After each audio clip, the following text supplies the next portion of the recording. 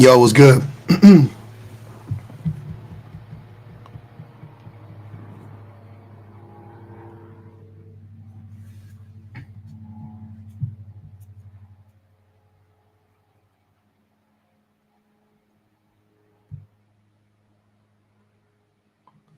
What's happening? What's happening?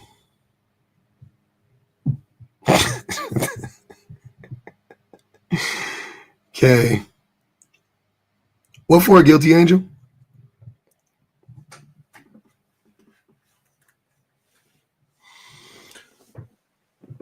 I don't even know what you owe me an apology for, but I'm sure it's not needed. Oh.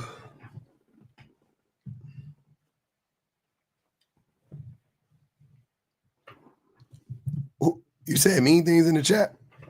That's the chat. The chat is mean. What up, Sing? Happy birthday.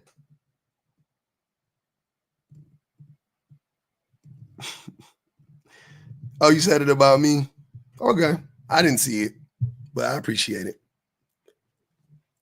Happy Tuesday. Make them accountable for not a minute BOA. Oh yeah, Obsidian, it'd be crazy. Uh-huh. It's always odd. It's always a weird one. Wigs, weaves, lashes, of course. Lying to men with their makeup.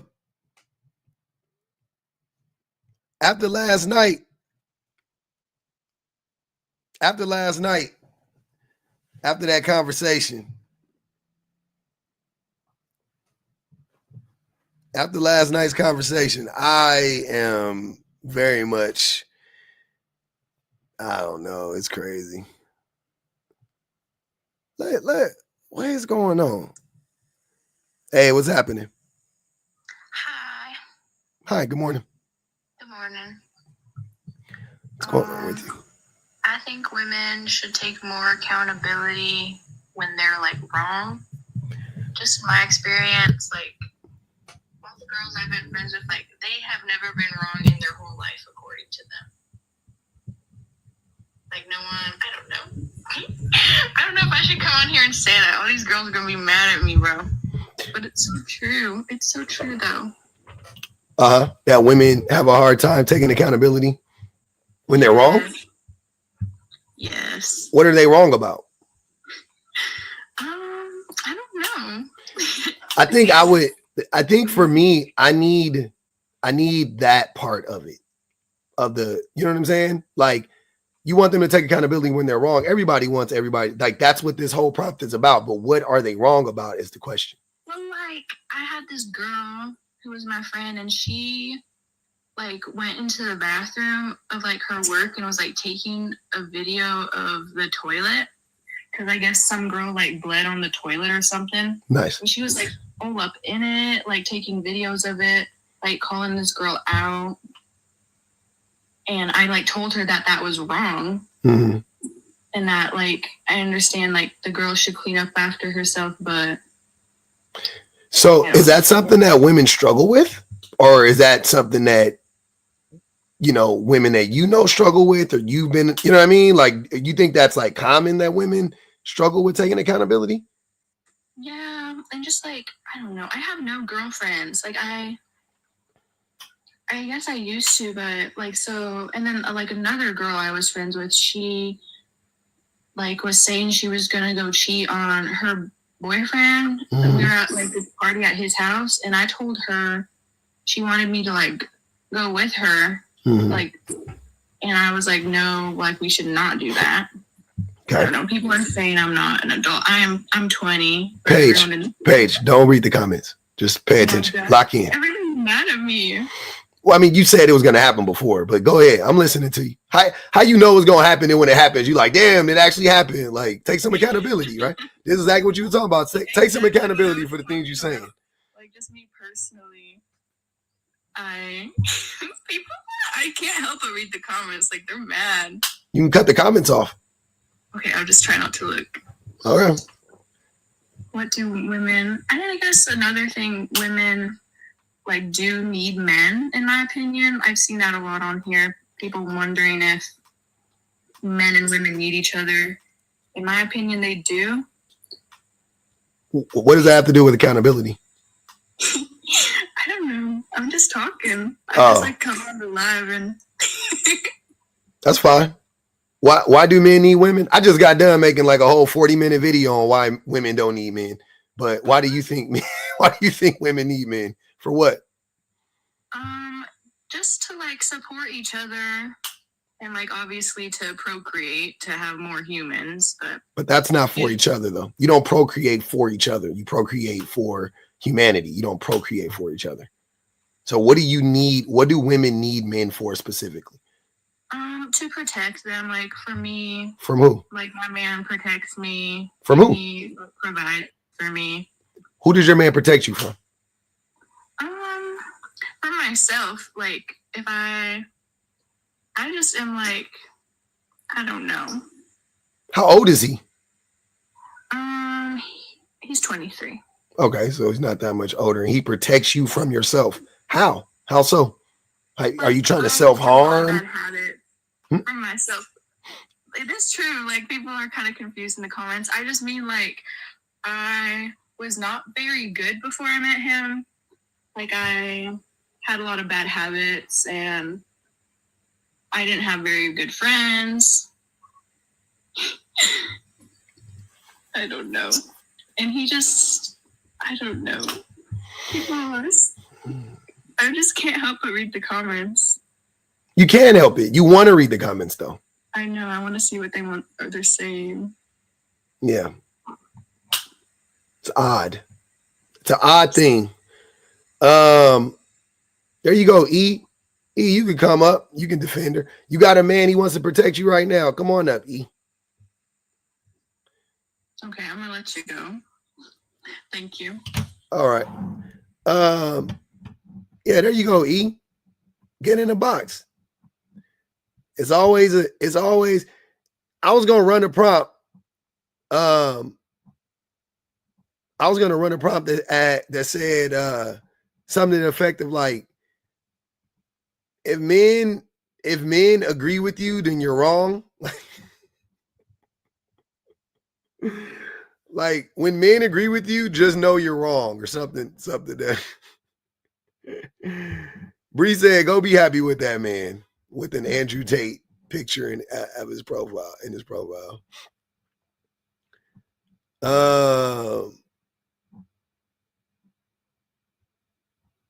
I'm interested.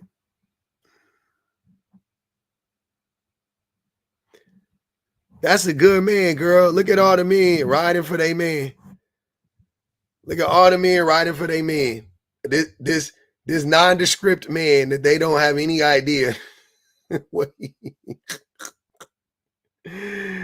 oh my God. He protects and provides for me. He's 23.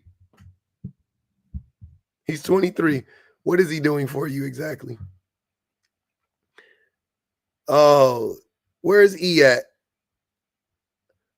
I told E to come up. He still ain't in the queue.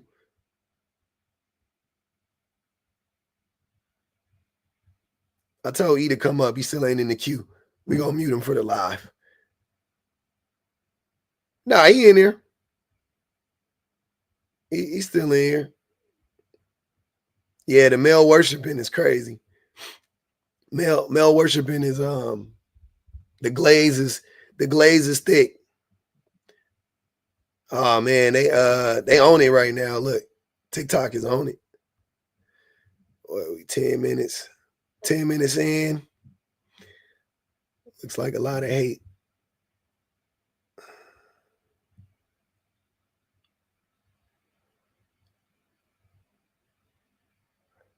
Oh, I didn't get flagged. He protects me from myself. Like what? He's alienating her from her friends and family? Probably. Probably. Hey, what's going on? What's going on? I see you've been screaming a lot about women's rights. How's it going, Brian? Talk to you in a minute. Is this Rachel? What's up, Rachel? Oh, you be missing. Never mind. Let me stop. What's good with you, man? I'm chilling, brother. How you been? I see you lost your voice. You been screaming. Nah. Heck no, we won't go out the kitchen, right? No more kitchen talks, or what? No more barefooted kitchen talks. Sure. How you been, brother? I've been good. Been having a good time, man. What's good with you? Hey, you know what's crazy though, man? I understand why you married how you married, and I'm not gonna go too deep into this, but I can't date certain things. But what confuses me about you, like it still confuses me, right? Is that you preach to women, you subliminally talk about BLK men, but then you're married to a white T woman. Now, I ain't mad at you being married to a white T woman because I don't date black women personally. I like African women or Caribbean women, right? But I still want to understand, like, how do you preach to these women, but you're married to a white T woman? You never answered that question. I really want to know. I don't. I've answered the question a long time ago. No, like, I mean, so when did you stop dating black women? Like, how many years ago was it? When I got married, or when I met my wife. That wasn't your first white T woman that you dated, bro. That wasn't the first one you talked to. I dated black women, but the thing that I'm not understanding is, what is your point? Do you want to address the prompt, or what are you doing? This is like stupid. You lost the plot. I can ask you personal questions though. I mean, you can. I don't have to answer them, and I could say they're stupid. That's a fact. That is a fact. You don't have to answer it, but the way I see it, everything is a pattern, right? So if you have a white T wife, that means you dated white T women throughout your life. That's what I'm picking up, because it is what it is. But you know what I just thought about? I don't subliminally talk about black men. I directly talk about black men. Sometimes, and then sometimes you don't. Yeah, because sometimes it is applicable, and some no. That's not what I do. Sometimes when it's applicable, I talk about black men, and when it's not applicable, I don't talk about black men, because I'm not anti-black. Well, you can be. That means you'll be anti yourself and your children, right? I mean, people are anti-black. Like, you're anti-black. You don't like black women, so you're anti-black. Nah. So whether I don't care who you would hunch on. Like, that's the thing that y'all get confused. I don't give a fuck. I can only hunch on one woman, right? Like I'm saying, like if I have any type of morals about me, right? Like if I'm married to a woman and that's who I'm married to, I'm only hunching on one woman at a time. I'm not hunching on every black woman. I don't want to hunch on every white one. I don't want it. Like, I got my wife, I'm good, right? So you can only hunch on one woman at a time, right? Who gives a fuck about who you hunching on? I only care about what you think about the group, and I care about how you treat them collectively, right? Like, that's more what I be talking about. And you don't like black women. You've said it multiple. You just said it right now, right? Like, you go out of your way. You do, but you go out of your way to say, I don't like black women, and then you ask me, like, but you got a white wife. But so what though? That don't mean that I don't like black women. As people, whether I'm fucking them or not is irrelevant. As human beings, do I love them? Yeah. Hell yeah. I can only hunch one woman at a time. I got one woman. That's the one woman I got. Even if she was black, I would only be able to hunch that one black woman. So does that exclude all the other black women in the world? Like, that's stupid. Huh? Why is she not black? Because she's not black. Why aren't you married? Are you gay? Like, what do you... Why are we asking each other stupid questions? Like, you old enough to be gay?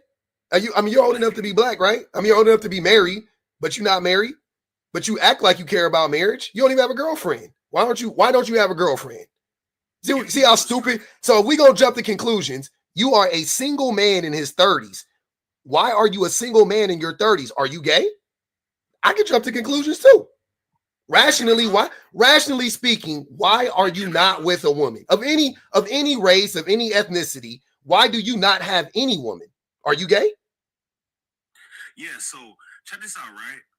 what I've learned about a lot of, well, not. Hold on, no. Answer my question. You don't have any woman, black, white, or otherwise. Are you gay? So what I've learned, sir, please, do you identify as a homosexual? And if you do, nobody here is going to shame you for that. I'm just asking you. Since you got your logic, right? You like patterns, right? I like patterns too, right? So when I look at a pattern in a man, I'm like, all right, so you got a single man, no children, wastes his time on the internet all day, yelling at people who he doesn't know. And then, but I have a woman though. But the thing that would kind of like, hold on, wait. Hold on. You see that? Hold on. See? I'm not. I promise you I'm not. Hold on. Do you see how you arrived at the point? Hold on. Rachel, stop. Do you see how you arrived at the point though? You see how you arrived at the point? You just said, just because you have a woman, it doesn't mean you're, just because you have a woman doesn't mean you're not gay, right? So hold on. Oh God damn. You can't listen. Listen to me, Rachel. I'm trying to help you out. So just because A and B it doesn't mean it equals C all the time, right? So you could say, well, you paint your nails, and I'm going to say, well, but I have a wife and kids, and I've never, you know what I'm saying? Whatever. I don't got to defend myself, but I'm saying, like, I had a wife and kids. People do. Down low brothers do. You're right. Right? I'm not gay, and that's fine. But I'm saying, but you jumping to these conclusions, I'm just using your same logic, right? You said, well, you're married to a white woman, therefore you must hate black women, or you're okay, cool. You can come. That's how your mind works. Fine. My mind works like this. You're 30-something years old and you are single, right? You're a 30-something-year-old man who is single, and you get on the internet to tell every woman how much you dislike them. I have to ask the question, are you gay? So check this out. I think that's a fair question to ask. You get on the internet to hate women, right? You come on panels, you do whatever you can do to obfuscate, right? Obviously, that's what you're trying to do, right? So now I'm asking you, you're single, you get on the internet to openly hate women in broad daylight. Are you a homosexual? That's all I want to know. Yes or no? Can you answer the question? You haven't said no or yes yet. I find that to be odd. Are you gay? So check this out, right? That's all I'm asking. Hold on. Can I respond? Yes or no? No. Yes or no? I don't want to hear no soliloquy. I don't give a fuck. Yes or no? No, I don't pay my nails. No, I do not pay my nails. I'm not like you. So you're down low because you don't openly want to express yourself. So listen, the answer is no, I do not pay my nails. I am not like you. So you are not okay. So in your mind, you want to hide you want to hide the fact you're gay. Got you. You're DL. Okay, keep going. Now we know. Yeah, I don't pay my nails. I'm not like you. I got you. I'm not like yeah, you. I know. All right, so check this out.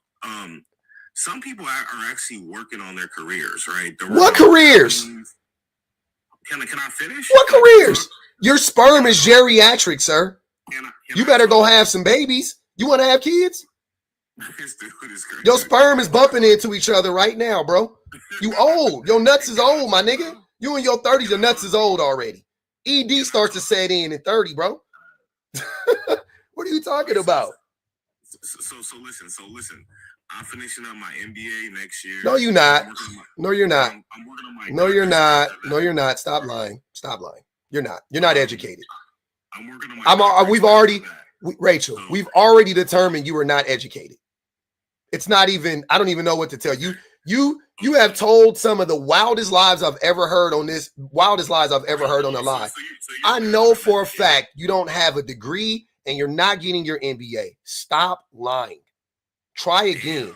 Go lie to somebody else. Damn, like you like that. That's crazy. Like you're that envious. I'm envious of you. Why would I be envious of you? Crazy. But yes. Wait, why would I be envious? Why would I be envious of you? I'll get my doctorates afterwards. A doctorate, exactly. You're not educated, sir. It's called a DBA. It's called a doctorate of business. Sir, you are not. Hold on, wait. You are not. You are not educated. Yes, You're not. The point I'm trying to make. The point I'm trying to. I'm not saying he's wrong. I'm just saying he's not educated. No, it's okay. It's okay. It's okay. You don't have no degrees. You have no degrees. I don't, but I don't lie about it either. Because I don't need validation from, I don't need that. I don't need to lie about who I am at all. I don't have to not paint my nails if I don't want to because I'm afraid to look gay and be exposed as a DL man like you. Like, I don't care. It doesn't bother me. Black people are so stupid. Oh my gosh. What'd you say? Black people are so stupid? Not everybody. Oh my god. Oh, okay. And you're fake laughing. I find to be wild that you would to fake laughing this this is crazy. This is crazy. Oh my gosh. But yeah, so the point I'm trying to make though is that so some people are focusing on their life. You're not one of those people. Remember you told me you were a millionaire at one point in time and you lost it all? No, you told me you were, sir. I made it myself. Exactly. Mm-hmm. You said your mama was a millionaire, and then you said you made $1 million before, and now you broke, and now you getting your MBA and your doctorate. That's what now you getting your doctorate.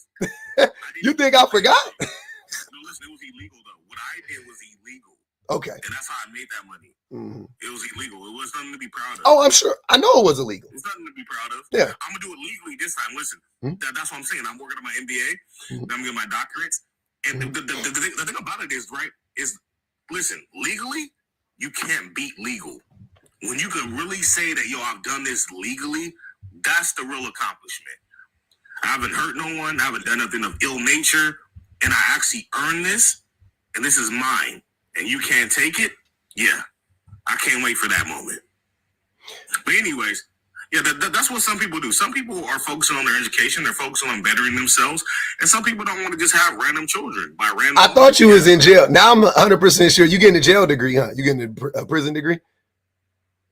What? You getting your degree in prison? That doesn't make sense. How doesn't that make sense? Men get degrees from prison. You getting a prison degree?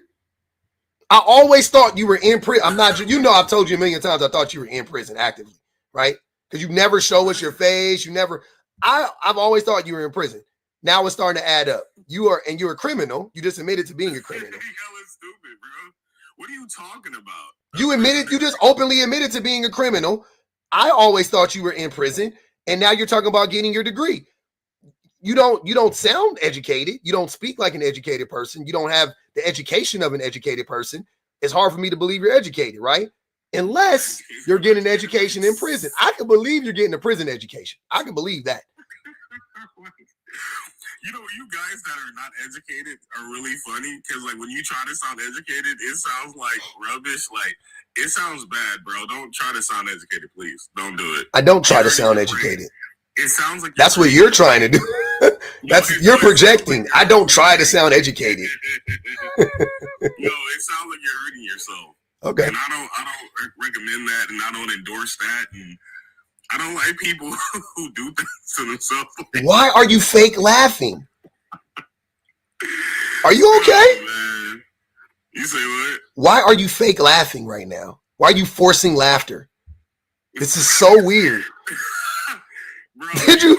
Oh my God! Are you fucking listening? This shit is crazy, bro. Hey, bro, do you see this shit? This is wild. Bro, you are crazy, bro.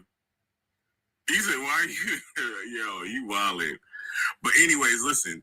You trying to sound smart is like a 9-year-old trying to talk about physics, you know? And because 9-year-olds don't know physics. What? Because 9-year-olds don't know physics. You either know it or you don't. There are 9-year-olds who knows physics. It would be like you talking about physics. You don't know physics either. Oh my gosh. Whether you're 9 or 90, if you don't know physics, you're going to sound stupid, right? There are 9-year-olds who understand physics, though. Shit is crazy. I mean, see what I'm saying? You see how you're like, and maybe you could just be bad at analogies. It's a rarity. I mean, they don't know it to the full scope, right? No, to the full scope. Or full capacity. Oh, there you go. It's a rarity that a 9-year-old. Gather your words before you say them. They would have to be a genius. You know that, right? To know certain types of fields and elements and to understand things to the full capacity, they would have to be a genius. That's not normal. It's rare. It's not normal for anybody to understand physics to their full capacity. That was my point. A 9-year-old or a 90-year-old, you either know it or you don't. That was the point. Yo, you just brought up a 90-year-old. You know what? This white tea lady just really did something for me recently. I was scrolling through Instagram, right? And I saw a white tea lady that just got her associate's degree. And I was like, damn, that was hella hard, like to see a woman or just anybody at that level of wisdom. 90, I don't believe in age, but at that level of wisdom? What you talking about? How was she? What made her wise? I believe people grow in wisdom or experience, right? But she's 90, so-called 90, and just got her degree. And I was just like, that's dope. She encouraged me to just keep going forward. Just keep pushing. Because you know what? Because one day you can get out of prison. Eventually you're gonna have to talk to the parole board. Get parole. She just kept pushing. She told you, hey, she taught you to keep digging, huh? So you could get out that motherfucker. Keep digging. Keep digging that tunnel, huh? Shawshank Redemption style. Look, I could have had 7. It doesn't matter. But you could have had 7 what? Months reduced off your prison sentence? Nah, bro. Oh. Listen, I could have 7 degrees. This nigga be saying anything. I have so many classes that I've taken. Listen, when I was younger, I was more like a freaking professional student. I was like a professional student. I don't know if you know what that is. Like a professional student is someone who just constantly learns and takes this class, that course, yada, yada, yada, yada, right? And hey, you sound like you ever watched Napoleon Dynamite? You ever seen Napoleon Dynamite? You sound like Uncle Rico. You sound like Uncle Rico. Like that. I don't know. I could throw you. Hey, give me a football. I throw a football a quarter mile. I throw a football over the mountains. That's what you sound like. This nigga said I could have had 7 degrees. Well, never. You don't have 1. I still can. You don't have 1. How could you have had 7 if you don't have 1? Where you got to get the first one? Yeah. I can throw a football a quarter mile. Over the mountains. Shit is crazy. Shorty Rara said he's gay and in denial. He can't even answer you. Biku said Pub Strolls got together and put together a holiday special for us. This man just fake laughed and said rubbish. Funny. This nigga crazy, cuz. I'm trying to tell y'all, man. Make sure y'all take y'all meds. I did not take my meds this morning. I'm mad at myself. I forgot Negroes don't understand what rubbish means. Yeah, see, there goes the anti-black shit. When you say, "Oh, I love black people," and then you be anti-black in the next breath. Oh, I love black people. I'm just anti-black sometimes. Hold on. Listen, I love intelligent people, but I dislike ignorant people of all races. I don't care what you are. I hate you.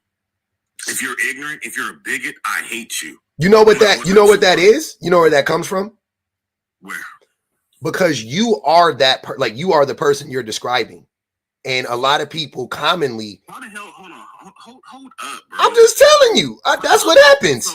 That's a known thing. You hate when you identify something in somebody else that's in you. You hate them. That makes you hate them because it's you. It's a reflection of you, and you know it. Talking about me, and when I defend myself, and you talking shit about me, and when I defend myself, then that means that it's something I see in myself because that don't make sense. I didn't know who you were talking about. You were just talking about ignorant people in general. Your wife is a psychologist or psychiatrist. I don't know what. You know the difference between a psychologist and a psychiatrist? They're totally different. Like one is like medical. Anyways, the point I'm trying to make though is this, right? Is when I try to defend myself, that's a problem, right? No. And you're trying to say that's gaslighting. It's not a problem to defend yourself. I don't think that. You're trying to hold on. I don't think that though. You're wrong because I don't think that you're already starting off with a lie. You're trying to. I don't think it's wrong for you to defend yourself. And it's not working. Like you're not even on that level to even try to exude that. What? Try to exude what? What am I trying to exude? exude that information, that knowledge. That's not how you use that word. That's not how you use the word exude, You know bro. what exude means? Yeah, I know what it means. You just use it out of context. It's not how you use exude. What are you talking about? Can you spell exude? Can you even spell exude? Yes, and I know how to use it properly. That's not how you use it. I'm trying to exude that knowledge. What are you talking about? You're a person that feels so dumb that you have to prove to yourself that you're smart. I don't feel dumb though. You feel so unaccomplished. I don't feel unaccomplished. No, you feel the need to try to. This is you projecting. You are literally describing yourself. I'm gonna listen to it. No, I get you now. No, I get it. Mm-hmm. You've never been worthy Mm-hmm. of anything in your life. Mm-hmm. So what you do, I get it. Mm-hmm. This is crazy. No, go ahead. I get you now. I get it. This is a child. This is free therapy for you. No, you're a child. Listen. Man, this is so freaking crazy. I was talking to my. Are you snapping? Were you doing like this? No, look. Listen, this nigga is crazy. I was talking to my homegirl the other day, right? And I was like, Annie. I just had an idea. I had an epiphany, and she was like, "What are you talking about?"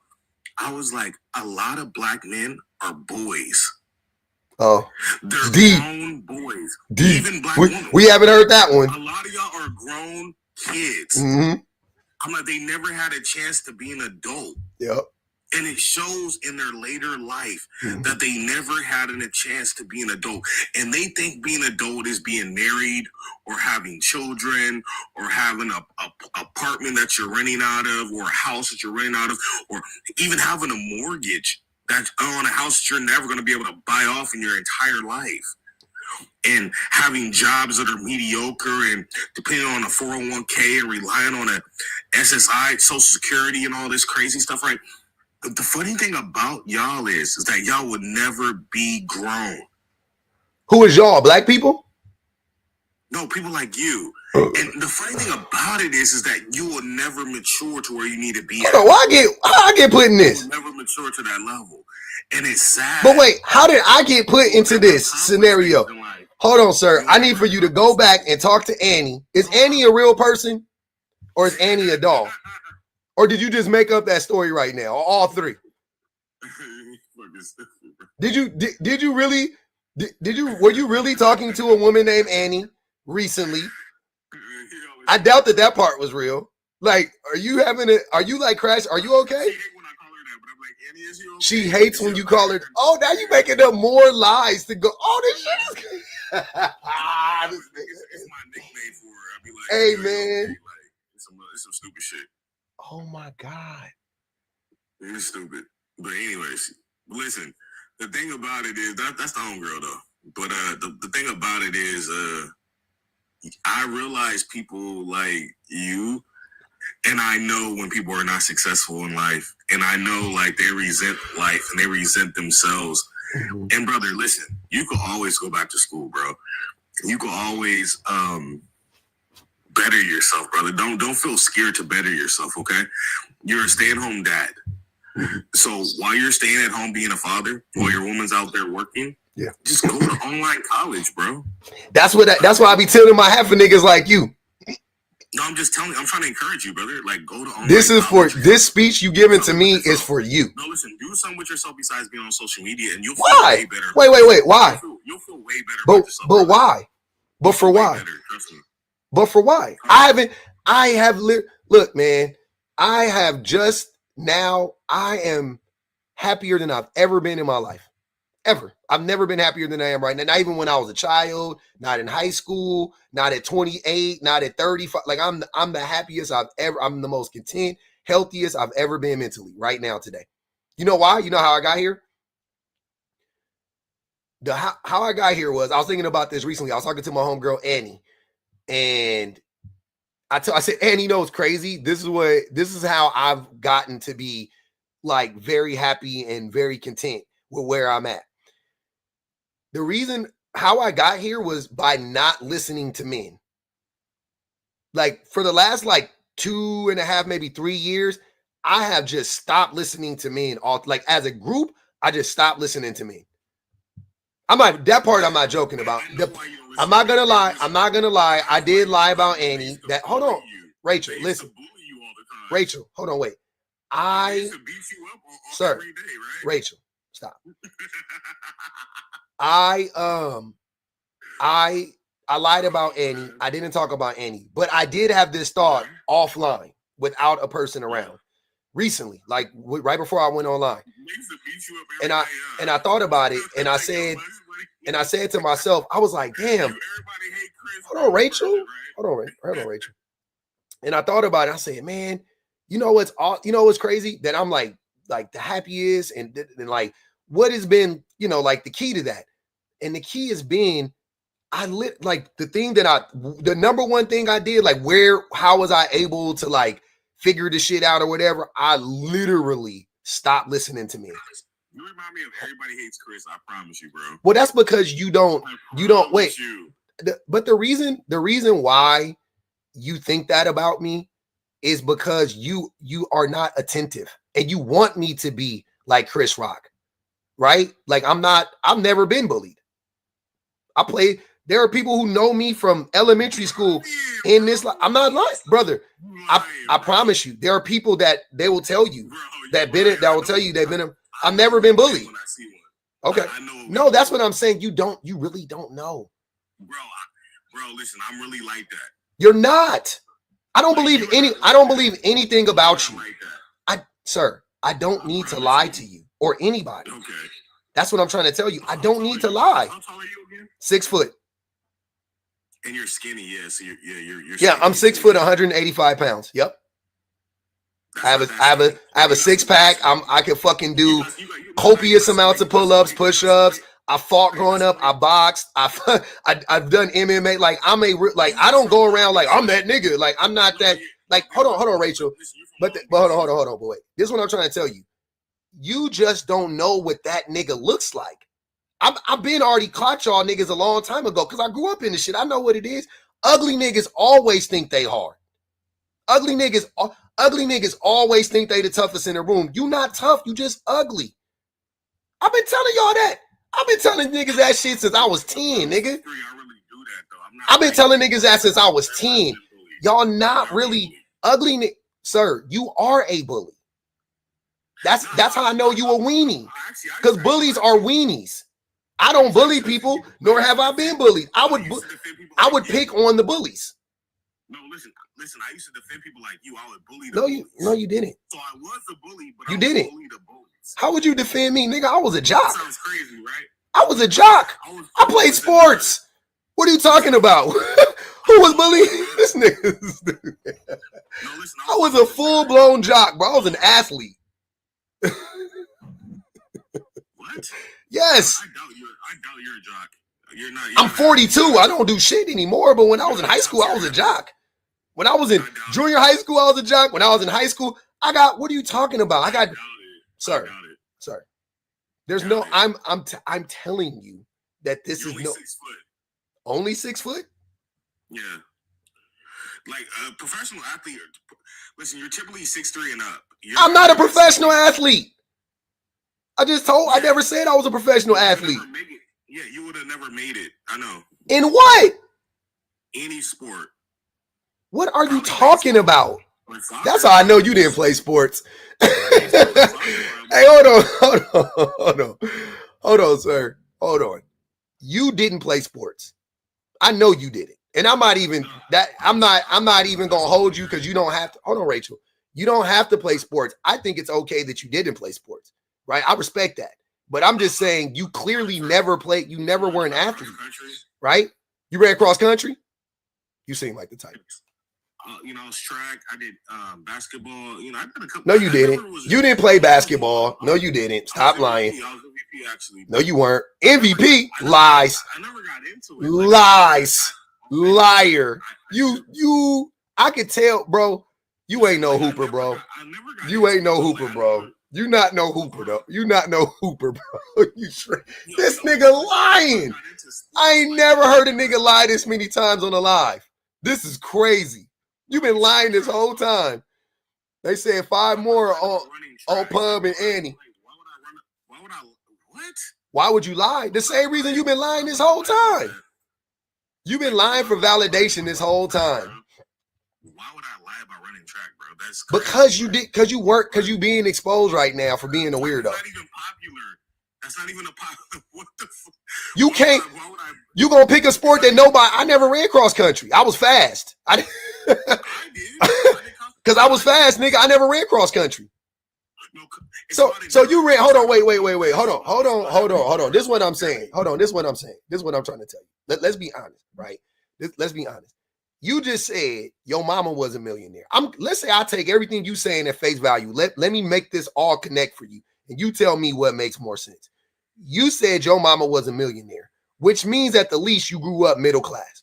So you are a black boy who grew up middle class, which means you grew up predominantly around non-black people. Hold on, Rachel. Hold on. Let's clock it. Let's get into it real quick. So you grew up predominantly around white people, right? You grew, hold on, which would make sense. This part I could believe, which makes sense as to why you would run cross country, right? Because most black kids in high school was not running cross country. Let's be honest. So you were raised amongst white people. Hold on, Rachel. I know this one gonna hurt because this one it's gonna make or break you. Let's get into it. So you were raised around white people, and that's fine. I'm not knocking you for that whatsoever. You ran cross country, right? You were never accepted by black people though, because if you were, hold on, because you weren't doing both. You weren't running cross country and hanging out with your white friends all day, and then going home to your middle class neighborhood, and then what were you doing? Hold on, Rachel. What were you doing? How you weren't able to go hang out with your black friends at home because you didn't grow up around black people, right? It wasn't like you were around a bunch of black people. You were in predominantly middle class white neighborhoods, right? According to you, based on your mama being a millionaire. So that would explain why now in 2024, you have a disdain for black people. You were never accepted by black people. You were the one who got picked on, right? You got picked on in high school for running cross country with your white friends. You were never that. I get it now. And then you became a criminal to prove that you were black because you were so anti-black. You thought the way for me to prove that I'm black is to be a criminal. I'll start running in the streets because you was one of them dumb black kids from the suburbs that want to come to the hood and play with the hood niggas. So you got caught up in them streets doing street nigga activities, and you not a street nigga, right? Now you getting your education. You're getting back to your roots. You're getting your education now. Hold on, sir. Now you're getting back to your roots. You're getting your education now, right? You're getting your doctorates and all of that stuff. And that's great, and we love that for you. But you still got that anti-blackness in you. Hold on, but you still got that anti-blackness in you. And that shit is showing. And that's the part that's whooping your ass. You still got that anti-blackness in you. When can I respond though? When I'm done. I wasn't done. I had to keep stopping because you kept yapping. You can respond now. Go ahead, brother. So the funny thing about my life, I know you just gave us a story about how you grew up and how you were raised. Wait, I grew up middle class? I grew up middle class? Hold on. Nope, we're going to address that right off the bat. I grew up middle class? I grew up around predominantly white people? Me? No, you're still poor. Oh, whatever. But I grew up around white people, though? But you're not making sense. You're contradicting yourself. Your brain is fried, huh? You said, hold on, wait. You said that I am still poor. So. You're living off your wife's check. Am I? Yes. Okay. She makes a lot of money then. TikTok money. So you make about $1,500 a month, $1,575 a month of your subscriptions, and any kind of donations you get. You make approximately about $3,000, $36,000 a year off TikTok. Yeah. Mm-hmm. Okay. That's all you live off, and your wife makes the lion's share. Correct. But anyways, the point I'm trying to make though is this, right? Is hold on. You know what's crazy? Hold on. Did you know that I have a YouTube page? No, so listen. Hold on. Since you pocket watching, look. Hold on, wait. I love that you said I make $36,000 a year on TikTok. Cool. I'll accept that. Let's say that's what I'm making on TikTok. That's fine. What is my YouTube page making? Go look at it. Who is this? Go look at it since you can do the number so fast in your head. The nigga did like this. Carry the 3. He's making $3,000 a month. Cool. I make $3,000 a month on TikTok. That's your average. Fine. Like, I'm with it, sir. I'm with it. I'm not even fighting you. I got you. That's what I'm making on TikTok. Cool. But what am I making on YouTube then? I doubt you make any kind of money. Go look at it. Hold on. Now I don't make any money. Go look at it. Hey, if you do, that's good for you, brother. Like now it's if I do. First I was poor, then I'm living off my wife, then I make $36,000 a year, then I don't make no money. Then if you do a happy, you all over the place, brother. You all over the place. What do you highly doubt?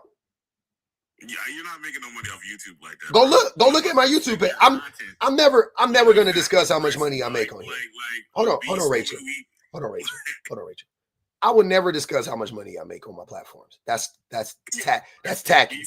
Hold on, wait. I think that's tacky, right?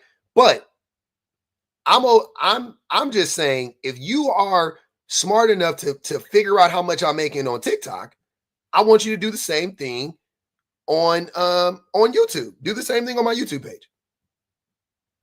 I think that's very weird to like get up here and be like, nope, I make more money than my wife and like show my money. Like that's fucking stupid. I don't need to prove that to you. I just want you though, as an educated man, I want you as an educated man to go do the math on my YouTube. Man, they said show them the fridge. I'm not gonna show. That's what I'm saying, man. I don't be on here trying to stun on y'all. I think that's classist. Your wife will tell you. Ask your wife what a DBA is. That's what I'm getting. In the next 2.5 years, I'll have a DBA. Ask your wife how much money they get paid. Listen, you will never get that kind of money. You will never. Like, it's sad, bro. You're a grown child. You will never make money. You rely off people to take care of you, to feed you. You're like a panhandler. Wait, hold on. Wait. Hold on. I just looked it up. It says professionals with, hold on, brother. Hold on. It says professionals with a doctorate in business administration, the DBA, can expect salaries 20-30% higher than those with an MBA. That's great. My boy has an MBA. On average, DBA holders earn an annual salary of $101,000 a year. According to the Bureau of Labor Statistics, those with a doctoral degree earn up to $200,000 a year. They earn up to $200,000 a year. The fact that now I think both of those are substantial amounts of money, significant. I think. Yeah, I'm in Cali. I think those are, brother. I'm so happy for you if you make that much. If you make $80,000 a year, I'll be happy for you. I know you're not making that right now. I would be ecstatic for you. Yeah, I would be ecstatic for you. But you're not doing it now. I know you did it illegally, but I'm saying you haven't done it legally. No, legally. You haven't done it legally. No, you haven't. Legally at a medical facility. Yes. How you gonna tell me? Why did you stop? How can you tell me where I worked at? How can you tell me where I worked at? Okay. Like, for real? I don't know, but I'm happy for you if you make this money in 2 years. I'm rooting for you. No, 2.5 years I'll have my DBA. And I'll be making about probably only 150, but like I'll eventually get to $250,000 if not more. Yeah. Cool. That's it, like $250,000. But my brother already makes $250,000. He's been making that. It doesn't even matter. Yeah. Anyways. Do you know what somebody looks like that makes $250,000 a year? Besides your brother? My mom's $1 million. Oh my gosh. How many times I'll have to tell you, like, oh my gosh, bro. Listen, you don't know money, bro. I'm Frito-Lay. I don't know money. I know cheddar. I'm Frito-Lay. I know cheddar. Bro, you have none. I'm Frito-Lay in real life. I know cheddar, bro. You don't. That's all I'm saying. Yep. And it's not even about money. Like, it's not even about trying to tear you down about money. Because you are trying to tear me down. But the thing is I don't even care. That's the funniest thing. I'm genuinely rooting for you. Look, here's the difference between, hold on, brother, Rachel. The difference between you and me is I genuinely want you to be a better person inside and out, right? I hope that you get your DBA and you go make $150,000, $200,000 a year. Like, I genuinely want that for you. I do, especially as a black man. I really, really hope you do that. But simultaneously, I do hope you seek, hold on. But simultaneously, I really want you to go seek therapy. Like, you really need to get on medication and you need serious psychiatric help. Like, does your wife talk you to sleep at night? Like, and pat you on your tummy? Like, hey, son, listen, son. Hey, little boy, check this out, little Negro boy. I'm going to take care of you. Don't worry. You just stay home and take care of the children. And I'll do this and I'll nurture you and I'll bathe you and I'll feed you and I'll pay all the bills. And you just keep doing your internet thing, okay, baby? Yeah. You just keep doing your internet thing on your YouTube and your TikTok. I'm just going to get canceled January 19th. But I hope you're the best, son. Does your wife do that to you? Yep. She's like your second mom, ain't she? My mama wasn't like that, but yeah. Oh, she wasn't nurturing? She was, but not like that. Oh, not like how your wife is, right? No, my wife's way more nurturing. I know she is, and you need her. That's why you're a stay-at-home father. She babies you. Yep. She lets you play your little video games and go on your little what video games? What video games? I don't have no video. Like, paint your nails and all that, right? You're like a little boy to her. I'm in my soft guy era. Can't you tell? You know a dude, like, you know someone's smashing her, don't you? Oh, there you go. You reaching now. You mad? No, I'm serious. Dudes like you, you always get cheated on. I do? You always do. You're too weak. Damn. You're too weak mentally, though. See, you can try to insult me all you want, right? I haven't tried to insult you once. Well, listen, I have definitely successfully insulted you, though, many a time. I haven't tried to do it any time. I have successfully. Hold on. I would never play with your man. Pause. See that shit. Hey, them slips of the tongues. Them slips of the tongues, baby. You tried, bro. But peep game though. I'm the dude that's smashing your wife though. It's a dude like me smashing her. But you in prison. How you doing it? At home playing mom. Someone playing daddy in them draws right now. And that's law. Listen. When she tells you she going to work, she ain't going to work. That was her off day. She getting the pipe. She getting the plumber. You hear that? Yeah, I heard. I'm serious. Hey, thanks for putting me on game. Watch that woman. You better put some tracking on her phone and see where she really going. Oh, so you a stalker? Hold on, wait. Time out. So you a stalker? He said you was at Tyrone's house. Hold on. That's what he be doing to his women. That's why you single. DJ So Lovely said, Tubi presents Uncle Ruckus, the early years. 30-year-old Uncle Ruckus. Bumblebee said, this man has a personality disorder and is crazy. He does. It's sad. But I don't care. That's for him to figure out. He a grown man. Maud says, he sounds like that dude with the, hold on, please, hold on. I'll let you talk over me. Don't talk over the reads though. Maud said, he sounds like that dude with earrings who does the TikToks about manipulating women. Put 5 on it, pup. Oh, yeah. The dude with the afro. I know you're talking about. Yeah. Alexa said, put this on Musty Anime, man. We can hear the lame in his voice. I bet his hairline crooked. 100%. He don't get his haircuts every 2 weeks. 100%. I really don't. I'm growing it out, actually. I'm actually growing it. Yep. Growing it out to cover up that bald spot. Teresa said, that's called masculinity via transgressive acts. Public reads his wife textbooks between lives. This man isn't smart enough for this 5 on his head. Damn. They got 15 on that boy head. Tonight just said, oh, brother, this guy stinks. Shike said, 5 on Rachel. Don't look down on the poor. So stinky.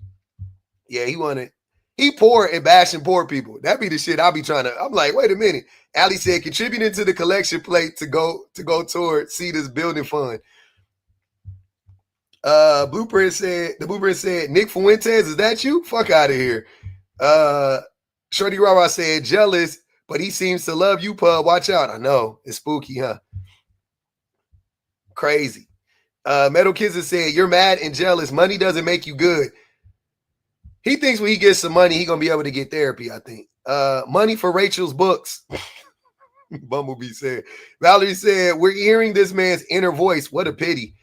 Ozzy C said, live in 4K, we see how men uplift each other. Shaking my head.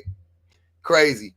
Shocks. Bro, you sound unhinged, cackling like a supervillain and not the cool kind like Megamind either. Hey, man, Megamind was my son. I love Megamind. Benny said, Rachel is no man, he's a band. You do got a dope son. I say that much. I got two sons. They both dope.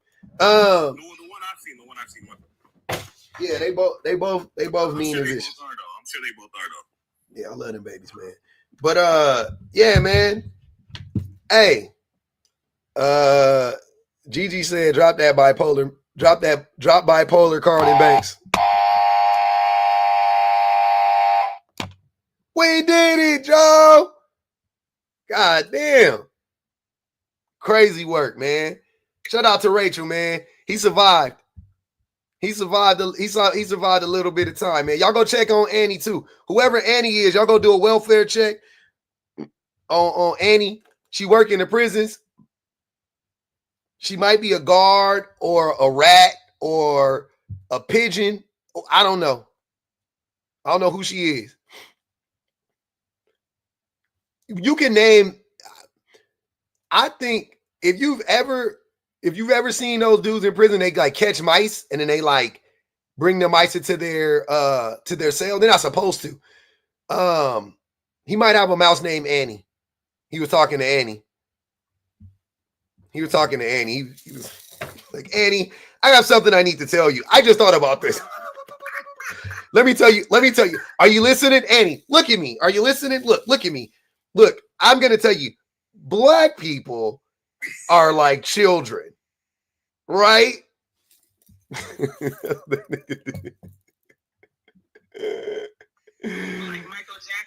Michael Jackson had Ben, the little mouse. Yeah. He was mad as fuck when Joe killed him. Hey, that boy tore up his cell when they came in there and they found Annie. They did a contraband sweep and took Annie out of his cell. That boy. Yeah, you can unmute him. Absolutely. You know what the deal is, man. Since you got racks on racks on racks, you get cheddar like Frito-Lay's. Go on and pay that $100 and come up. 5 on your head for making us suffer through Rachel. I haven't talked to Rachel in a long time. I was just catching up with an old pal. Okay? What up, Six Figures? Go ahead. That was hilarious. You was cooking him. He had the nerve to come up here and try to embarrass. Well, he can't embarrass you, but I love it. He tried to cook you, but you cooked him, and then got mad. I can't believe you're gonna sit here and do this to me. No, sir, you came up here trying to cook him. So of for no reason. You.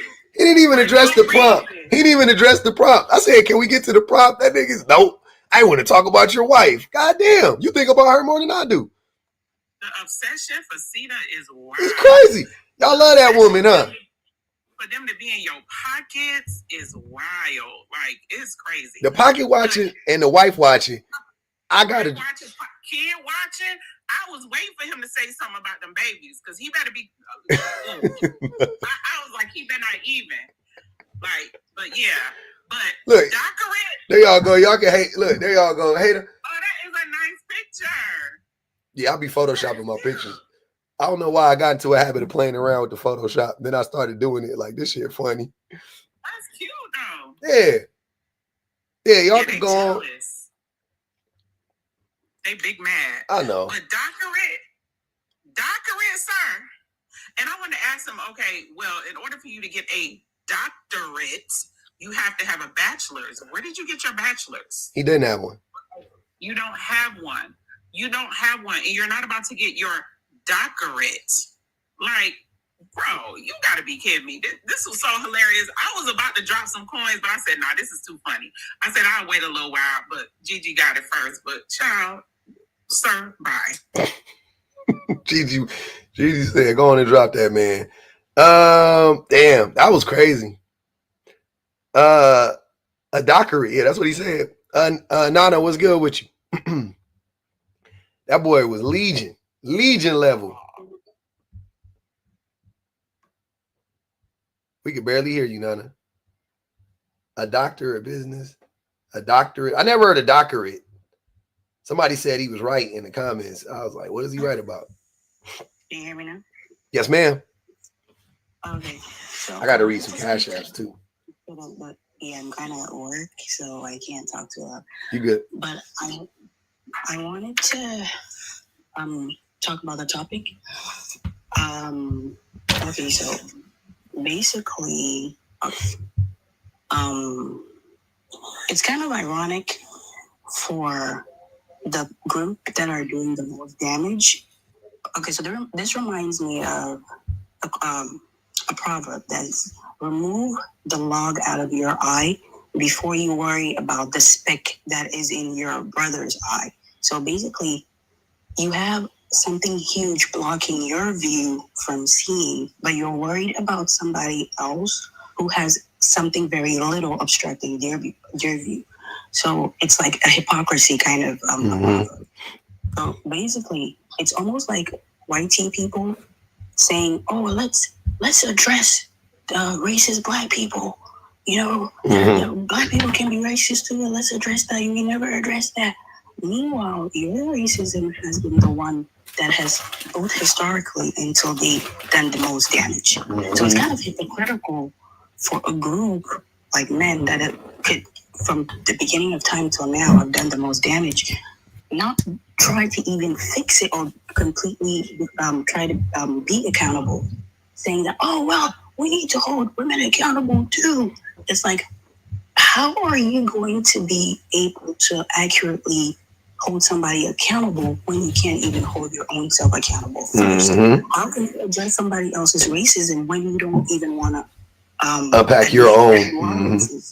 Right. So it's a very hypocritical statement that they say, like, because even if we address women's accountability, because yours is so overwhelming, it ain't gonna fix nothing. It's not gonna fix. So that's what I want them. So you can say, oh, let's address black people who are racist, but at the end of the day, systemic racism is way more overpowering than anything black people. Any response that we have to racism, yeah, absolutely. Right. So it's a very hypocritical statement. That's the point that I want to make today. That's facts. Real facts right there. What else, Cronbank? Hey, hold on. Tonight just said doctorate, aka degree for dummies. That man repeated it. That was crazy. Out here getting your doctorate on a lovely Tuesday. I love it. Kay, where you at? Oh, there you go. I was gonna crash out. I know. I don't know why. I ain't got nothing because I'm mad because I ain't get crash out. Why y'all really attracted the public, and this is sad. Y'all like that he's 6 foot, 6 figures. Probably got a 6-pack. I ain't never seen this stuff before, but I'm pretty sure he probably got a 6-pack. Man. I do, actually. He makes 6 times as much money as y'all do. What other 6 he got? Y'all really get on this internet. I got 6 brain cells. Them niggas. He wears 6 bracelets. But y'all really get on this internet and prove why women don't want to deal with y'all. Who in their right mind got time to sit up here? Number one, he said he been thinking about it. You ain't never answered his question. And I'm thinking, this the shit that keep you up at night worrying about somebody else motherfucking life. That nigga be tossing and turning like this. I don't know. Tossing and turning. You living rent free up in that bitch. That's why you got extra money, because you living rent free in this nigga head. Are you so how is you cool? No. Is you niggas okay? No. They're not. That shit is sad. Like, he was pissing me the fuck out because I told you shit on him in the comments. I said shit on him. See the one mine. I just say, because I know what me and you talked about last year. Just show him the first check. No, I'm not. I would never. Stunt on them. No, not worth it. It's not worth it. The Bible say he prepares the table for me in the presence of my enemies. Stunt on them niggas in Jesus' name. Nope. You know how you stunt on them? Way more important than that. Stunting on them is being happy, being healthy, not being a fucking idiot. I like that form of stunting over some, like, here's my money, here's my check. Like, I don't give a fuck about that. No, nobody cares. I would beg to differ. I disagree wholeheartedly, but you know that's your life. So you gonna live how you want to live. Can't Why you trying to get me to just go down? That's where hey, they go there, they can have that. They can have that all day. I'm rich. Cool, I'm happy for it. Because I be genuinely happy for people that they ain't struggling financially. Why would I just want you to get low vibrational one time? I do. I'm low. I'm definitely low. I just asked that man, was he gay? That's low vibration. You really did. I did. You doing it in a classy way. He definitely. No, it wasn't classy. Next time he come up here, tell that bitch don't drop the soap. It was not classy at all. It was definitely very petty of me, and I did it on purpose. Tell him don't drop the soap in his child time. I just wanted him to answer the question. Though, y'all, did you peep? I never answered the fucking question. I like, damn, nigga, answer the question. But I'm gonna reiterate this because we done said it 100 times. They mad because you don't dog black women out while having a YT wife. That is literally the crux of their frustration. Oh, you mean to tell me he ain't dragging them by their wigs? You a traitor. But in the same breath, you don't even like black women. And in the same breath, being a whole passport, bro. Like, what the fuck am I doing? Y'all would never, before or after in life, you never heard me say nothing disparaging about black women that shit is weird. I've always thought that shit was weird. Like, what are y'all niggas talking about? But here's the thing, that shit is weak because at the end of the day, if you don't want to deal with somebody, you don't want to do something, why should we even have to hear about it? That's what that's what I always thought since I was a little kid. I was like, if you don't, like, just fuck who you want to hunch on, date who you want to date, leave everybody else out of it. Like, it's super easy to just like not like, oh, I'm just with this person. That's it. Like, that's the thing I don't be understanding. That's what I was trying to tell him. I'm like, dude, I got one wife. I'm not single. I'm not dating a bunch of women. I got one wife. I've been with her for 17 years.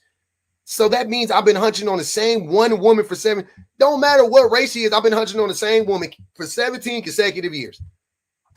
That's it. I got one woman. Who fucking cares at that point? Like, y'all, like, you mad at it? Like, about integrity. You represent everything that they aren't. I'm just giving you your flower. My Benadryl kicking in. But you represent everything that they're not. And it's like it make they demons uncomfortable. Like them demons they fighting, it make they demons real uncomfortable. Thus, they are uncomfortable and they have to come over here and disparage you because it refuels them. And as a matter of fact, I was listening to the live from, I think it was last week, and you talking about, yeah, I ain't seen Rachel in a minute. You done conjured this nigga up. Because I thought it was him. It was like somebody had said something. I was like, is that Rachel? And yeah, it's not him. You literally conjured his ass up because I swear to God, the live I was listening to on the way to Target, you said, I ain't seen Rachel in a minute. Then somebody asked about based on attraction head ass nigga. But GV. Yeah, but that's all. You just show him one paycheck. I mean, I do it. If you want me to do it, you can do it for you, for them. That's fine. I ain't gonna do it. I would never do that. Just send it to me. No. And I can put it in the background on the summer jam screen. Whatever they think I make, that's what I make. I'm broke. My wife make more money than me. Yep, absolutely. But she happy and I'm happy. So why you mad? Y'all talking about ain't no one to press. Fuck them. Sometimes you got to stun on them. You not them. Show me. Nah, they not the ones, man. They not the right people. I don't like stuff. That's not how I'm telling you. That's not really. I'm not that nigga like that. Like, I'll make more money than you. Like, I've never cared. Like I've literally never cared about that shit. That shit has always been weird. Like, all right, cool, man. You make a lot of money. I don't be jealous of nobody. I'll be happy you making money. If you're not making a lot of money, I'll be like, how can we help you make more money? Like that's always that's the type of person I am. I'm like, yeah, let's like how what's going on? You struggling with something? Okay, yeah, man. I'm unmotivated. Let's get motivated then. Let's like that's all it is. You need a job. I got some. Hey, I can maybe get you a gig. I'm gonna get you a gig.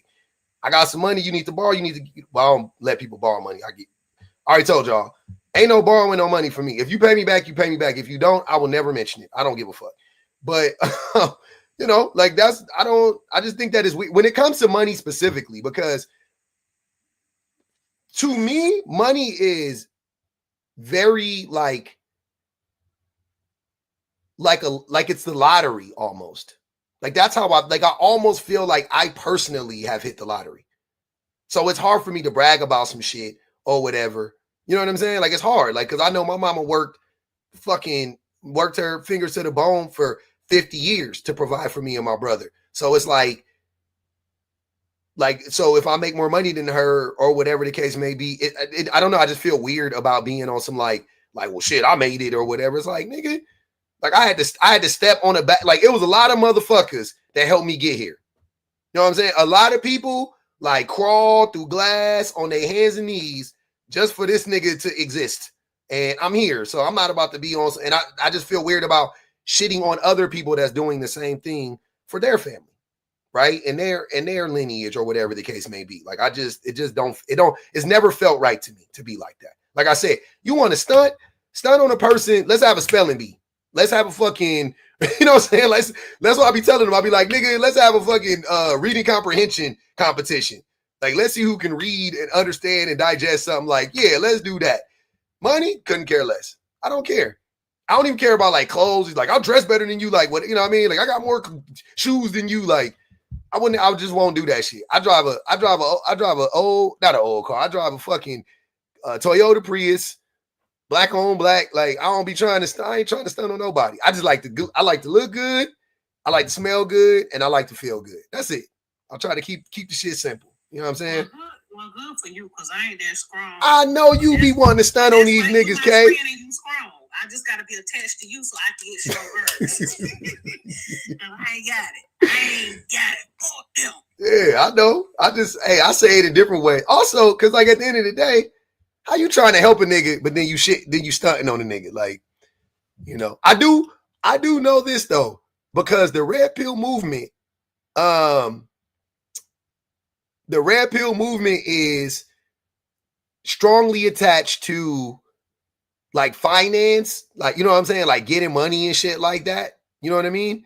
You know, that's their thing. Like you go watch Fresh and Fit, they got a bunch of clips of them like dudes be calling in and be like, should I buy a car or like it's always some stupid shit like that. Like should I dump my crypto stocks, and I bought $3,000 worth of crypto last week and it plummeted. Should I take it out of Nexium and put it in the Doge? Put it in the Doge right now. Like they be on that type of shit, right? That shit is weird. Like I be looking at that shit like, why are y'all niggas talking to these niggas? And the only reason these niggas got money is because they have a platform. They ain't got money from investing. If they didn't invest in niggas that had regular 9-to-5 jobs like the rest of y'all, like they don't know nothing about money. That's like listening to Jay-Z. I would never listen to Jay-Z tell me about money. What the fuck is Jay-Z gonna teach me about money? I know he got a lot of money, but he ain't about to teach me about money.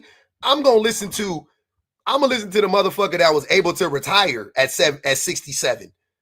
I got a homie that retired he's 58. I'm listening to that nigga about money. Like he could teach me about money. I'm like, what did you do? He's like, yeah, so I put fucking every month I put 13% in my 401. Then I had the pension. Then I did, you know what I mean? Like the nigga, I'll be talking to the nigga like, all right, bet. Yeah. All right. Got it. No, we can't hear you.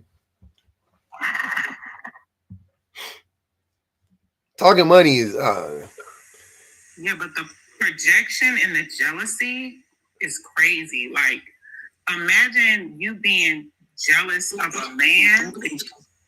It's through the money that they believe they're gonna get access to women. They've been told women, once you have money, doesn't matter what you look like. Yep. Once you have money, 6 foot, 6 figures, whatever, that's gonna get you the woman.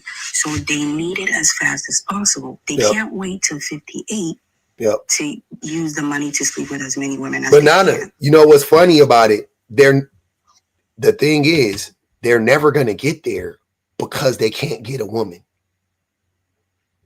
Right? Like, because married men are the ones who get there, right? And a lot of married men, after their wives have built them up and helped them accumulate whatever small fortune that, you know, that they got, they will leave their wives to because now, you know, that's why men be talking about, they're like, men get better with age. No, you don't. You just got more money because your wife helped you get to the bag. Now you got to the bag, and now you looking at your wife like, I could do better than her. Like, nigga, what? You talking about the person that's been with you this whole time that helped you build the shit from the ground up. Now you want to leave her so you can get, bro, y'all sick. You niggas are sick. So that's the part that the red pillars don't tell them, that the women help them, you know. So they believe, okay, if I gotta follow FitX, whatever, Fearless or whatever, that short guy. And then the irony is, recently, all those red pillars that have been exposed are proving that what they're telling the men are lies. They're mostly short. The red pillars are mostly short and or ugly, and or there was one episode, a couple of episodes, I saw that FitX Fearless guy interviewing women in like Miami or something. FitX Fearless? And he was not as confident as he is when he's talking to his followers. Like, he was almost like nervous talking to those women. Like, oh, rate me. Am I an A? Am I? And you could see in his eyes that when he's actually on the field using the things that he talks about, he's not as confident. Is that black? That's that black dude that he had that one viral clip with the one weird nigga Antoine, the trucker dude. That was, I think that's him. I've been trying to. I think I followed him. I needed to get farm some content off him. I ain't gonna lie. He's Fit and Fearless or something like that. Yeah, that nigga's terrible. Well, apparently he's very short. Like, he is short. Oh, you can tell he's short. Yeah, he's super little. Yeah, yeah, and if obviously what he's teaching them was gonna get them money, he basically gets money off of YouTube. How is he gonna teach you other ways of getting money when he's making money off of you guys? It's like the IQ of these red pill followers is. It's confusing. Somebody said the little ones be the meanest. Oh my God. That he's not living the life he's talking to you about. You know, and yeah. So basically that's what I want to say. How do women build up men? What do you mean, how do they do it? Like, why do they do it, or how do they? I don't know, I'm confused. When do women build up men? When do women build up men by doing the bare minimum of, oh man. All right, I'll let that person come up. Let's see.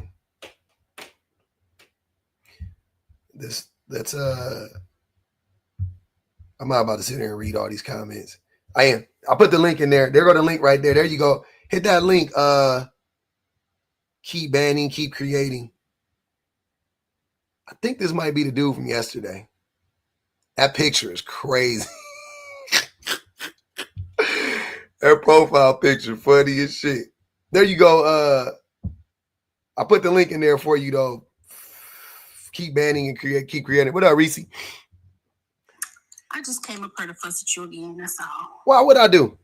You didn't ask that word Negro my question. What question did you want me to ask him? I always stop and glitch when they don't even know the plural and singular form of woman and women. Oh, women and women be kicking their ass. Oh God, are you dumb? Is he illiterate? Woman and women. What is it? Like, I cannot take anything else that he lies about with a half bit of seriousness, because baby, you don't even know the singular and plural form. That will always stop me in my tracks. That will always grind my gears. Like, you got so much vitriol to spew about women, and nigga, you can't tell when you talk about one or more. You dummy. You What? big dummy. I know his doctorate didn't cover English. Nigga said the doctorate. Will the doctorate not do it? What about the associates? The associates. Any of them do it? Jazzy B said he has so much spit in his mouth. Ew. Oh man, LaMonica said Rachel ran cross country as a fugitive. Jesus Christ, that's a good one. Ask him. This was you. Ask him the plural form of woman. He gonna say women's. It's woman. It's woman. Rachel. Women don't like men. Stupid dummy. Goddamn He-Man cave dwelling. I can't stand it. Angel said, "Pub, I need your name. I need your name and likeness for bingo cards." What? Camille said, "On the doctorate's head, get back to the prompt." That man never wanted to talk about the prompt. He came up in here just to lie to us. That'd be the craziest shit when y'all come on the live to live. No, he came up here to project. Same shit. Same shit. Yeah. Projections is lies. He came up here to trauma dump on us about himself, but he wanted to make it seem like everything was about you. It's really about him. But the jealousy, that's the thing, right? Like, we see every day how men are jealous of you, right? And it's like, if men can come up here and let us know clearly how jealous they are of you, how do you think they feel about successful Black women? Like, you get what I'm saying? Oh, they can't stand. Hey, man. Don't nothing drive these niggas more crazy than a successful Black woman. Them niggas be ready to they be ready to fall. They be, oh my God, they be really ready to crash out over that. Like for real, for real. All right. It looks like, hey, hold on.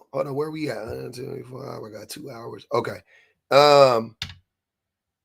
Y'all know it's getting thin, man. We done thinned it out.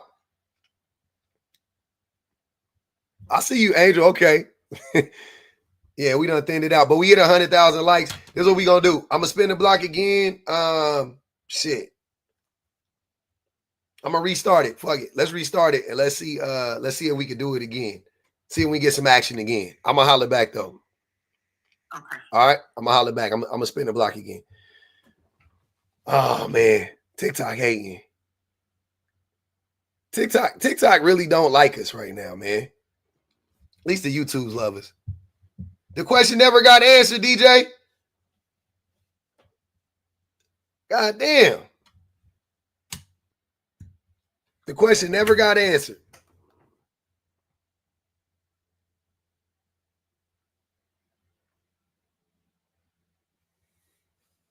I see, Dita, I get a healthy dose of what women go through. But more than anything, it ain't that like I see that shit from my perspective. I see it like not even like what women go through. I see it like what I've put my wife through or what I put women through. You know what I'm saying? Like I can see it from there too.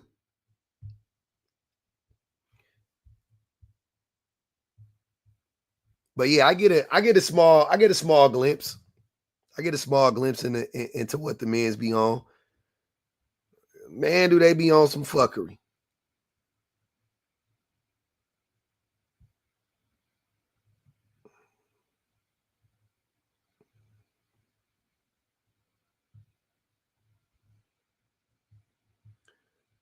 They need help for real.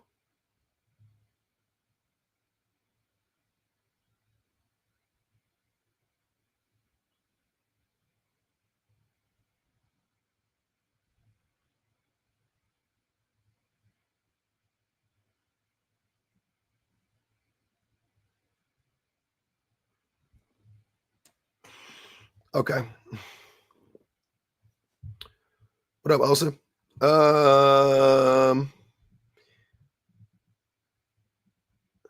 We just coming with bangers today. We just coming with bangers. Let's do it again. Let's spin the block on something new. Oldie but goodie.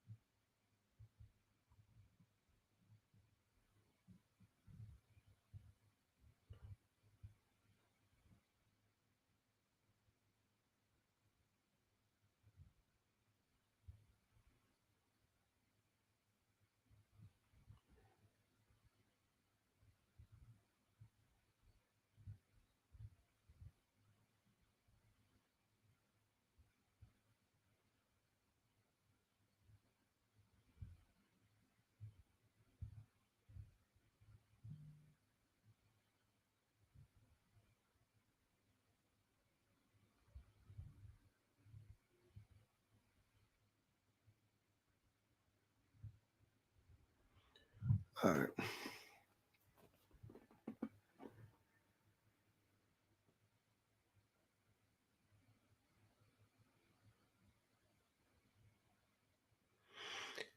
All right, we got it going.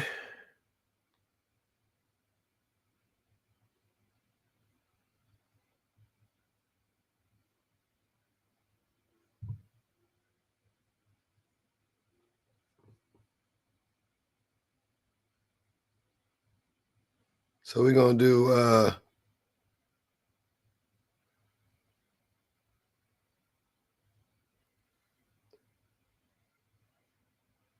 the good old settle. Women have to settle, men don't have to settle. There we go. Classic. Why do men compare what they do to what women do? Women could be incels, but they're not entitled enough. That's hilarious. Lots of successful people are not likable. I still wish them well. Where'd that come from?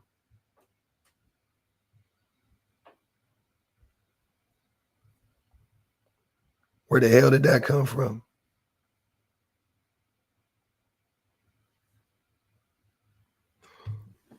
Come around, I hope it gives you hell. All right, women have to settle, men don't have to settle. That's how we gonna do it, man. I like it. Many men really only hate women because they lonely and y'all won't choose them. That's all. That's all it is. Nah, they hated the women before. That's why the women won't choose them. That's what you're missing. Appreciate you, DJ. Why don't men pick pygmies?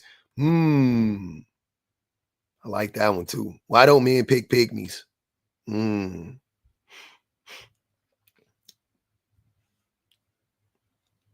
Why don't men pick pygmies? Yeah, no, I disagree with that, Mr. Cleanup, man. Men don't yeah, the reason why women don't choose those men is because those men are so terrible. Because they hate women. The reason those men are terrible is because they hate women. They're not terrible.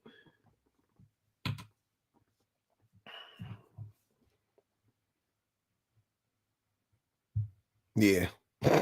Yeah, Stephanie. Oh, man.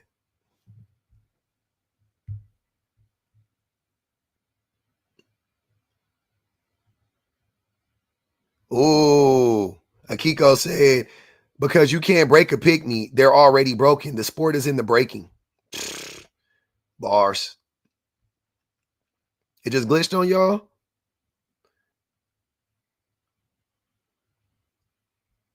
Oh, yeah, Ann Jones. Yeah. A bunch of men are very jealous of men. Very jealous. Shit, who you think be unaliving the men's? Other men. Jealous ass niggas. The best Mexican spot in Long Beach, I like Lola's. They got one on Atlantic and they got one on 4th Street, 4th and Orange. It's on 4th Street, yeah. It's on 4th Street, like 4th and Orange. It's my favorite. They got some new shit on the menu too. I just saw the menu the other day, like 2 weeks ago when I went out with my wife. Shit fire. That's the one I feel most comfortable with. Mm-hmm. You live right off Atlantic? Oh, yeah. Yeah, we were just on Atlantic. Atlantic was jumping like the goddamn... Atlantic was looking like goddamn Las Vegas Boulevard. It was looking like the Script. I was like, goddamn. Had all them white people out there playing drums and shit late at night. Little kids running around drinking hot cocoa. I just went out there on a random Friday night. It was a bunch of people. I was like, what the fuck going on? I've never known this side of Long Beach. Uh-huh. I disagree with that. Mr. Cleanup Man said if they was getting chose, most of them wouldn't criticize women the way they do now. They do. They would. You criticize women, you be getting chose. You not single. I don't know why you think that. The only difference between I think it was First Friday. It was Mel. Yep. That's what they were saying. Yeah, it's not, men be judging women no matter what. It's a bunch of married men on this app that be giving women advice. It's a bunch of men with girlfriends. There's a bunch of them. There's a bunch of niggas out here that got whole wives, whole girlfriends, families, everything, saying the most toxic shit about women.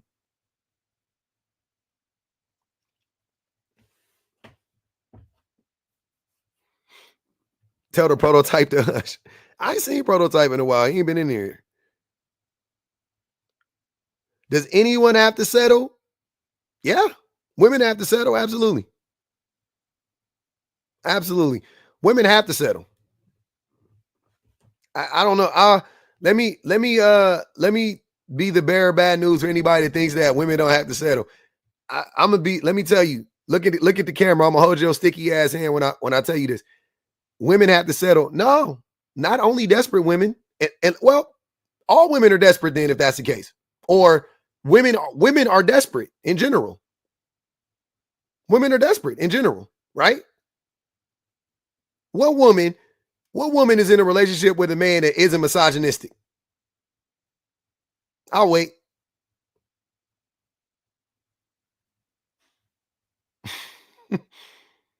Nay, you tell me society makes women like, they make women desperate. Societal pressures, they make women and biology makes women desperate. Right? Women are driven to have kids and to sleep with men and all, yeah, they have urges too. Absolutely. And because of that, they end up having to settle for some kind, like, you know, you're settling on some level. I'm not saying like the dude is all fucking terrible. I'm just saying like, you name a woman that hasn't settled for in some way, shape, or form for a man. Like, name a woman that her man is not misogynistic, more productive than she is, building her up, uplifting her, showing up for her, not even more, just 50-50 even, right? Equally yoked, mentally, emotionally, financially, like all of it. Like what woman can really tell that story?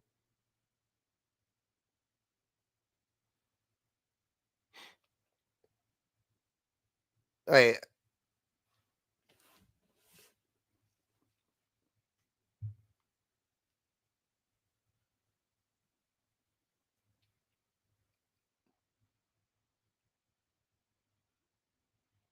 I'm waiting. Like, I'm not saying that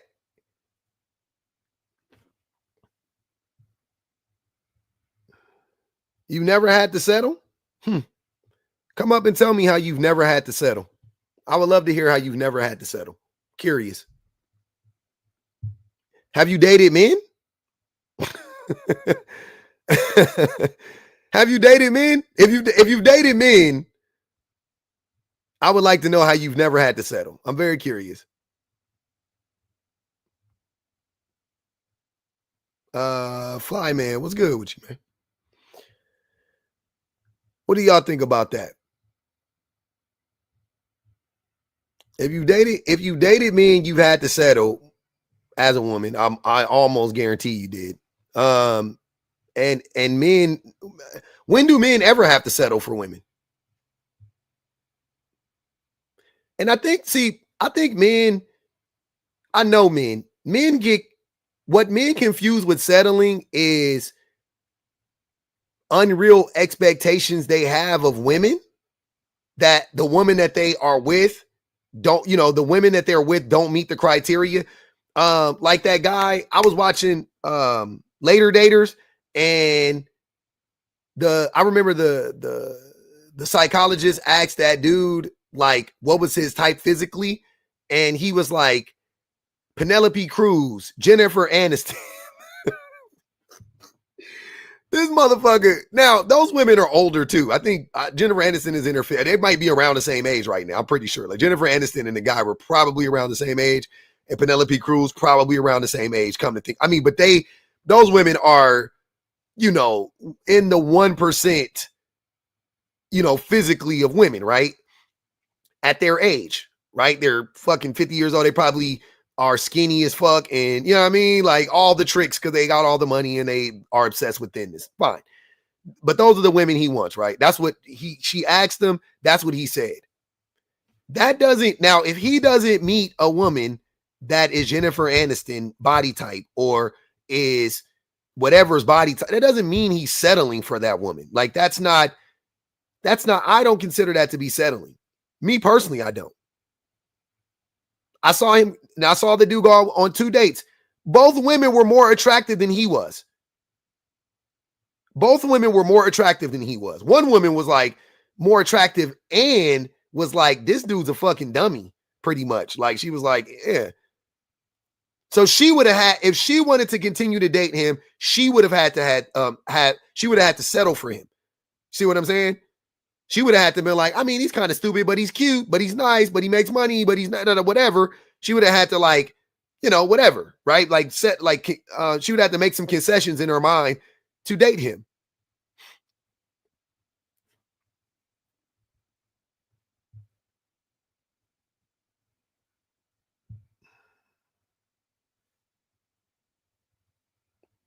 Huh? What are you talking about, day 24?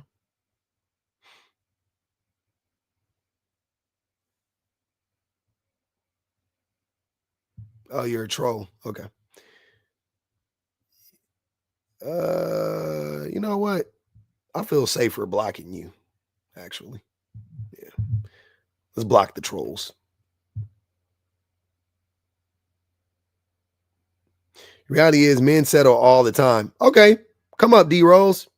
Tell me how men settle.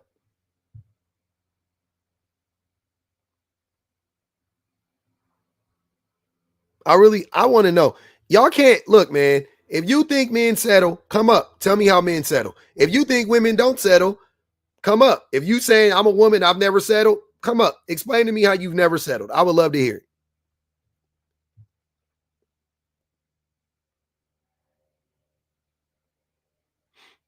I'm a man that settled. I won't lie. All right. There you go. Come on up and tell us how you settled. It fits well.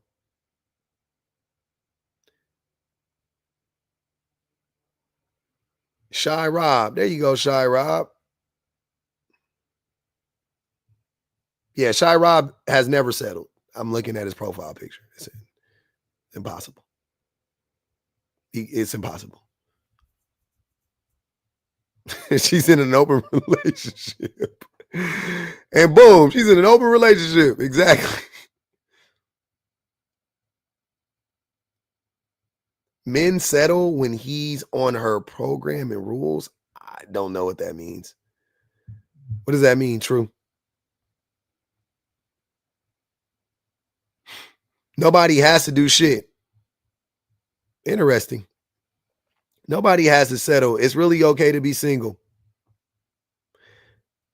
I disagree.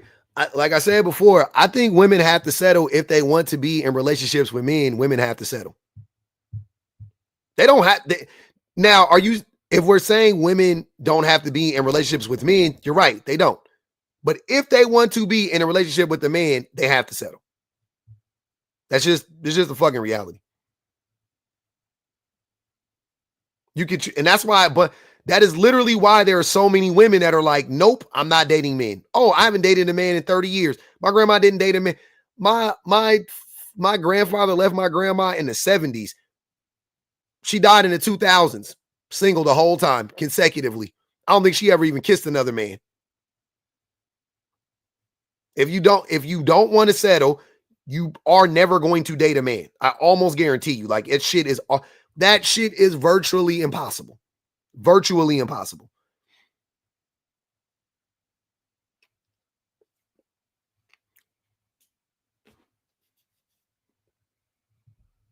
Yeah. We don't have to do anything. I mean, okay. Do you want to date men? You don't have to date men, but do you want to date men? Have you dated men? You settled. Do you want to date men? You're going to settle. You're going to settle. It's going to happen. And it's not about being perfect. Hell yeah, she settled. Absolutely. Y'all thinking that y'all going to get me with the like, so are you saying that yeah, nigga, I've been trying to tell y'all, what the fuck? You must be new here. You must be new here. Let me tell you, let me give you a backup story real quick. Yeah, my wife settled for me. Yep. Absolutely. She met me when I was 23, 24, fucking shitty job, no direction, depressed, terrible, all of that stuff. Yep. Mm-hmm. And she built me up, quote unquote. Here we are. Is she currently settling? Probably a little bit still. I'm trying to work on that though. I ain't gonna even lie. Probably a little. She probably still is settling a little bit, but nah, she is. She told me she was a little bit. What's up, She still is settling a little bit, but I'm working on that, man. I'm working on that. Can you hear me? Yes, sir. Dirty Rod said, BS public, you already told us that your wife likes you more than you like her. No, I didn't. Never told you that. That's a lie. Go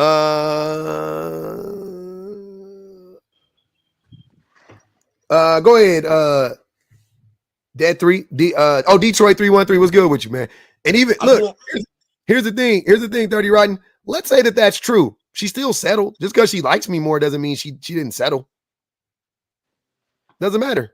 She still settled. But trust me, she don't like me more than I like her. Ahead, my only question.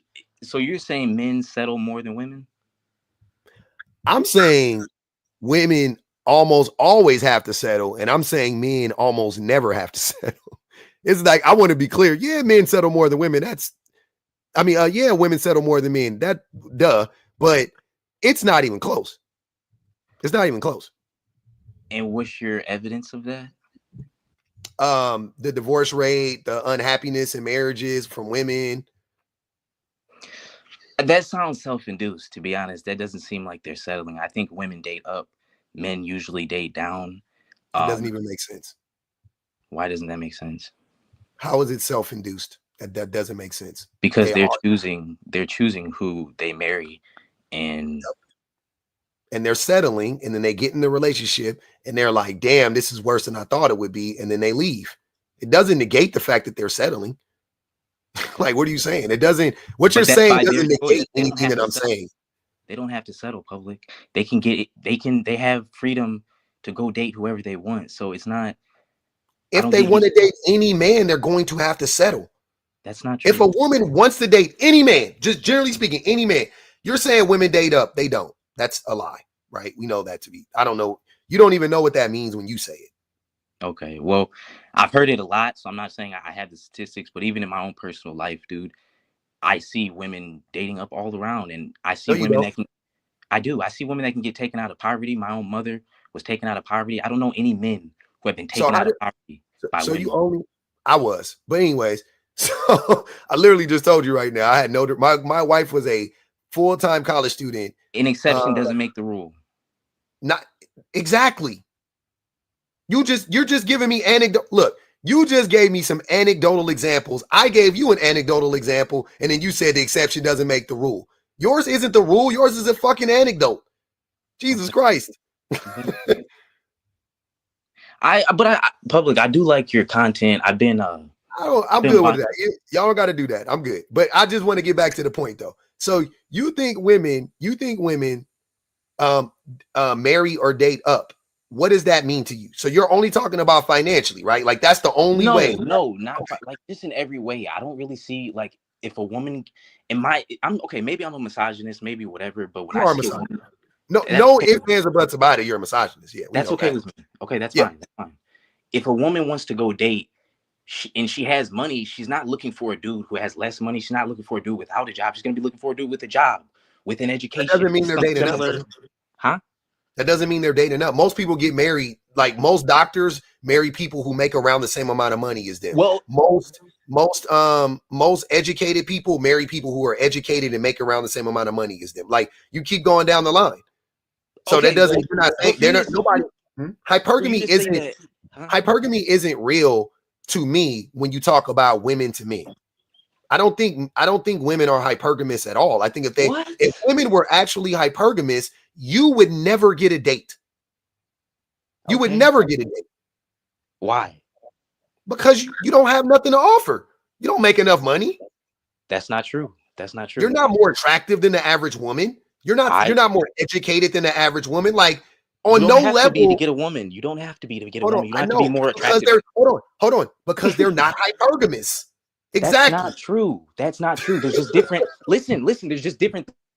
Or it could be money. It could be resources. It could be I know what hypergamy is, sir. That's why I just gave you all the different levels of hypergamy: money, attractiveness, social status. They're getting one of those. They ain't dating a dude with no job, no money. They're not doing that, public. They're not dating a dude with nothing. That doesn't happen. But those are two different things. I didn't say they are dating men who have nothing. Hypergamy, they have to have significantly more than what they make. And there's more women that can do that than men. There's more women that have the opportunity to go find a man. That's not true. Men are hypergamous. What evidence do you have? Because men use women for their resources. How do I know? Because married men make more money than single men. Because married men live longer than single men. Because married men are happier than single men. And now you want to apply that to married women. Married women make less money. Married women live less than married men do. We are literally sucking the life out of they date up. Because they find men that can take care of them. Sir, that doesn't make sense. Don't listen to argue. Listen to what you're saying. If they're dating up and they're finding men to take care of them, then they would be happier, healthier, and make more money and live longer. I'm saying the opposite of that. They live less, they live shorter lives. No, men do. They make less money and they're less happy than their unmarried single counterpart of women than single women. Okay, so that proves my point. That's true. That men are hypergamous because men get with women and we steal their resources. They are a resource. Like women are a resource. No. You cannot just make with them. We extract their value. It's literally a transfer of wealth from women to men. We suck them dry. We live longer. We make more money. We're more happy. They're less. And you're talking about they don't get anything out of the deal. They don't get nothing. No, they get nothing out of it. Okay. Women get nothing out of relationships with men in general. They don't. They get nothing out of it. They get a shorter lifespan. They get less happiness. Look, you don't get resources. They don't get resources. They can provide for themselves. If you are in with a man, I'm sure she's getting resources from him, though. If she's in a relationship with a man, sir, the women are more educated per capita than you and I are. They can provide for themselves. I know. You may make slightly more money than a woman, fine, but you don't make enough money to stand on this square of like, oh, we provide resources for them. You don't. You're a fucking glorified roommate. You're not buying no house for no woman. You're not buying no cars for no women. Most men don't. And Okay. and in the cases when men do, the only reason they can do it is because they have a woman. They couldn't do it without the woman. They needed the woman to free them up so that they can do that. So even then, you can't say like, oh, they're doing that for a woman. They're not. The woman actually put them in a position to do that. Like, what do you like? Are you talking to a man? Public. I actually agree with that. I do agree with that. That when a I man know, because it's fucking honest. It's real. I ain't it's lying. real. Yeah, it's real. Like I see what you're saying, but so women are not hypergamous. Men are. Men so are gold diggers. Huh? What are women then? Women are victims. Oh, oh women are the source. Oh gosh. You don't like. Sorry, I have a question. Yeah. So you said like men provide resources for women. So can you just tell us like what resources they provide for women, and then tell us what resources women provide for men? So let's see what you think the difference is. Well, hear me out. Provision is more than just money. It's not just money. It's protection, and we do. There is no woman with a boyfriend who's gonna go downstairs and go fight the robber. She ain't doing that. She's sending her. And you ain't gonna do that either because ain't nobody coming in your house. So instead of having these Superman fucking heroic fairy tale, fictional tales of heroicism, talk about reality. Okay, you don't protect no woman. You are the person that's harming the woman the vast majority of the time. How are you the person? Look, you got it. You would be the person to jump up in the middle of the night to protect the household from an intruder. You got it. I'll give you that, right? Okay.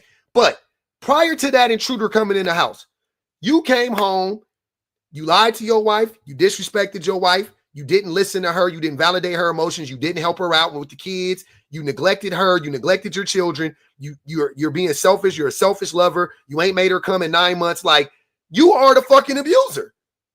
So great. You'll jump up in the middle of the night and protect her from some fucking fictitious demon in the night. But the whole rest of the time, you a whole demon to that woman in her real life. Well, okay. P.O., let me say How are you the protector? P.O., I'm a good guy. And let me just say this. No, you're not. Let me say this though. I'm staying with my grandma right now. She just got surgery. I'm helping her. And I noticed that just me being here, she feels safer. If there's a knock at the door, I can go help. There's things that I can do as a man that she couldn't get my sister to do. It's just, it's a feeling that I can't even describe, where she just feels safe with a man around. I don't know. I can't explain it to you. All right. Go ahead, Shy Robbie. I got to get everybody. It's like 7 people over here. We're going to make sure everybody get a chance to talk. Go ahead, Shy. Man, it's an interesting discussion. At first I was, I kind of had my points, but then the more you talk, I agree with you somewhat, but then there's things I did disagree with you about. Tell me what you agree with, what you don't agree with. Either way, start where you want to. Women definitely, I think, are more of, I would say, the prize than men are in the relationship in general. That's just, you know what I'm saying? I feel like that's. You know what I want us to do? Instead of saying the prize, I want us to be specific, right? Say that women they provide more. They actually are a resource in the relationship, right? They're more resourceful. They're more. There's many ways I can describe it. They're more committed. They're more helpful. They have more value in the relationship. Yeah, exactly. Samantha, they have more value. Like, they do have more value. Yeah. Sure. So instead of saying they're the prize, because the prize sounds like an object, but I would definitely, I agree. I would definitely just want to say that women actually have more value than men, generally speaking. But that's not natural. That's not. We can have all the value we want to, but men choose not to. Men are the ones who choose not to build their value, right? Why I disagree, because I feel like what you're talking about are men of today. I feel like historically, Sean, historically. You're saying historically, since like our grandfather's time, men way before that. This, sir, what gives men value? That's a good question. That's like asking what's a man. So, what gives men value? I think value is found on an individual level. So whatever you feel is valued in your relationship, that's what gives men value, generally speaking. What do you think makes men valuable, generally speaking? Fuck it. From the perspective of a woman that is romantically interested in a man, what do you think she finds valuable about that man? I I think,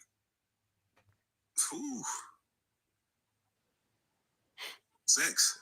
That's okay. So you think women only think that men are valuable for sex? The thing that men are terrible at? Okay, I see where you're going. Okay, all right.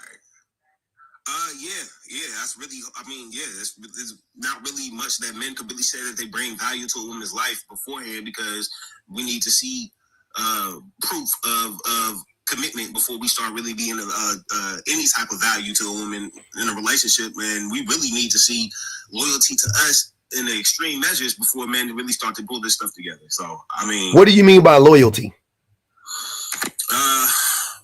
Men put women through a lot of challenges, a lot of tribulations, and I feel like men try to see how much they can get away with, to see if that's the woman they want to be with, based on the sheer number of how many women are available.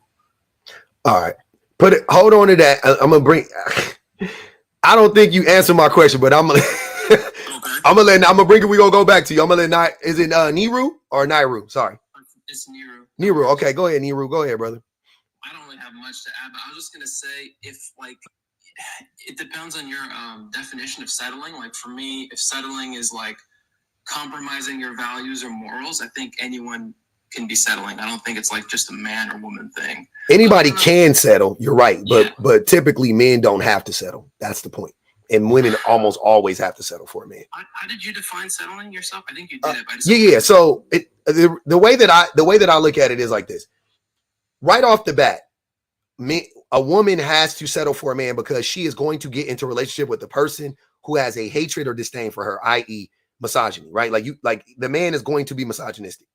And as a black person, that's like saying I'm in a relationship with a racist person, right? Like, oh, I just have to settle. Like, it's like going to work every day. Like, you're going to have to go out in the world and deal with racist white people.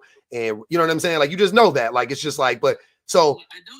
I don't disagree if it's like, we're talking about straight women, obviously, who I think. Yeah, I'm talking about heterosexual people. Yeah. Cishet people. Mm-hmm. Yeah. If you're, a straight woman, you're trying to like, go for like a masculine type dude or regular men. Yeah. You're gonna encounter chauvinism and sexism for sure. Mm-hmm. It doesn't matter how masculine he is. It doesn't matter one bit. I don't think women have to settle for that. You could be single for longer. I don't think you have to like partner up with someone who's like a sexist, for example. And everyone's gonna, have shit to work on. Yeah. But, and I'm not saying that either, by the way, because I've already addressed that too. You don't have to settle. But if you want to be in a relationship with a man, if you're a woman, you are going to have to settle. That's what I'm saying. I think it's just something we kind of see often on like the TikTok straight gender wars, that I think people just are really, really entrenched in like their gender expectations. So women, from what I, see on TikTok, it's like people really want someone who's like really masculine and takes the lead and all that sort of stuff. Okay. It's like, if you want someone who takes the lead, where are you getting that from? Making all the decisions. Are you okay with them? But Niru, that's not true though. Like, women aren't looking for that. Like, I don't know. I don't know. I'll be honest with you. I'm telling you, that may be what you see in your feed or whatever, right? Yeah. That is not what I'm seeing. That's not what I'm. I don't see that either. But for the record, I date most of my past girlfriends are like bi. They don't like they don't care about this shit at all. Mm. But like that's like some of the stuff I see. So yeah, but, I've never seen that before. I don't see women doing that, to be honest with you. I don't see women looking for masculine dudes to lead them and all of that shit. Women are saying the complete fucking opposite. Too much pop and balloon. Yeah, definitely get off of that shit, right? But yeah, that's the show for a reason. But yeah, I don't think most women are looking for that. And my proof of that is because women leave men in droves, especially in marriages, right? Well, in relationships, not so much. It's close to 50-50. But in marriages, women are like, no, I'm fucking out. I'm getting out of this shit. Yeah. You know what I'm saying? I'm trying to understand, I feel like I agree with you sometimes, but then the whole, men don't have, I'm just kind of, I don't really understand the framing, of the debate or argument. If you if you think women aren't really like hypergamous by nature and stuff, and I don't believe in that stuff either. So why do you think women have to definitely settle and men don't have to? I guess because I just told you right now, women have to settle for men who are at the very least misogynistic, and that's just the tip of the iceberg. Because the reason why I mention that is because if a man is misogynistic, that will inevitably affect the relationship. It'll show up in different ways. If a man is misogynistic, it's going to show up in different ways in the relationship, right? Do you think women would have to settle if they go for maybe a different type of guy? Like, you know, the ones who aren't like subscribing to like hypermasculinity and machismo, and you don't seem to be like one of those guys, and like you. What percentage of those dudes exist? I don't know. I have no damn idea. Very small percentage of men are actively unpacking their misogyny. But you know, and yeah, I would count myself, but I'm married though. But yeah, I like to think I am too. But like, you know, I don't know. You sound like you still in it. You still in the mix a little bit. No, I don't do that red. I don't believe in all that. I don't really believe in masculinity myself. I have a whole like I don't. Yeah, I don't believe in masculinity or femininity. I think it's a thing. I think it's maybe a physical aesthetic. If you want someone with big muscles, sure, fine, they're masculine. But yeah, in public offender, if I could ask a question, if the men are going to change, the men are saying y'all, you know, you've been trying to change men for 10 years now. If probably more than that, they're saying they're not going to change. What are the women supposed to do here? I don't get it. Who said the men aren't going to change? Men, in my personal opinion, men don't change. They do what motivates them or what's in their interest. In the last 10 years, I'm actually a gender studies major. I've gone through it myself. I'm still, like you said, I'm still a misogynist, and I've heard it all. So I don't think men change. I think talking to them is useless. I think most men are doomed, and there's no real reason to talk to the bad men. I put men in two groups, good and bad. I'm sorry. I have to do it because there are good, there are bad. You cannot look at all men the same. I'm sorry. You can't. You cannot. I think it's way more nuanced than that. And secondly, I can agree that I think most men currently walking the planet are doomed. Do I think that if I had to guess, I would say we don't ever come out of this shit. I'm saying, like, honestly, like if I had to make like a bet, I would say that civilization as we know it will be destroyed before men actually, like, you know what I'm saying, like wake up from this fucking stupor that we're in, right? Cool, I'm with that. But what else am I gonna do? Give up? No, start trying to deal with the men that are actually like willing to be dealt with, and stop shaming all men, because you're throwing out the baby with the bathwater and then complaining about it on the back end. It's like, no, y'all didn't. Wait. What? You were just yeah. Like, what are you talking about? I didn't say all men or anything, first and foremost. Well, I do hear a lot of all men nowadays. So you get what I'm saying, is that you can't throw out the baby. Okay. But you can't say that to me. You're trying to tell me what I should be doing, so you have to make it about me. You're talking about nowadays people say all men this and all men that. I don't say all men are any one way. I'm just talking about the majority. And in this particular case, to what Neru was talking about, the vast majority of men don't aren't unpacking their misogyny. The vast majority of men are significantly misogynistic. Toxic, like not like passively misogynistic. The vast majority of men are significantly actively misogynistic. There's a few men that are like passively misogynistic, but they're still misogynistic. Okay, and but then you got the active misogynist, right? Let's slow down. So, we just had a female shooter in Wisconsin, incel shooter. We're seeing all these changes. I ain't crazy. We just saw Trump get elected by half the women in the country. What the hell is going on? Come on. That you think that has, and you think that had way more to do with whiteness than it did with misogyny. No, it has to do with misandry, actually, which is another word that y'all don't like to use, or toxic femininity. He doesn't sound like he studies gender at all, because what you're saying is just made. Misandry is a reaction to misogyny. It's not real. If misogyny didn't exist, misandry wouldn't exist. There's really no such thing as misandry, to be honest. Well, that's why y'all get what y'all get. So I'm not mad. Y'all get what y'all get. Fine. Who is y'all? He's married. I don't think he's getting anything. Who you mean? Who is y'all? What are you talking about? Women in this country, like, I'm not dumb. We have eyes. This is insanity what is going on right now. It is insane, and it's not good to look at. Women are fighting. You know, it's insane. They're fighting. You were trying to gaslight us and tell us that you're a gender studies major when you're not, and that you are now. I'm a gender studies minor. I'm a minor. I got you. Either one. Communications. And secondly, that you are that you are full blown red pill when you were just trying to say, oh, I don't believe in that stuff. Or I might be misogynistic. You are full blown misogynist. You are fucking Andrew Tate. Okay, listen, like, I'll take the misogynist. I'll take the misogynist. I hate the red pill. I've always said those guys are weird. But wait, how can you hate something and then repeat all their talking points? There's two things I have with them. That shit is that you saying that I see what's going on. No, I see what's going on. Okay, let me tell you. They're blaming women for their body count while trying to sleep with them. This can go on for hours. I can go point after point. They're backwards. They're absolutely weird. They try to they mess up things. They're real incels. They're not getting laid. They're mad. They're angry. Fine, sure. But to then go tell these women that all men are bad, or I think your approach is just way too small and nuclear. You need to start really telling these women the truth, because we can see it with our eyes. Why did Trump win? Why did all these things happen? Think that men are bad because a man is telling them men are bad. It's because they experience the badness of men every day. Yeah. And assuming that there's no propaganda. You're assuming that I'm teaching women, but I'm not. I'm talking to men.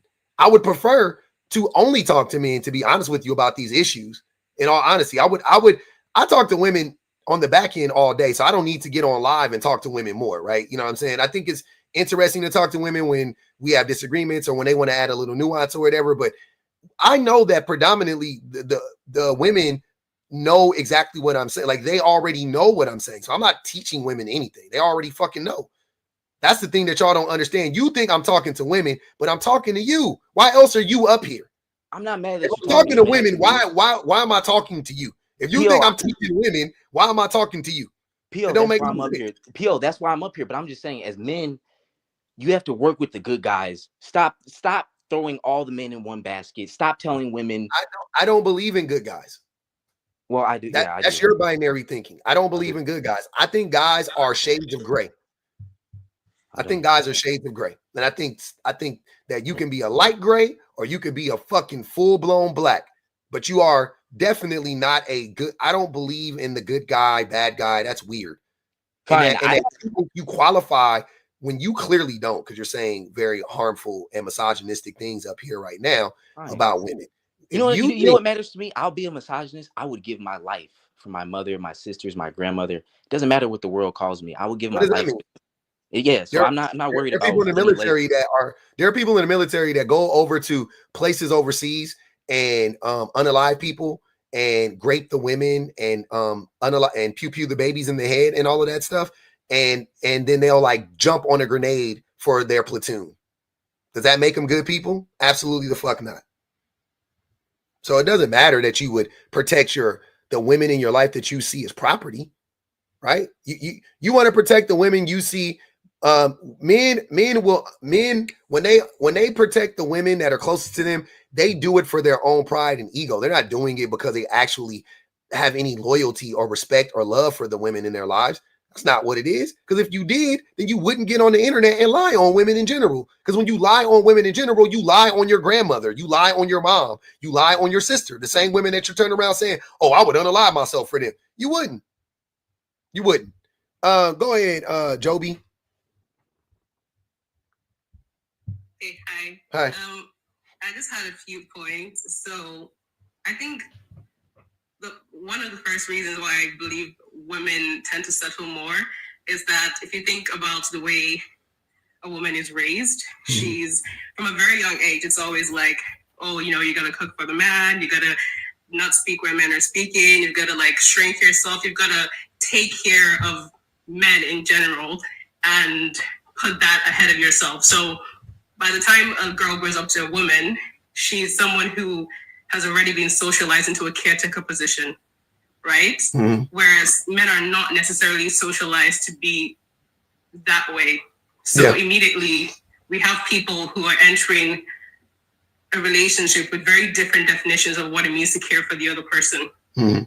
Like women are socialized to be nurturing, and men are socialized to take to be nurtured. Yes, exactly. So already from that point of view, there's already this mismatch, because yes, it's hashtag a loving relationship, but actually the care is a lot of times very one-sided, right? Mm-hmm. And then I think another point is the whole thing about like providing and resources, etc. I think there's something we do in society where we dismiss everything women do in relationships, and we don't classify that as providing, right? A woman gets married, the first thing she's doing, she's dropping her name. Her identity is gone. It's like merging into the man's identity. She's expected to cook for him, cook for his kids, make sure the house is clean. If they're having kids, she takes the whole toll of that on her body, right? If having career breaks, that's on her as well. There's that expectation of always being like sexually available. There's a child rearing, etc.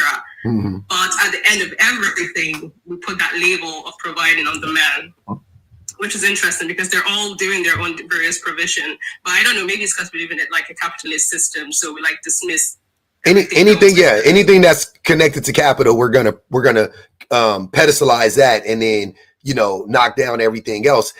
And that, like, I did a video earlier where I was talking about how everything that women need men for or have needed men for in the last, I don't know, fucking 2,000 years, it's all manufactured. It's not real, right? Like the reason why women need men is because they locked women out economically.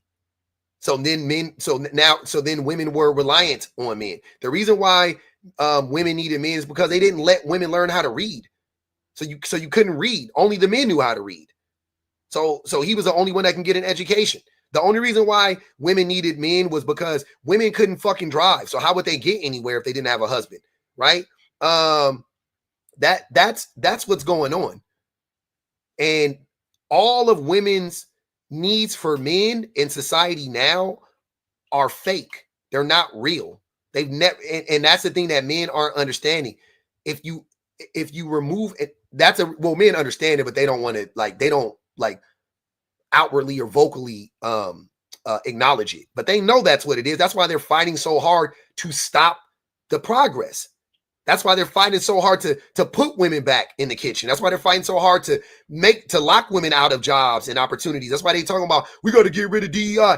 They're using the white bourgeoisie, the white capitalists or whatever. They're using DEI as a way. They're using like racism to get rid of DEI, but a big component to that is also women. They don't want women to get more degrees. They don't want women to get accepted to college at the same rate as men do. They don't want women to make as much money as men. They don't want women to be in positions of power and hire more people that look like them or don't look like them, right? They don't want that because they know that's what women do. White women do it too. When white women are managers and whatever, it looks more diverse than when a white man is a manager. It doesn't look as diverse as when a black woman is a manager, but when a white woman is a manager, she'll hire gay people. She'll hire more black people. She'll hire more black women. She'll hire more Asian women. She'll hire more, you know what I mean? When a white man is in a position of power, it is going to look like a white man is in a position of power. When a black woman is in a position of power, it's going to look like goddamn the Rainbow Coalition in that motherfucker. It's going to look like Hands Across America. It's going to be everybody. It's going to be black people, Mexican people, ugly people, pretty people. It's going to look completely different, right? You're going to be like, damn, you're going to wonder why. Come to find out this motherfucker right here is the best. This woman can type 1,000 words a minute. And this man is the best file clerk. And that's why she did it. She don't give a fuck about what they look like. She just hiring based on the needs of the job. But men don't want that. They want to be gatekeepers because that puts women in subservient positions. That puts women in subservient positions to where they falsely rely on what men can provide. That's all this whole game is. That's why when you ask men, how are men valuable? They can't fucking name anything. Provide, protect, provide, protect. Okay, so provide. So you're talking about money, but we all know the system is set against women. Cool. Protect them from who? Other men? Stupid. Now where are we at? What value do you actually bring? If I ask you what value do women bring, I say nurturing. I say a partner. I say somebody that is education. She's going to bring education to the table. She's smarter than me. She's more articulate than me. She's going to bring the ability to communicate. She like all these things I'm going to get from being with a woman. What the fuck do men actually provide? Shy said dick. Like, goddamn. Which that was crazy. I would have preferred you said money because that would be more believable. But dick, Nah, don't do that. but dick, my nigga, like, come on, bro. Listen, Penis? you know from a sense that all men do provide, and you're actually speaking facts, bro. The more you speak, the more I'm actually starting to understand where you're coming from, and I agree. Men don't really hold enough value in general other than having the patriarchy. We don't do anything other than protect, but like you said, it's protection against other men. So we don't do much outside of being able to protect, provide, but we're providing under games where we've made them unfair. We were playing in unfair rules. So yeah, we're able to provide better. We're not anymore necessarily because they do have more education and because they've been able to. They still haven't caught up though. They said black women have caught up to black men, yes, but generally, but if we're talking about men and women in general, there's still a significant disparity between men and women, yeah, in the country. Right. There's still a significant disparity, and so I think that's what the men are who are today still hanging on is. We still are in positions where we're able to be a CEO a lot faster, a lot, you know what I'm saying, easier because based on connections, you know, that we build maybe in frats or. No, just because you have a penis, you're more likely to get that promotion. I mean, you know what I'm saying? If all things are equal and it comes down to a man and a woman, even it's tough. A white woman versus a black man and a white man is doing the hiring, it's tough. He go cross-eyed looking at them two resumes. He's like, what do I do? Like, because his misogyny and his racism are going to confuse him. Right, I'm telling you, it's a tough job. It's a tough job for you know. And that's why I'm starting to understand you. So you saying that we're fucked. Excuse my language, but you're saying mentally like there's not anything that's going to switch in our lifetime that's going to. I don't agree with that. Even the playing field. So what are you trying to tell? I don't agree with that. I think like I say, if you made me bet on it, like if I had to place a bet on it, I would say that men are doomed, so to speak, right? Like we're never going to get it before we completely crash out and destroy civilization, right? Like I don't think we are, right? You know what I'm saying? Like if I had to bet, I'm saying I would bet on we're not going to do it. Odds are we're not going to do it, right? But I hope and I am highly motivated to do my part in helping men not crash out, which I can hold both things at the same time. I don't have, just because I think that the likelihood of it happening is low doesn't mean that I have to accept it and lay on my back and be like, well, I give up, because I don't give up, because I know men can change. And I know that the majority of the things that men do is not natural to us. We were conditioned to be this way. And I've never understood or believed that more than before I had children. When I look at my sons, I'm like, there ain't no fucking way you finna tell me that we're born this way. When I'm looking at my babies, my son be like, oh, I want to paint my nails, and I don't like, oh yeah, it's all like, man, poor people, that's crazy that there's homeless people. We got to do something, Dad. I ain't even talking to the man about, I ain't talking to that boy about that at that time. He's like, there's people, they don't have anywhere to go. Like, he has all the empathy in the world. I'm sitting there going like, all I'm doing is I'm just fostering it. He has it naturally. I'm just fostering the empathy. I'm like, yeah, son, you know, unhoused, you know what I'm saying? Being unhoused is an issue. And this is what leads to it. And I give it to him in small doses, and I, you know, come down to his level, and I say in a way he can understand it for an 8-year-old. But yeah, I'm just doing that. And then hopefully when he's a grown man, he still has that empathy. You know what I'm saying? I'm chopping down every bit of misogyny that crops up when he says like, oh, well, you know, that's for boys or that's for girls. My son ain't even said that shit in like 2 or 3 years. Like, that's for boys, that's for girls. He said it a few times, and then I corrected him. And then, you know, then one time he said, and he was like, but anybody can do anything, right, Dad? And I was like, yeah. Now he doesn't say it. Now he doesn't say that's for girls and that's for boys, right? So I'm just doing it along the way. But I'm like, yeah, look, society will try to poison your babies, and you got to be there to protect them from that shit. And if you do that, you do a good enough job at communicating it, and also you yourself being, you know what I'm saying, being a role, modeling it to him, you should be straight. You should be good. Do you believe men inherently just have a disconnect from being nurturing? Do you No. think that's something that has to be? I think we're born nurturing, just like I think most people are born nurturing. I think it's a natural thing to nurture. I think that women, like I talked about my son, we foster the nurturing characteristics and traits in women. We allow them to be nurturing, right? When they got little dolls, we don't We don't say, give me that doll. Here's a Tonka truck. We let them pet their dolls. We buy them dolls. When they want to dress up as a princess, we let them dress up as a princess. We encourage these types of things.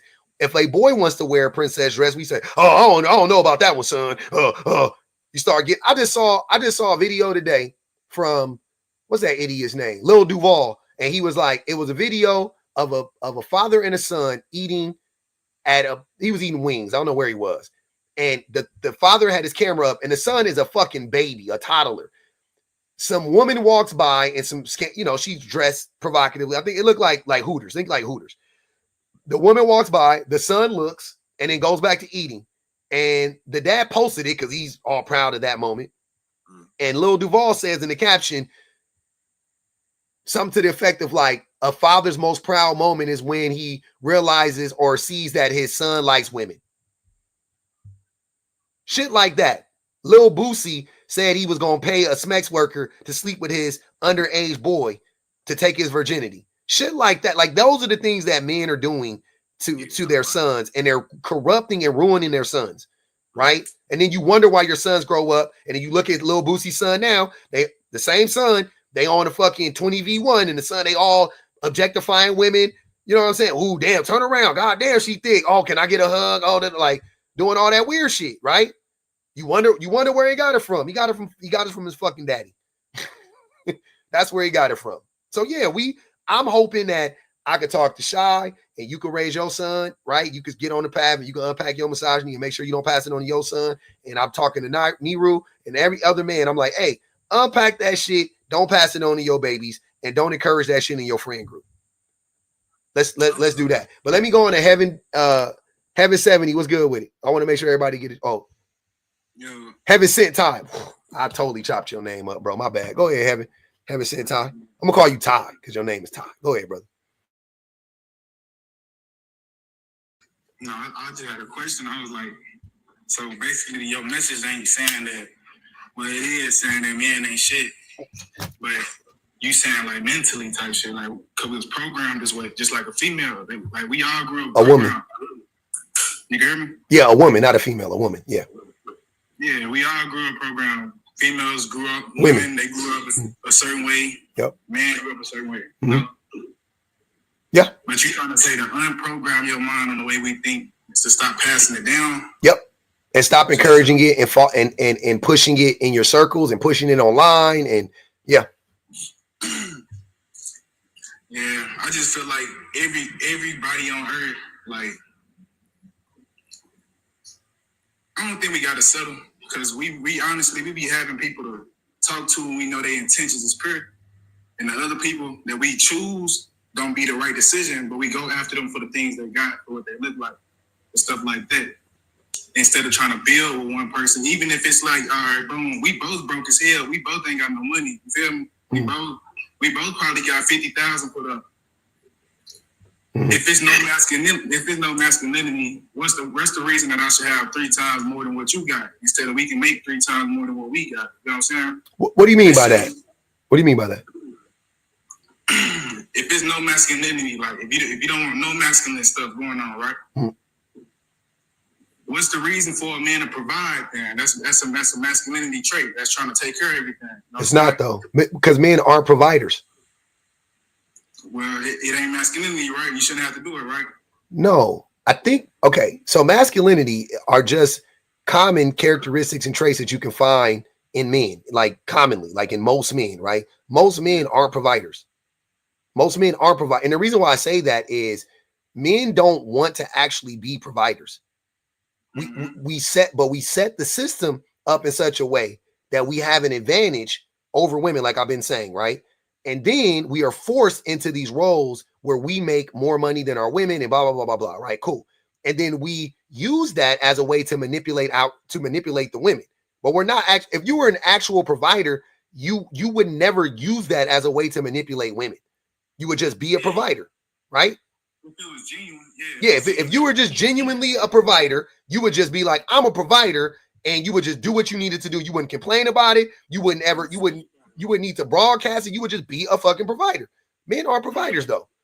Because we talk about it all the time. We have to tell everybody we're providers instead of actually just being providers. Not for real. But at the same time, I don't feel like every man just ain't shit though. I ain't gonna lie to you. That's the only thing I disagree with. I don't think every man ain't shit though. Yeah, that's the only thing I disagree with. I think most men are. I think look. Millions of females is fucked up. Women. I know millions of humans fucked up. Women. Yeah, women. But this is what this is what I would say to that. Two things. A, almost every problem, even the things when you say like women are messed up or whatever, the majority of that will be traced to a man. We gonna start there. Secondly, I don't think every man is anyway. And I think to varying degrees, people can and are fucked up, right? I'm with that too. But the reality is that the way in which men are fucked up, we fuck it up for everybody else. That's the difference. Like when women are fucked up, they fucked up and they, you know what I'm saying? They don't leave like a wake of damage. You know what I'm saying? Like they don't leave like wreckage in their wake. Like it's like, you know, they're fucked up and they might not get it together and, you know, whatever. I appreciate you a little bit. They might not get it together or whatever the case may be. But when men, oh, yeah, that's the joke. But when men are fucked up, we fuck up everybody and everything around us. Like everybody gets fucked up around us, right? Men create whole systems to fuck people up. Women haven't. Men created the system and then perpetuate the system the most. So when you say women are fucked up, at best, they're just trying to make it in the system most of the time, right? At best, they just trying to survive like everybody else. Huh? I said, I ain't gonna lie, we really are, especially black and minorities, we all trying to make it in the system because we ain't got no say-so whatsoever. But we do have a say-so, though. You have a say-so when you go home every day to not subscribe to the patriarchy. You have a say-so every day. No, I don't pay attention to none of that. I ain't gonna lie to you. I mean, just because you don't pay attention to it doesn't mean that you don't do it, though. So you could go home every day. If you don't pay attention to it, that means you were doing it because it is so insidious and it's so commonplace that the only way for you to avoid doing it is to pay attention to it. See what I'm saying? If you're not paying attention to it, you're probably doing it. Like if a white person says, yeah, I don't really pay attention to like race relations, then they're probably actively being racist because they were raised, you know what I mean? They were indoctrinated to be racist, right? So you were indoctrinated to be misogynistic. You live in a patriarchy. You exist in a patriarchy. And you're saying like, yeah, I haven't clocked it yet. I just go through my life being oblivious to it. That doesn't mean you don't practice it. That doesn't mean you don't actually do it. You do. You're doing it right now, low key. So what I'm saying is saying that black people don't have any power is a lie. Because do you not have agency over yourself? No, I ain't saying we ain't got no power. I said we all trying to make it in this system. You did say we don't have any power though. But so I'm asking you, do you not have any agency over yourself? Yeah, I got full authority. Not full, but yeah, you got agency over yourself, right? You can control yourself for the most part. Now, not sometimes. Like I ain't gonna lie, I got problems. Everybody got problems. I got problems. Yeah. I said I don't.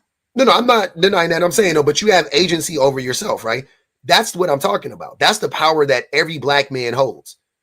We have agency over ourselves. Black men want to be leaders, but they don't want to lead themselves.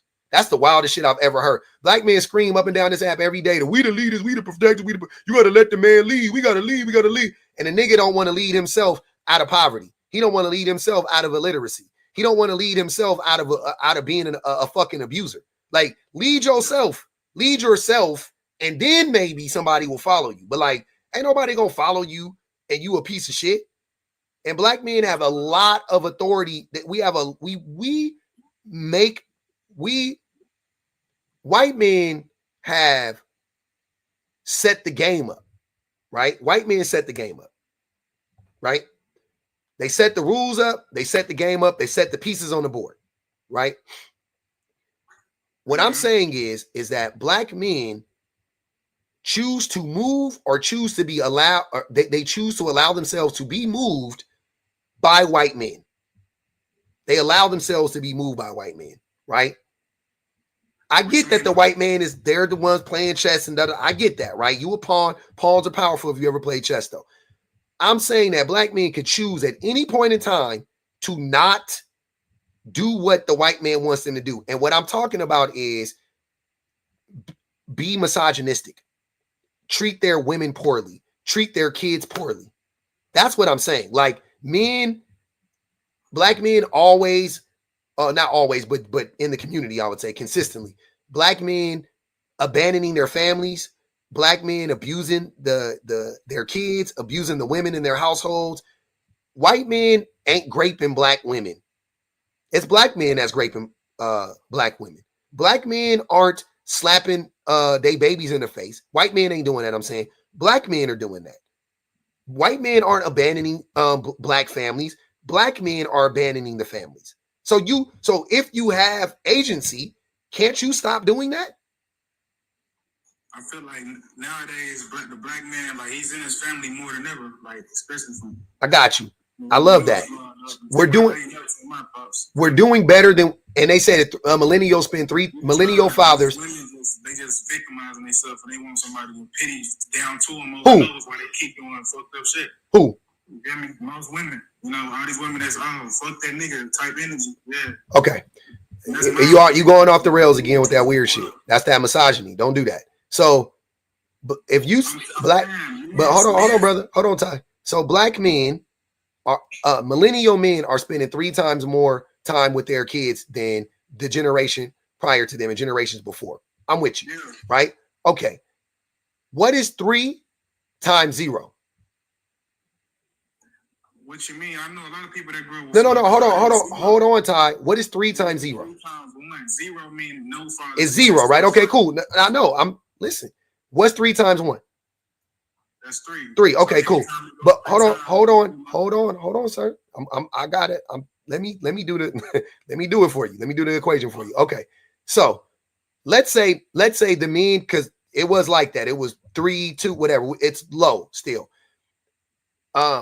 Men were not showing up for their families at all once upon a time, right?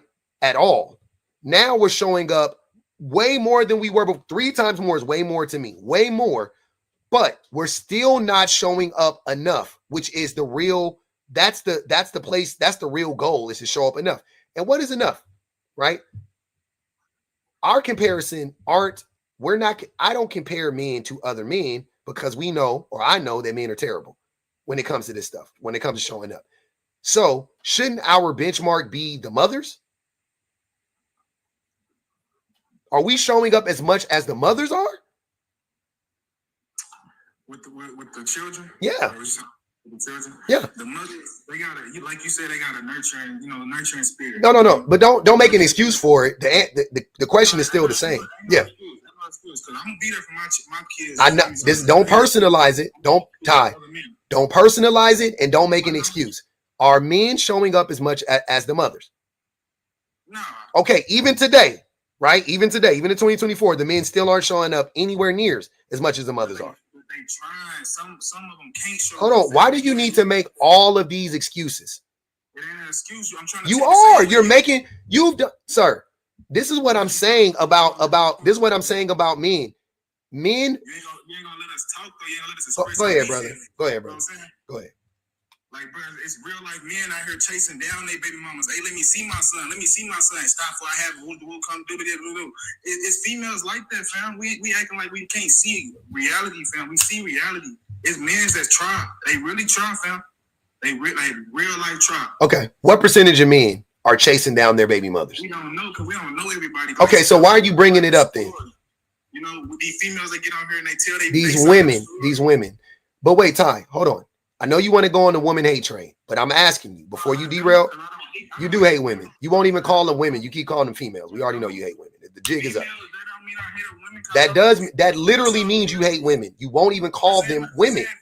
Yes, calling them female proves that you hate women. You can't call them women, and you don't. You call men. Hold on, Ty. Hold on, Ty. You got to acknowledge where it's at. I'm saying you hate them. Like, it's not like, you got to acknowledge that. You denying that is weird when you're doing it in real time. You do hate women though. You're two things. A, you're calling them female. That proves it. B, you're lying on them right now. That's another way that I know that you hate them. I'm saying that the system is designed for the black man to fail regardless. Nope. That's gaslighting. I never said that. That's not what we're talking about.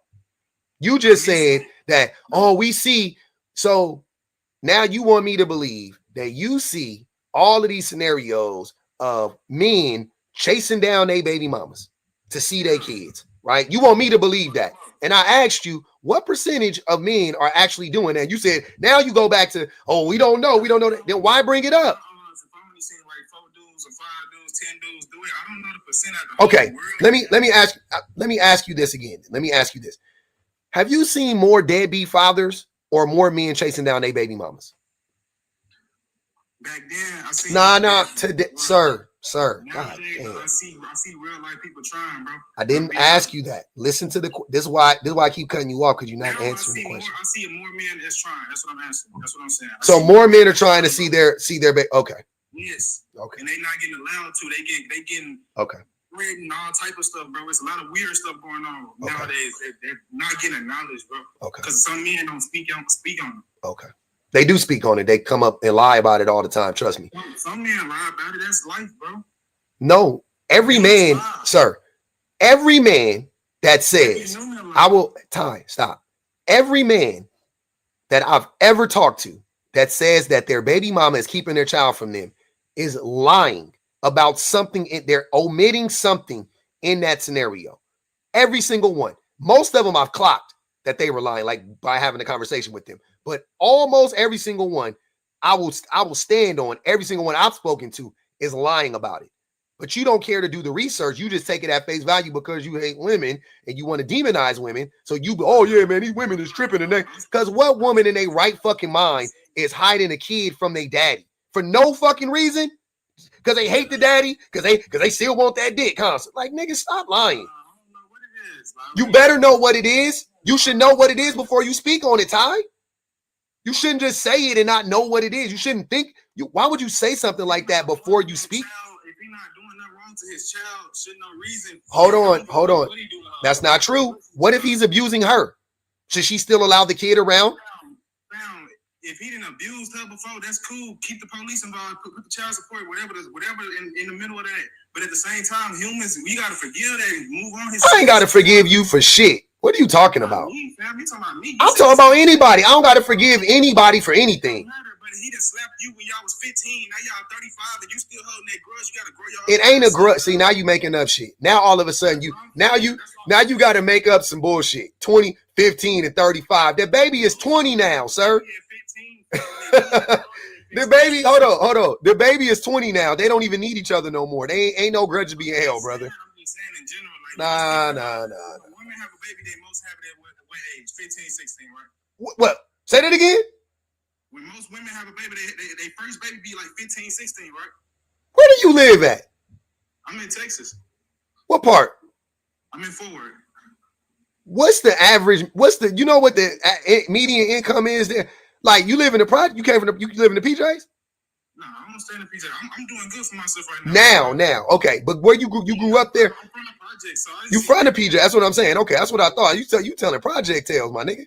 I know a project. The average woman ain't having a baby at 15 years old, brother. Everybody got a different perspective on life, fam, and it's like wherever you at, bro, you seeing it different ways, bro. Like I know some women that's the best women alive. You feel me? And get treated like nothing. You were abandoned by your father. I was abandoned by my father. My brother was abandoned by his father. My sister was abandoned by her father. My mom was abandoned by her father. My father was abandoned by his father. My uncles were abandoned. Like, I could just keep going down the line, right? And you want me, and you want to sit here and tell me that, oh man, all these men, they just in one generation, by the way, this is one generation later, you want me to believe that in one generation, we done turned it around, and now it's the women that's keeping the babies away from the dad. Like, no, sir, that's a fucking lie.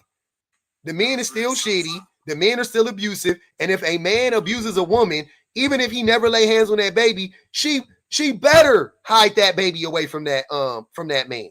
She better protect that baby from that man if she can. She better do it. It's only a matter of time. If you hate the mother, you hate the child. You can't separate. How you hate the mother and then love the child? Like, that don't even make sense. That don't even make sense. I don't know, bro. It's just people just need God, bro. Nah. We moving on. I gotta move on, Ty. You lost me at God. You lost me a long time ago, but you definitely lost me at God. You just saying stuff now. What up, Andrew Lake? Nah. You got it. I don't need to believe in nothing. I like to live in reality. Go ahead, Andrew Lake. Yeah, man. I'm gonna start by saying you keep saying that the calling a woman female is not demeaning. It's because you're letting men with dresses that take the title of woman. So that's why you got to call women females, because a woman is an adult human female. Let's start off with that. You can't even tell. You're letting men pretend to be women. Wait. Are you making my point for me? I mean, it's a point. Say it again. What is a woman? An adult human female. Exactly. It's a human, right? And what is a female? Other denoting the sex capable of producing large gametes. Mm-hmm. So a female isn't a person. A female isn't a person by default, right? A woman is. So you're dehumanizing women when you call them females. So what are you talking about? A woman is a state of female. It's not a state of female. A girl is an adolescent female. A woman is an adult female. Sir. You're letting men pretend. A woman, hold on. I'm not doing that. You're trying to, now you want to come up here and, sir, I don't care to have a transphobic conversation with you. That's not even what I'm talking about. It's a fact, though. It's not a fact. Woman is a concept. Woman is an idea, just like a man is an idea. Just like, yeah, that's what they are. They are concepts and ideas. Yeah, and then what's it rooted in? It's rooted in biology. Rooted. It's not rooted in biology. It is. It's not. It's made up. 100% it's not. It's not, sir. It's Rachel. How do you know how I know? You know I know it's not rooted in biology? Race is social. It's Rachel. Hold on. Black. Sir, hold on. Wait. This is how I know it's not rooted in biology. Because you want to talk about race? Absolutely. So there are people who are black, half black, but they can pass for white. Right? Yeah. They can pass for white because it's a phenotype, right? It's how you present. It's how you present, right? Okay. Also, has whiteness not changed over the years? Because Italians used to not be white, correct? Irish was not considered white once upon a time. Also, am I correct?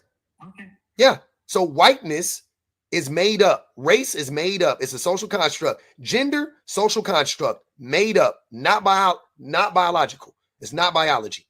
It has some biological components in it. Yes. It is not rooted in biology, though. It is rooted in biology. At what point in time has a man ever been pregnant? Never. Right now, there are plenty of men that are pregnant right now. Which one? Men who are capable, men who are female, there are men who are female. Yeah, there are, sir. I'm sorry. Hold on, brother. Hold on. It's not. I'm not about to let you be. You're gonna get dropped. Unless you're gonna address the prompt, you can go. I don't want to have a homophobic or transphobic conversation with you at all. I don't want to educate you on trans issues. You should go talk to a trans. You should go talk to a trans person, sir. I don't care. You should go talk to a trans person. Come on, bro. Tell me what a woman is. Already told you. You should go talk to a trans person, though. Don't. Hold on, Andrew. Do you want to get dropped or not? Do you want to talk or do you want to get dropped? You can drop. Yeah, if you want to talk to me about issues around like trans people, then you should go talk to a trans person. No, I do that all the time. You should. Yeah, go yell at them. Go get on there. Like they're hosting a live about it right now, I'm sure. So go on there live and talk about that. This is the prompt for this live, though. This is what we're talking about. Okay. Yeah, your prompt is wrong too, because who has more barriers to marriage, men or women? Men have to be at a certain level, but to even be viable, a doctor will take a girl from Starbucks and marry her. What woman has to have the same? We got transphobic people in the comments. Be on the lookout. Yeah. Right. Yeah, it's a very small percentage of men who marry Starbucks workers and their doctors. You guys. Yeah, hypergamy, bro. Hypergamy is a real. It's not a real. Well, it is. I think men are very hypergamous, but no, that's not common. No, women. No, they're not. Will not be with someone who's below them typically. They do it all the time. You have a wife? Hold on, wait. You have wait, Andrew Lake. You have a wife? Yes. Okay, then you're with then that proves my point. That woman is above you. I'm 100% sure. I have an education. She has an education. So what? So she's above. What a joke. I'm a provider. I'm a protector. No, you're not. I bring a lot to the table. No, you don't. You're a liar. You're homophobic. You're transphobic. You're hateful. You're misogynistic. You're abusive. You can't even define what a woman is. You're a Sir, I don't care to have that conversation with you. Living in reality. Okay, I live in reality though. But yeah. So tell me what a woman is. So like the one you have, the woman that is better than you. Yeah, then define what a woman is right now. Come on, sir. I don't care. Come on, do it. Define. I don't what a care. woman is. I don't come care. on, bro. Come on, define what a woman is. All right. You know what a woman is. Go ahead, Todd Hudson. It's very simple, bro. Go ahead, Todd. What's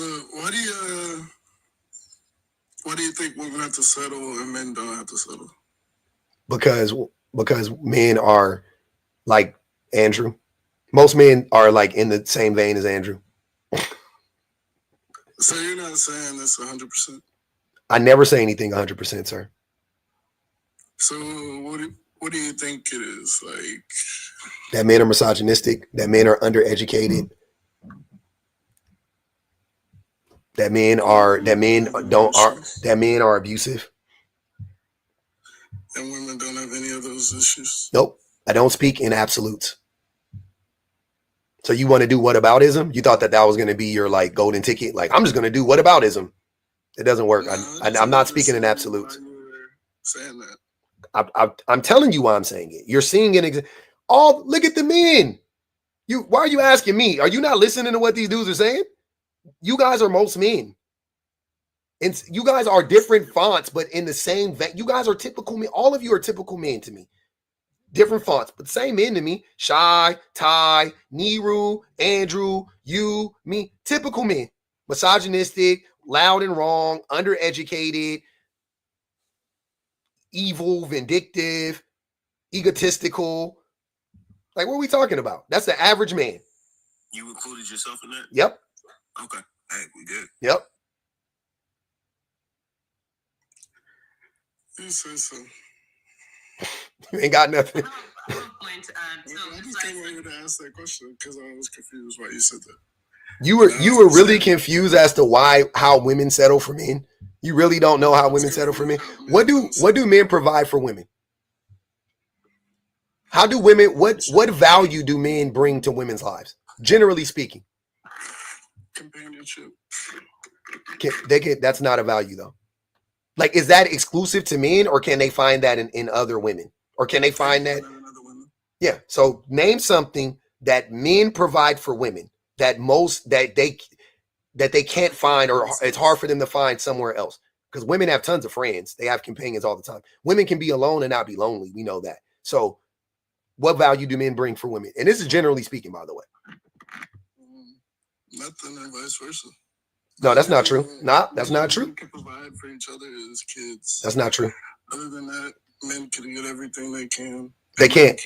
They can't. Why do men perform better when they get wives then? I don't know. Think about it. Don't say I don't know. Think about it. Take a second. Think about it. Why do you think men provide? What? More motivated. They're more so women motivate men. Okay, that's an intrinsic value. What else? I don't know. You have to ask them. That's not me. What do you mean that's not you?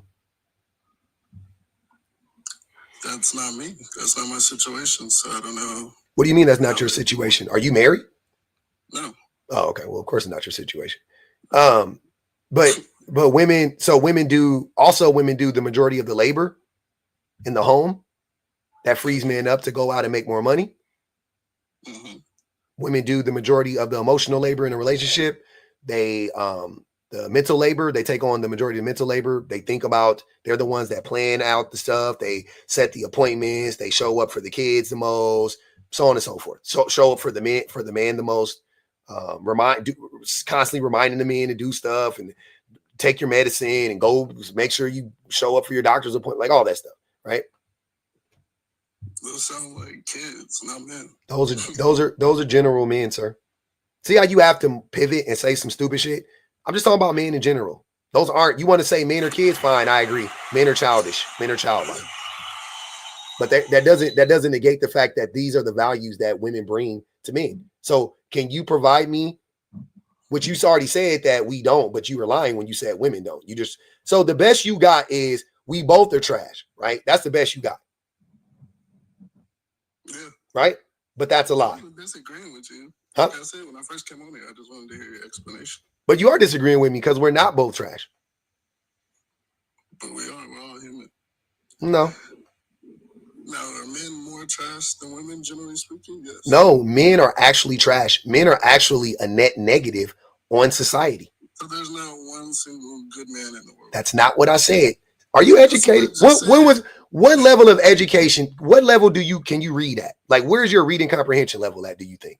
Is it higher than the 5th grade? Because what I'm saying is shit that my son understands. I never said all. I never said all. You just rebuted to my. Rebuted isn't a real word. I never said all. Rebuted isn't a real word. Okay. I never said all. I said men. Do you know what men implies? When I say the word men, do you think it means all men? Yes. No. See? Context clues that my 8-year-old son knows. Men is general. Men is just men in general. Most men. Which means all. Most means all. Hold on. Most means all? No, most doesn't. General means all? General means all too. If you said most men, that's a generalization. If that's what I've been. No, you don't need to. Sir, all men. No, you don't understand context clues. And this is what I'm saying about that George Bush Jr. needs to be thrown in prison because we got left behind, sir. When I say men, I would have to specify all for it to mean all. If I don't specify all, this always means general. You have to put all. You don't have to put most. You have to put all for it to mean all. I have to say all for it to mean all. If I say men, I'm just talking about men in general. That's it. Okay? Are you now that we're done? I fucking reading Rainbow over here. I got to teach y'all every day how words work and how sentences form and whatnot. Now we can move on. I'm not saying that all men are one way and all women are another way. That's not what I'm saying. Think about it like a class. I'm talking about men as a class and women as a class, right? Men as a class are terrible. Doesn't mean every man in the class is terrible, but men as a class are terrible. Most men are, right? You know that. But I asked you, do you think there's one single good man? You said no. I didn't say that. I never answered your question. I said, because I wasn't saying all. So of course I think that there are good men out there. Of course. If there's good women, then there are good men out there. Absolutely. My thing is the majority. Are the majority of men good? Nope. Not even fucking close. Are the majority of women good? I would say yes. Absolutely. Absolutely. The majority of women in the world globally, if you want to talk about globally, the majority of women or women in general haven't created systems to oppress people. They haven't themselves like actively oppress anybody. At best, they can vote for oppressive systems or they can support an oppressive system, but they haven't actually like created this shit. So even when they support it, they're doing it in their best interest. They're doing it to protect themselves, right?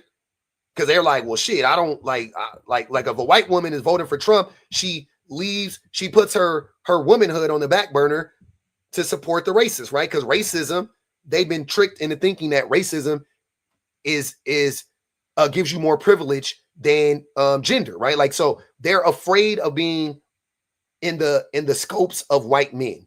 White women are afraid to be in the crosshairs of white men. So they do what they need to do to protect themselves from the big bad white man, right?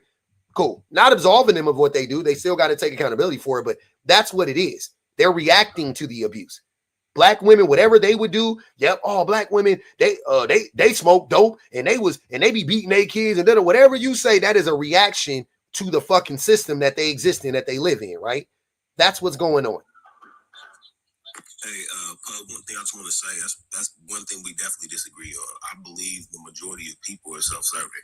I don't think it's not true. I don't think women are necessarily nurturing towards other women the way you're making it sound like they're nurturing towards men in general. So I don't think that women are going around like helping women the way that, you know what I'm saying? Like I think people are self-serving. I don't think that's true. I don't think people are women or men are inherently good, but they're good to themselves. I think that's something that men love to say about women to make themselves feel good. No. This has nothing to do with men or anything. No, it doesn't. No. I'm telling you that. I'm saying that I feel like men say the same way that Todd is trying to do that whole like we're all shitty. That because you can't say men are actually good, right? Like I know y'all be wanting to say that shit. I would never say I know. Feel me? Hold on, Shai, feel me. You can't say that. You know that. You know that. You're smart enough to know I can't say men are good, but you won't go as far as to say, but women are. Because my question to you is if women, what makes men not good? What makes men not good? Like as a collective, what have men done? Right? Like how are men not good? Okay. Men are not good from the systems they build. Okay, cool. I love that. What systems have women built that are oppressive in nature? See, but that's hard. No, hold on, answer. Hold on, Shai. Can you answer that question, brother? What systems have women built that are oppressive? Okay, so why would I just based on that alone? If men are a net negative and women have not made any oppressive systems to note that we can think of, why in the fuck would I ever put men and women in the same boat? That don't even make sense. Logically, that don't make sense. I'm not trying to say people are in the same boat because I'm not looking at it from a man's standpoint. I'm looking at it from the standpoint of being here as a human. As a human, humans are self-serving. That's just what it is. That is projection. Women are not self-serving. They are selfless. That is why women have to settle, because women are selfless. Because they're constantly like, oh, I could build a man. Oh, I know he's bad, but we got to stick it out. Oh, I know. Yeah, I probably shouldn't have babies with him, but he deserves kids. Like women they give birth. What the fuck are you talking about? Women are self-serving. They give birth. Absolutely. I've never taken birth is the least self-serving thing I can imagine on the planet Earth. For sure.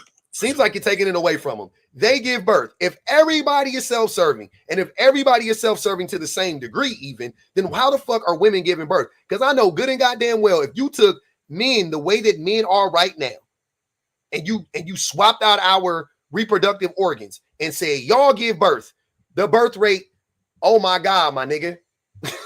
3 babies born a year type shit. Like, nigga, we not having no babies. You think we gonna carry a child for 9 months? Get gestational diabetes? Fucking. There's men who want to be women now, so I would say there's a bigger chance that it will be more than 3. That doesn't even make sense. Men want to be women now. Men have always, quote unquote, wanted to be women. It is not a new phenomenon. Even if I'm talking about the time period I'm in, I don't know what they've always done necessarily. I haven't studied what women have always wanted to be, But what does that have to do with giving birth, though? They're just talking about presenting as a man. Men who do want to be women, I'm sure it's bigger than like a 3 to 10, you know what I'm saying? Like ratio. I'm sure it's bigger. What do you think? What percentage of people identify as trans in this country? I would have to look that up. I don't follow any of that. A percent. Why are you look? I'm tired of look. I'm tired of y'all bringing up stuff, and then when I ask you to further elaborate on your level of knowledge on this, you start going, I don't know. Why bring it up? If you don't know, why bring it up? I'm saying there is a percentage, which I think there's a bigger percentage than what you said. That's what I'm saying. I don't know the percentage, but I think a bigger percentage of men that want to be women. There's not. It's 1% of people identify as trans. Fuck it. I'll double it. 2%. Let's go crazy. 2%. That's 100% increase. And you up here talking about men want to be women as if that had anything to do with the fuck we were talking about. Right? It has to do with birth. I'm saying if they were able to give birth, they would. Females give birth. Females give birth, sir. If they were able, that's that reason why men don't give birth. You said if men was to have children, it'll drop down to like 3. If you swapped out, if you took the how men are conditioned right now, because a reason why women are conditioned, you know what I'm saying? It's a whole thing, right? Like it's biological things and it's mental things and social things, all these drivers that compel women to have kids, right? But I'm saying if you swapped it out and was like, cool, females are males and males are females, the birth rate will plummet. It will plummet because men aren't putting themselves through pain to fucking have a baby. They're just not. But women aren't choosing this. They're going through it because they're women. That's not something they're choosing. They are choosing, so they don't have a choice. They can't. Some women end up pregnant because they just end up pregnant. I didn't say pregnant, brother. I said have a baby. Okay. I didn't say pregnant. I said have a baby. Like, there's too many variables for you to just make a blanket statement like that. I'm making a blanket statement. There's too many variables for you to just make a blanket statement that they're having babies. There's different reasons why they have babies. Some women are religious. Some women just don't believe. No matter what is selfless. Having babies. Okay. It doesn't matter what the sir. I'm trying to tell you, it doesn't matter the just having babies and all they're selfless. That's not. I'm saying the action. Have you ever watched sir? Having a child is the most dangerous thing any human being does. It's the most dangerous thing, right? And only females do it. Only females do it, right? Because they only can. That's the only. I got you, but they don't. But we are human and we have a choice. And we don't have to have babies. As human beings, we don't have to have babies if we don't want to. Right? I mean, grapes aside, obviously. But women don't have to have babies if they don't want to. But the fact that they still do in 2024, the year of our Lord and Savior, that shit tells me everything I need to know about women, because you couldn't pay me to have a fucking baby with you niggas. You couldn't pay you. I would never, ever have a child with y'all. Ever. You men are fucking untrustworthy, unscrupulous, uncouth, uneducated. Like, I would never, ever. I wouldn't. Hey, you flipping around. You want to include me? If I was my wife, I wouldn't have had a baby with me. I wouldn't have had a baby with me either. If I was my wife and I was me, and my wife flipped roles and was me, and I wouldn't have had a baby with me either. I ain't gonna even hold you. I wouldn't have had a baby. So y'all want to put me in it? Cool. Put me in it too. I don't give a fuck. I'm talking about women and men in general. Men are fucking terrible. You're a feminist. You can call it whatever you want to call it. I'm asking you. You can. I don't care whatever you want to. Sir, what does it matter? What does it matter? Are you a feminist? No. What does it matter? You're not a feminist. Nope. But you have very high feminist type points. The way you think is very feminist. Cool. So you call me a feminist. Fine. Okay. You think I'm a feminist. Great. Cool. I'll accept it. I'm trying to understand your thinking. I'm trying to understand the point of view. This shit ain't hard to understand, nigga. I'm speaking to you. I'm speaking to you. Look, your brain can't compute what I'm saying because you have cognitive dissonance and you're trying to find a way to escape it. Oh, he's a feminist, so you got to put. So you're trying, sir. What is the relevancy of me being a feminist? Or what? Hold on. Wait. What?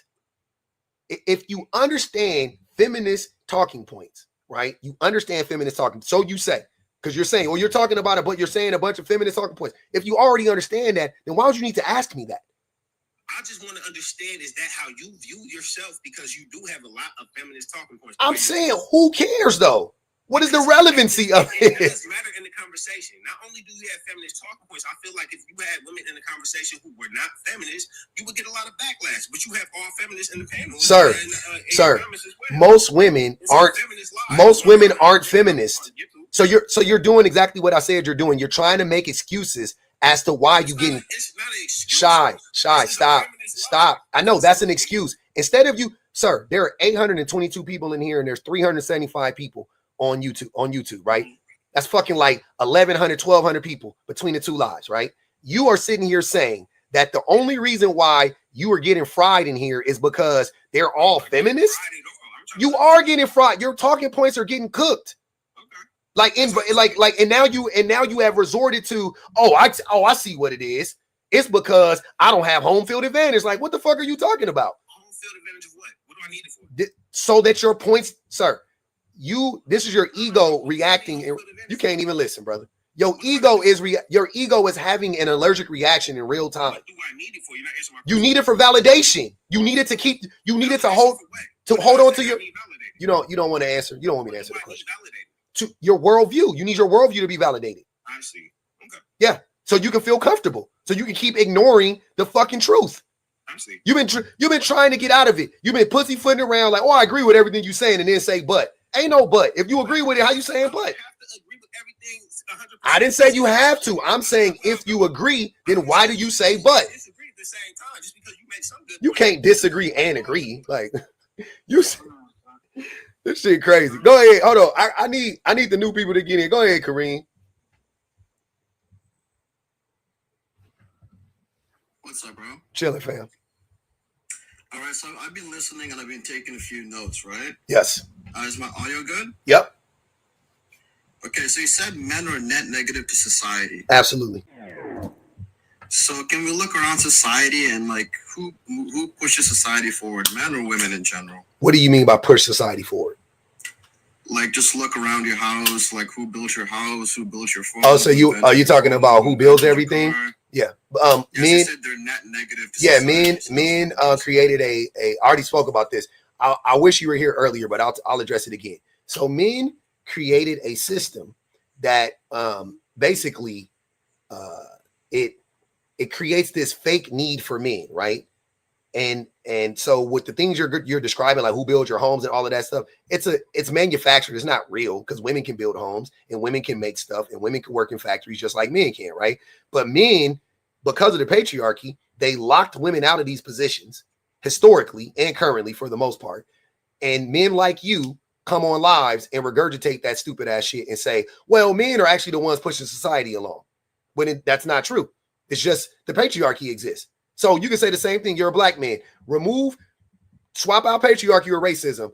White people built the world. Am I right, Kareem? Who pushes society along right now? White men or black men?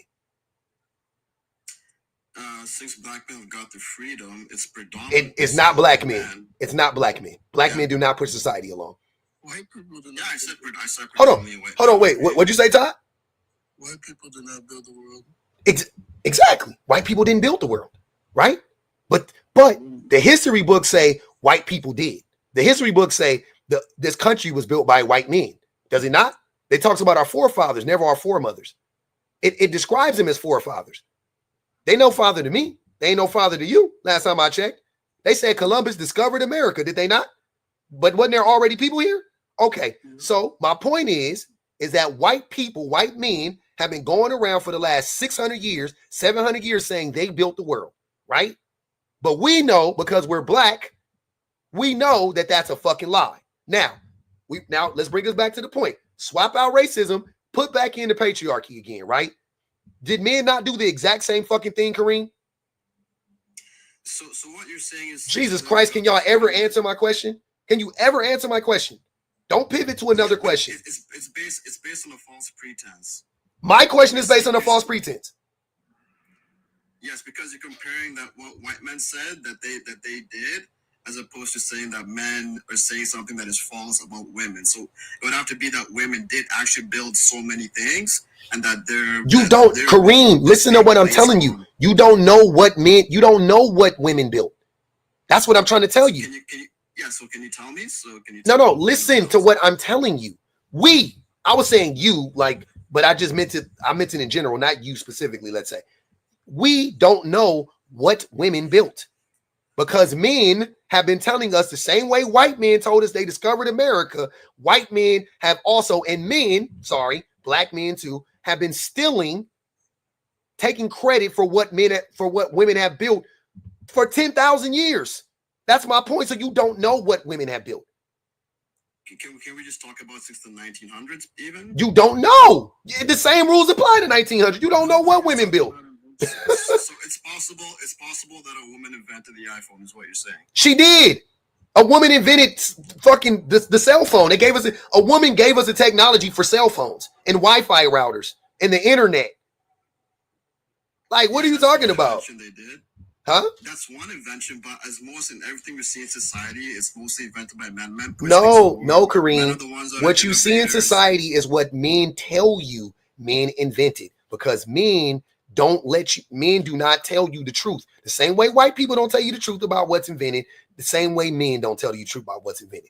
That is a huge coup, dude. Can we see any modern, right now, are there any women like an Elon Musk, for example, a Jeff Bezos, like anybody who was like a top, spearheading? I'm so happy you mentioned Jeff. I'm so happy you mentioned Jeff Bezos. Who helped Jeff Bezos start Amazon? His wife. Exactly. And what were the men screaming about when Jeff Bezos got divorced? That she took half of his. Exactly. Exactly. Stealing that woman's credit. Taking that woman's credit. We saw it happen in real time. Like what? Huh? What's that? I said we saw that happen in real time. Okay, but can we just use a woman by herself that like see, you tap dancing, my nigga. You got happy feet. You got happy feet. Women assisted men in creating something great is what you're saying. I'm saying that you don't know. I'm saying that the reason we know what Jeff Bezos and what his wife did is because we are living in the time. We know what happened in that time. But in 100 years, that woman is going to be forgotten. They're not going to talk about the money that she gave up for him. They're not going to talk about that shit that she invested into his company. She invested money. They're not going to talk about how she was with him shooting in the gym. They're not going to talk about that. They're not. People do talk about that. Now we are in it. Kareem, listen to what I'm saying. Now they talk about it because we are in it. In 100 years, they won't. That's what I'm trying to tell you. I'm granting you that to be true. So I'm just talking about since the 1950s to now, right? So how can men be a net negative to society when majority of the way the society is being pushed forward through innovative things is mostly done by men? Society is being. Go ahead, BPG. Can I answer that? Because he already explained it, but let's just use an example. Because you talked about innovation. Women were the first computers. Period. Like there's no suggestion about that. There is no deviating from that. Women were the first computers. The reason why we don't have more advanced technology with computers is because of the fact that when men started getting into the computer world and started working on computers, they had to dumb down the math that was required for computers because men couldn't understand it. So we lost an entire, who even knows how many generations? Yeah, at least. When it comes to computer science by itself, we lost generations of knowledge of how advanced computers could be because of the fact that men intentionally locked women out of that because they did not like how advanced women were in that field. And most of the time when you talk about, if you're talking about literature, if you're talking about science, if you're talking about medicine, the reason why you see men at the forefront of that innovation is because of the fact that only until recently were women actually credited for their work. Women, much like slaves, their work was attributed to their husbands. Yep. So you didn't see women being acknowledged for the work that they did because of the fact that it was attributed to their husbands. So if you had a woman who invented things, and I used Martin Luther King as an example before, the reason why a lot of people don't know that Coretta Scott King was writing some of his speeches is because of the fact that was intentionally left out of history. That's what he's talking about, where in 100 years from now, you'll know about Jeff Bezos, but you won't know what his wife's contributions to that company was. That is intentional. So when you talk about innovation and men doing all these amazing things, women worked in railroad camps, specifically Black women. They worked in brickyards, they worked on chain gangs, they worked in lumber mills, of course they worked on plantations, but they worked in wash houses and barns, and all of those women were doing so without being credited for that work. When you look at the turn of the century, when you look at, well, not the turn of this century, but the turn of the previous century, Black women were the highest incarcerated. And guess what the incarcerated people did? Dig ditches. They built canals. They had to build railroads. They had to build buildings. Like all of the great skyscrapers that you see are also a contribution of women, particularly Black women. So when you ask the question of whether or not women have contributed to innovation, it's not whether or not they have or haven't, it's whether or not they've been credited for it. Yeah. That's all I was trying to tell you. Exactly, BPG. That's all I was trying to tell you, Kareem. So instead of, and I'll even grant you that is true, right? I was mainly speaking about monitors, but anyway, I looked up at the computer thing, and it's Charles Babbage is the one that invented the computer, and a woman named Ada Lovelace helped him program it. So even in that sense, like women are still being credited towards history, right? You missed what she was saying, though, brother. Instead of you were looking up women, but there was no way you were listening to her and Googling shit. That's what I'm saying. Like, she said that they were locked up at high rates, that they built the railroads. That's the point that she ended on. And she said throughout history, women's roles have been put to the back burner. I was listening to well, wait a minute. Since you're at Google, I want you to Google a book. I don't mean to chew in your ear. I want you to Google a book and yes, you do. Women. by Lady last name is Perez. And I want you to look up. I think the chapter is maybe 3 or 4. And everything that I just said, that information will be in that book. About women being worth less than a shoe, about how because they ignore the effects of BPAs in women's bodies, that's the reason why all of us have to deal with these alarming rates of cancer. How sidewalks and how cars were not designed with women in mind, so women have higher fatalities. About how heart attacks aren't properly diagnosed in women because of the fact that medicine, there aren't enough research journals that actually even include women in those studies so that women can get adequate care for that. So if you're going to Google that book in particular, and it will bless you. Is that Invisible Women?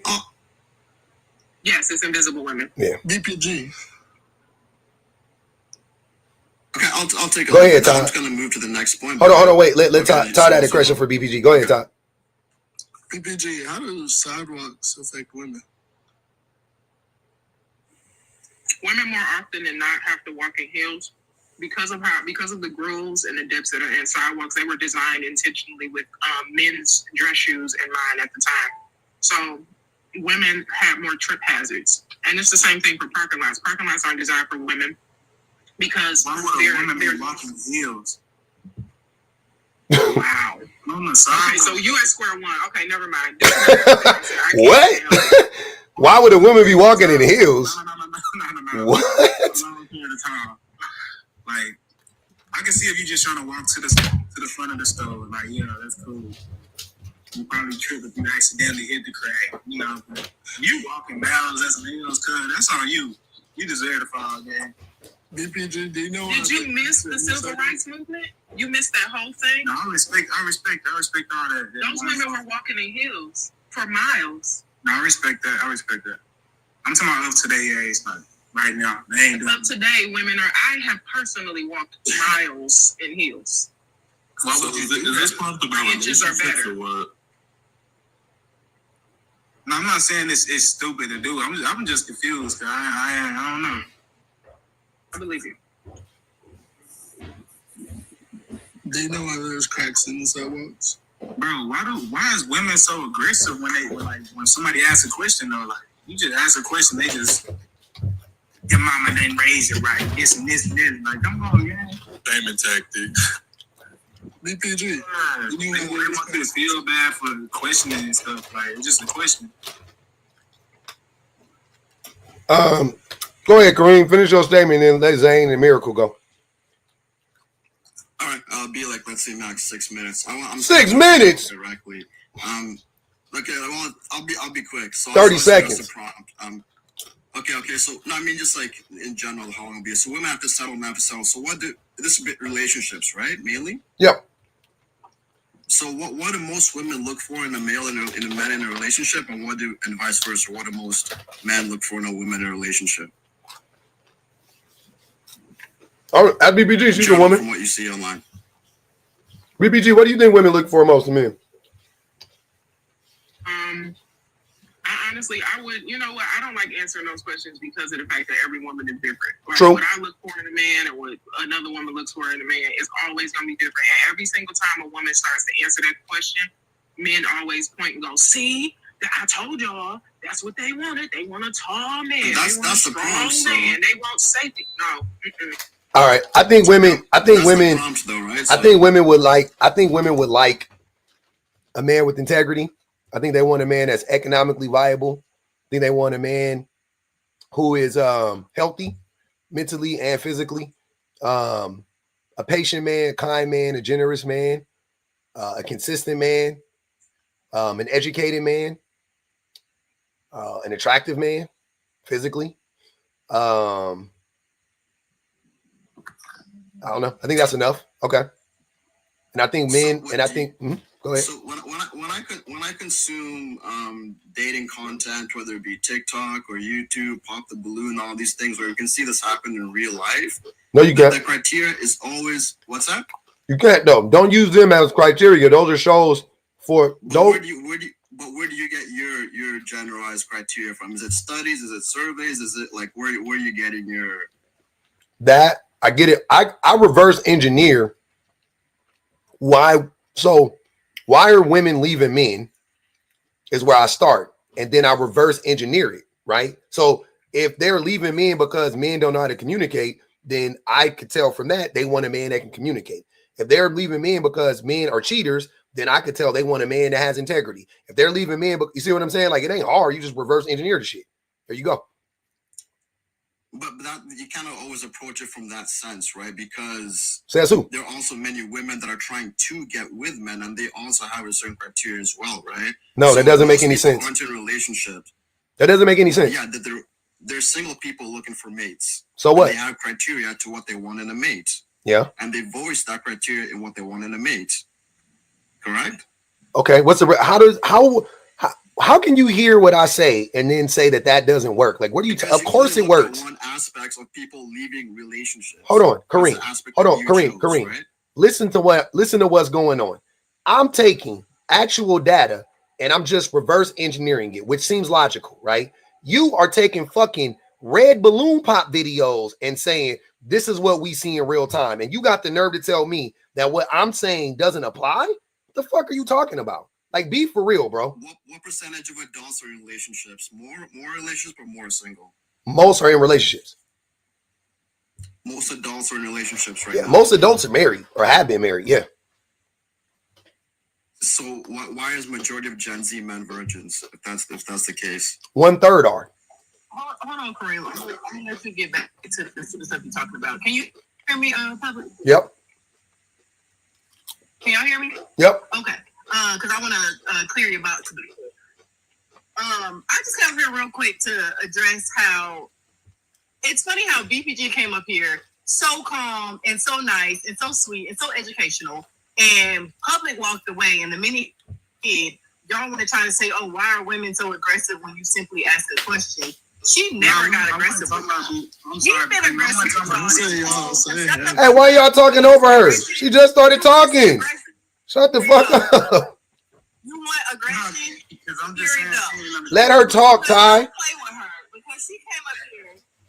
She came up here and gave y'all all that free education. Y'all stupid asses still didn't get it because you intent on being a dumbass. But don't play with her because don't bring up aggression when she was the only person up here not being aggressive. Y'all been aggressive this whole time. Public's natural fucking voice is aggressive. And y'all didn't have no problem with it because y'all don't mind when a man talks to you any kind of fucking way. But the minute a woman tries to give you some actual education and she's nice about it, you want to bring up the word aggression. So if y'all want somebody to be aggressive, this is aggressive and get you confused. It's I walked up and Zane was doing that talking about they were shaming and all of that shit. I was like, here y'all go. I already knew. If I disrespected you, miss, I wasn't trying to. I ain't say nothing personally to you. Like, I was talking about the comments. No, it wasn't it because right after I stated what I said. I understand you weren't trying to, but literally right after I got done with my statement, you said that women were so aggressive. No, I was talking about the comments. Those two things were put together on purpose. And I think a lot, you're not uncommon, like most dudes do that, especially with me. 9 times out of 10, when I'm interacting with guys, especially online, I don't know what it is, but y'all immediately just like get a little intimidated and a little overwhelmed with the information. And it usually resorts to being aggressive. I'm saying I wasn't talking about you at all. It happens, but I wasn't talking about you at all. I asked you a question about the heels, and you answered the question. I said I respect that. Then I read the comments. They all go jump out for cliff, this and that. Stop being the B word, blah blah blah. I'm like, dang, I can't answer the question. That's what I was talking about. The aggression from the comments.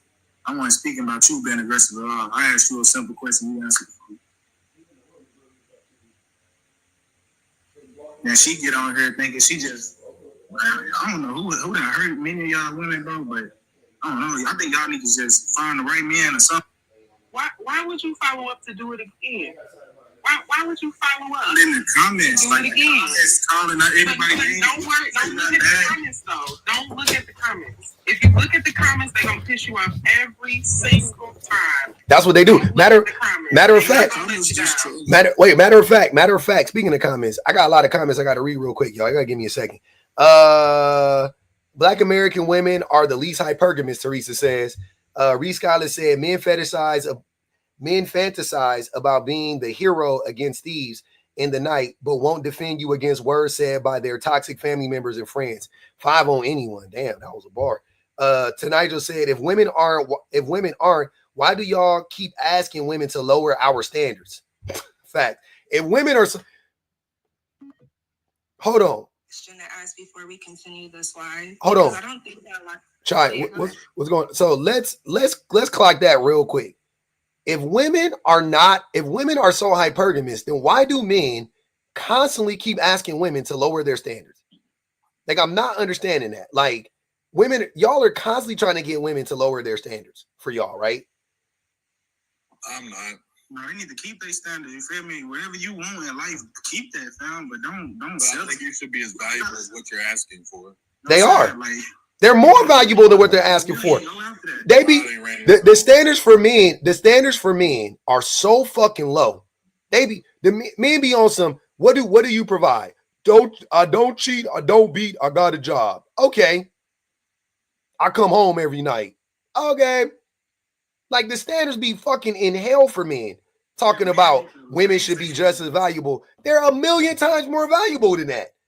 Like, imagine a woman just not doing shit. Imagine her just like, she just in a relationship. She don't do nothing. All she do is go to work and come home. That's it. You niggas would y'all would never, ever be in a relationship with a woman that did that. Ever. You ain't got to, like, do not sit here and play around. You would never be with a woman that did that.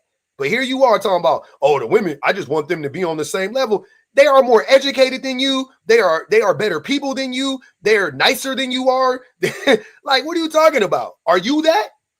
I haven't seen that personally. You've never seen a woman nicer than you? You've never met a woman smarter than you? You've never met a woman more honest than you? Women are naturally more disrespectful because there's no consequences to their disrespect. My God. I've seen that time and time again. Jesus fucking Christ. Opinions regardless, bro. It's too many women and too many men to calculate everything about people. I don't calculate everything, Ty. I just take shit that people say and I try. And if it doesn't make sense, I'm gonna tell you it don't make sense. And what Zane just said don't make sense. Women, hold on. Women are actually, first of all, what are you talking about? There's no consequences for women, as if men spare women. What do you mean?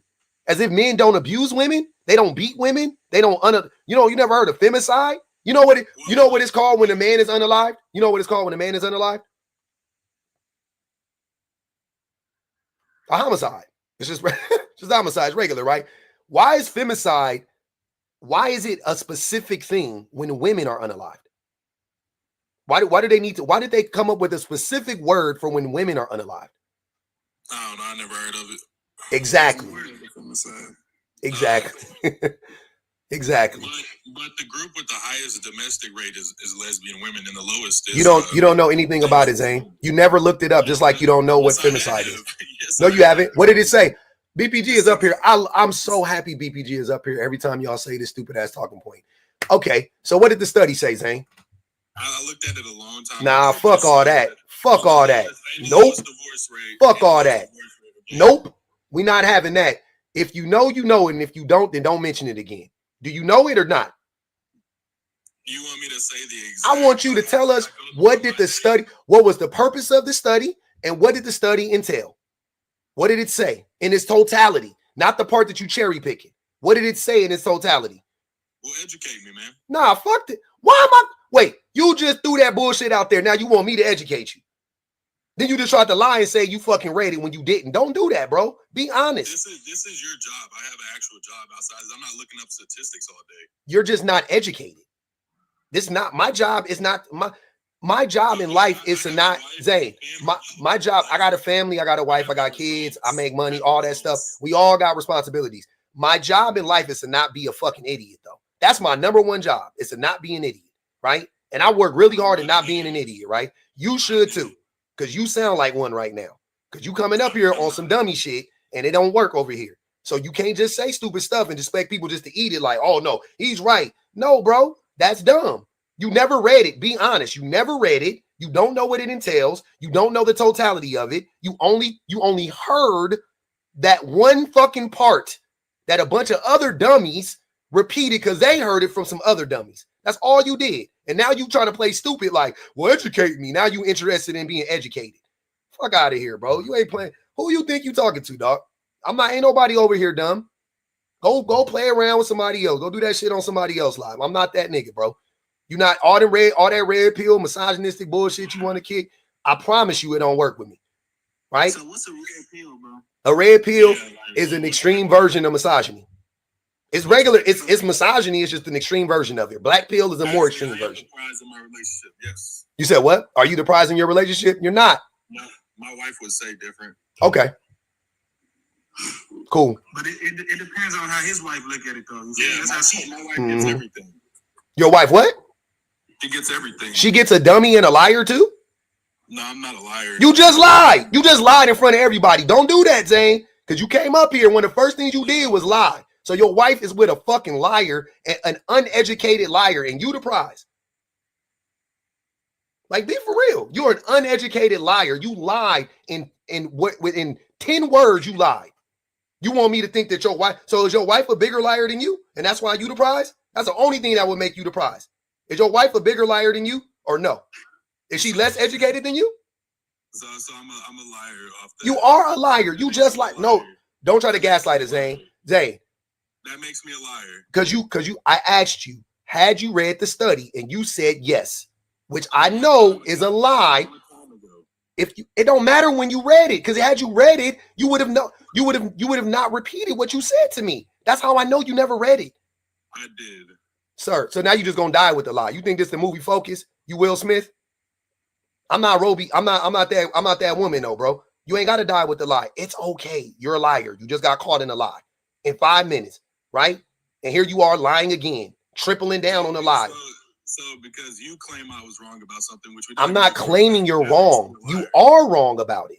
You are wrong about it. I'm not claiming you're wrong. You are wrong. I read the study. BPG read this. We read the study before. We've done it on this live. That's what I'm trying to tell you. Like, I don't know what y'all be talking about. Why do y'all always come up here with the same? Sir, you know what happens, Zane? I'm sorry, bro. Let me take it back. Let me take it down. You walked into you guys don't know how much of a hive mind you are. How y'all all say the same stupid shit, right? You don't know. And you said it. You said you do this professionally. You're right. So you must understand that I've heard that dumb talking point 100 times this month. You think you're the first man to say that stupid shit to me this month? Not even close. Not even this week. They said it yesterday on the live. I think they said it the day before too. Y'all say it every day. And every day I ask you the same fucking question. What else did it say? And y'all never have the answer because you never read the study. Period, point fucking blank. Saying you read it a long time ago is irrelevant. It's irrelevant. How long ago did you read it? How long ago did it come out? 6 months ago? A year ago? What's a long time ago to you?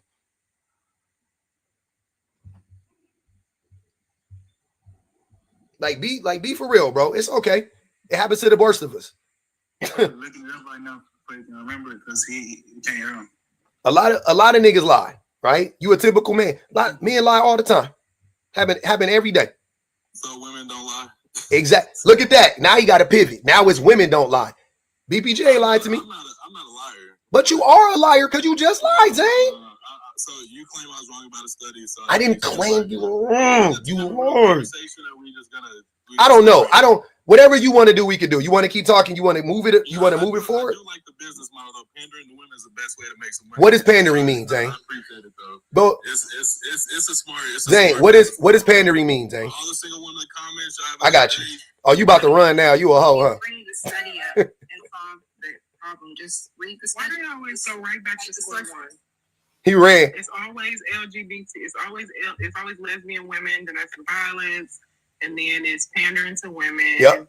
And then it's another one I'm missing. There's a lot of them. They got about the same 6 talking points. Nobody cites the sources. That's my problem. If you're going to mention Pandering for coins. bring up an issue, Yeah, it's the same thing every time. And that's why I be laughing because I'm like, I'm not understanding. Do you guys really not know that I do this? Like the nigga said, you do this professionally. Okay, I do it professionally. I do. Yo, what was old dude talking about? I know a dude personally. What was he talking about? He was up here lying. Yeah. About what? He said that he mentioned the stat about how lesbian couples experience the most domestic violence, and then I know that they don't. So I asked him, did he read the study? He said yes, and I said, okay, what did the study say? And then he said, oh, I read it a long time ago. And then I was like, all right, bullshit. I was like, you never read the study, and he said, well, educate me. And then I said, no, I'm not going to educate you. You didn't fucking read the study. And then he said that, well, then he pivoted and said that, well, my wife would say I'm the prize. And I said, so I was like, so you're the prize and you're a liar and undereducated and you're the prize in your relationship? That's crazy. And he said, oh, I'm not a liar. Well, just because, and he tried to gaslight me for the next 10 minutes. Then he crashed out and then he left. That's crazy. Happens every day. Welcome. Go ahead, Chai. I just wanted to have a quick question because a lot of these people that I hear speaking on the panel, they're not bringing up any sites or the sources that they're bringing up. And secondly, I want to know if this is just like a personal opinion or if this is something that they're seeing in their daily lives, because I come from parents that were married. I don't have any type of opinions like they do. So where are they coming up with these opinions? Is this stuff that they're choosing to be around? Because if you're involved with people that have good marriages, you don't see these things. So where is these things coming from? That's what I want to know. Are these your personal opinions about marriages, relationships, women and men? Because who are you talking to? Marriages are acting like this. Who are you talking to? Just some of the men or people on the panel that are having. Hold on, Ty. I don't know what she was saying. You cut her off before she could finish. What were you saying, Chai? You're saying, like, be specific though, because I don't know what point you're talking about. To the last person that was on here when he dropped off, because he was coming from a place where, okay, if you're married, where are you talking about all of these things? Because you should be talking about your wife in a higher viewpoint, and if you're having good relationships and good marriages around you, you should be thinking about all these other people and all these other outlooks of what you see on social media of what you think relationships should operate. That was Kareem saying that. That was Kareem saying that. Kareem was saying that he was talking about fucking red pill, red balloon pop shit. I was like, why are we talking about red balloon pop? Right, and that's what I was going off of, because it was more so when I was trying to, go off of somebody else. Basing your opinion based on red balloon pop, it's like basing your opinion about black people on fucking social, on what's it called, reality TV. it's like saying everybody is fucking Real Housewives of Atlanta and shit. Like, no. That is a fucking TV show. It's based on the real world dating experiences of people that are single at this moment. No, it's not. It's all fake. And that's what I'm saying, though. A lot of people in operational marriages and relationships, they don't have these viewpoints. So where are you coming from when you speak? But why would I look at married people to talk about? But why would I look at married people to see what the dating market is like? That doesn't make much sense. That's what you should be looking for, to have better viewpoints of what you should be looking for in a relationship. You should be looking at people who have successful marriages. But these people found what they're looking for, right? So when you say that men don't have to settle, then I'm going to look at people that aren't single yet, because either they're not settling or they haven't found what they're looking for, right? That's the prompt. So when I'm saying married people, go ahead, Kareem. I'm sorry. In relationships, so either they found what they're looking for or they didn't settle, right? Not necessarily. They found something that worked for them and they decided to make it work on paperwork, and not just necessarily marriage is just paperwork. There's a whole business aspect and legal side of marriage that have benefits, and we're not even going to discuss that. We can look at married people too. We can look at both aspects, right? I'm not opposed to looking at either aspect. So, is your name Ty, the host? What's your name, sir? My name is the public offender.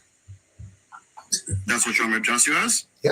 Call me P.O. Okay, so you mentioned something about why people leave marriages, right? And that's how you're basing your information on. Some of it. They can't communicate, or you mentioned some other things, right? But the thing about divorces is finances is a huge part of divorces. And it's usually one of the top 3 reasons. I'm not saying that my husband doesn't make enough money, my wife doesn't make enough money. It could be financial spending, financial literacy. Yeah. Finances is a huge part of being in a relationship, or they're getting into one or leaving a relationship. And when you mention what women look for, you conveniently left out finances, which is disingenuous. I didn't leave it out, Kareem. Kareem! I didn't leave it out. I mentioned it. I said they want a man that's economically viable. You just rambling. I mentioned it. You weren't listening per the usual. You always listening to fucking respond and not listening to understand. I said it. We did. I mentioned it. So let's flip it. What are most men looking for? Can you acknowledge it? See, this is shit that be pissing me off. All right, what? No, I said okay. I'm sorry. Okay, that was my mistake. So let's just clarify what most women are looking for in a relationship, and then we'll go to what the men want, and then we'll see who's son. What are men looking for in a relationship? They looking for the same thing women are looking for, right? But then add on to that, they want a woman that is going to take care of them. They want a woman that is going to do all of the labor in the home. They want a woman that's gonna raise their children. They want a woman that is gonna drop their panties for him at the drop of a hat. No matter what she did in the daytime, she could be tired as fuck from playing with them kids all day and watching all this nigga dirty draws and all of that shit. But he don't care. He want a sex slave. He want he wants a cook. He wants a therapist. Talking points. So don't go to the internet for what the women want, but what the men want, go to red pill talking points. Is the conclusion. How is that red pill talking points? How are those red pill talking points? So that's not what they say they want. At a drop of a dime, you want to clean the whole house. You want like slaves, basically, is what you described. That is what men want, sir. Hold on. You see how it doesn't work both ways? Because what men actually want, what red pillars be lying to some extent. But what we know, what red pillars want, though, is what most men want. It's not a lie. They actually do it. They actually go, like, the difference between men and women is this. Women are, I use, like I said, I use like the studies and I reverse engineer, right? But it's not enough. 70%, about 66, 67% of marriages are filed by women, right? So let's round up 70%. I have a larger sample size for women than I do for men from that aspect. So for the men, I'm a man. That goes a long way. And I know what men have been taught as a man. I've listened to what men have taught me. I've seen what media has taught me, and I see the effects of it on me personally. I can start with myself before I start talking about anybody else, right? And then I can see how I'm listening to what men are saying about women, and I'm listening to what is driving men away from women in relationships, what is breaking up relationships. What is breaking up relationships for men a lot of times is a lack of intimacy. If you talk about men specifically, if you go to men like, hey, what's wrong? It's a lack of intimacy. It's a lack of intimacy. Oh, she don't let me get no vagina. Oh, she don't, right? It's a lack of intimacy a lot of times with the men, right? Infidelity, lack of intimacy. Even when you talk about finances, finances play a role, but a lot of times in those scenarios, what happens is from the man to the woman who is the breadwinner is in the home and she is overcompensating for making more money than that man. She's doing more labor in the home than she would if she didn't make as much money as him or less money. If she did make as much money as him or less money than him.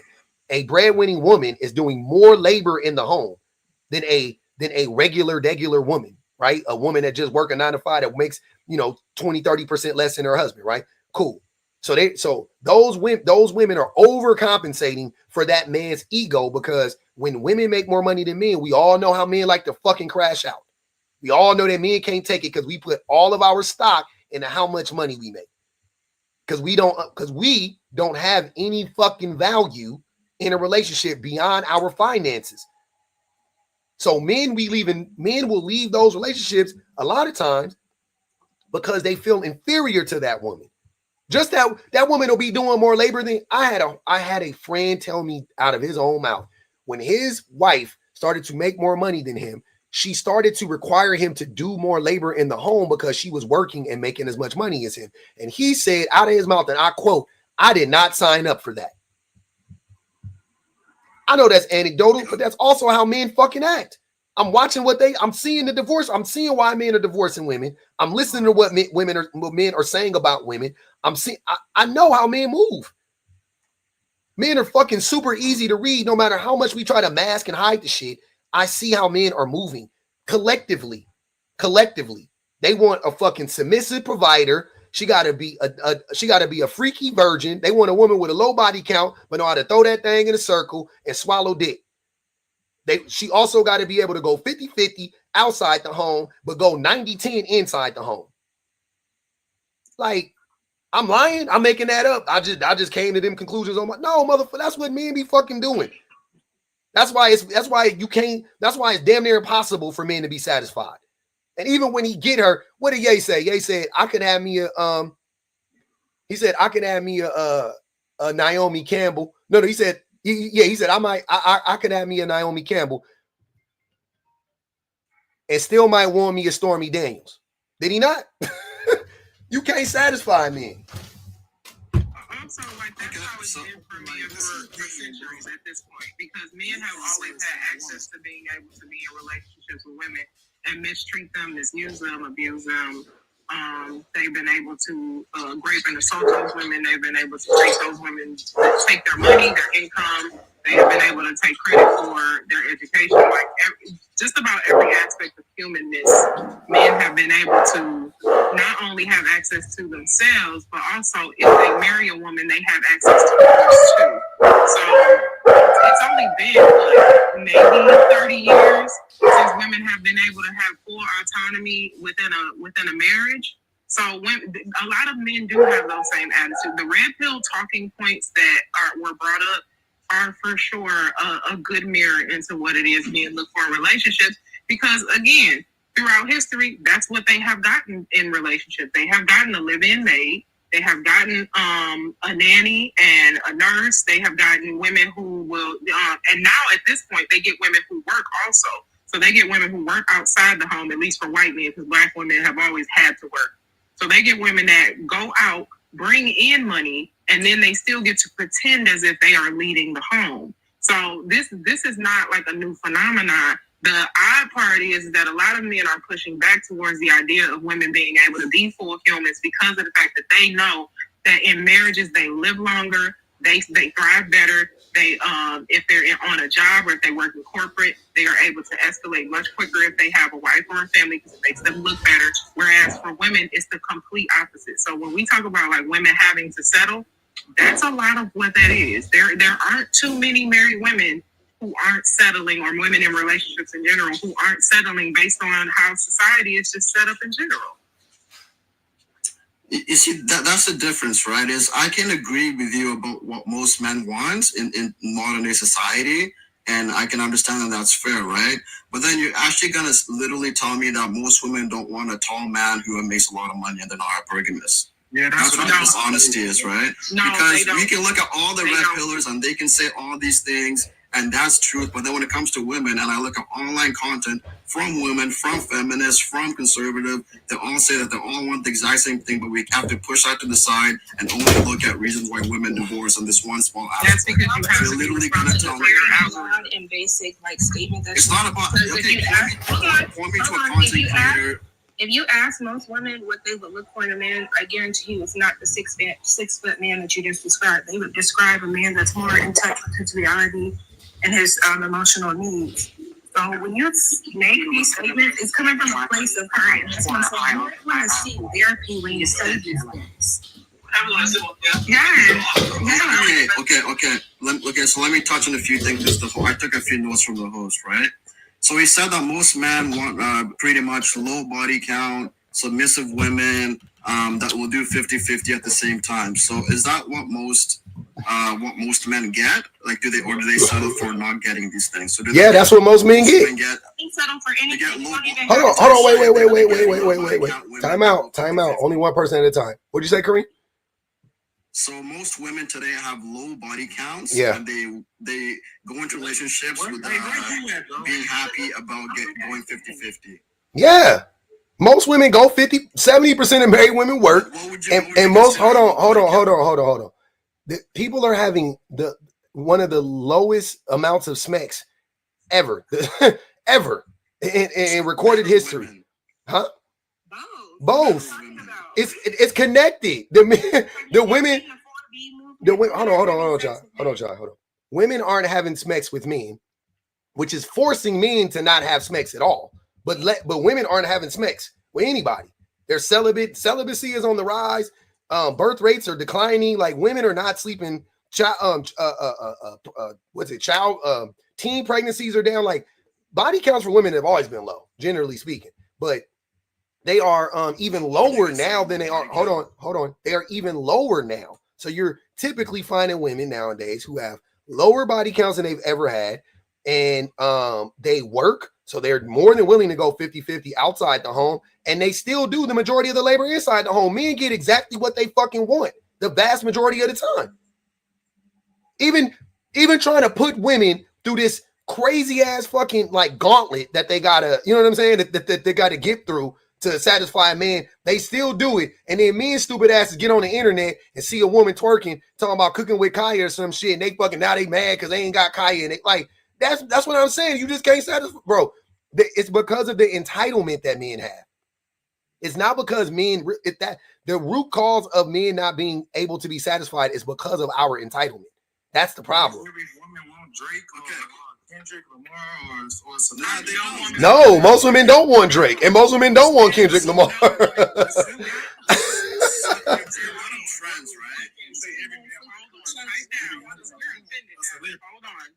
It's a lot of yelling.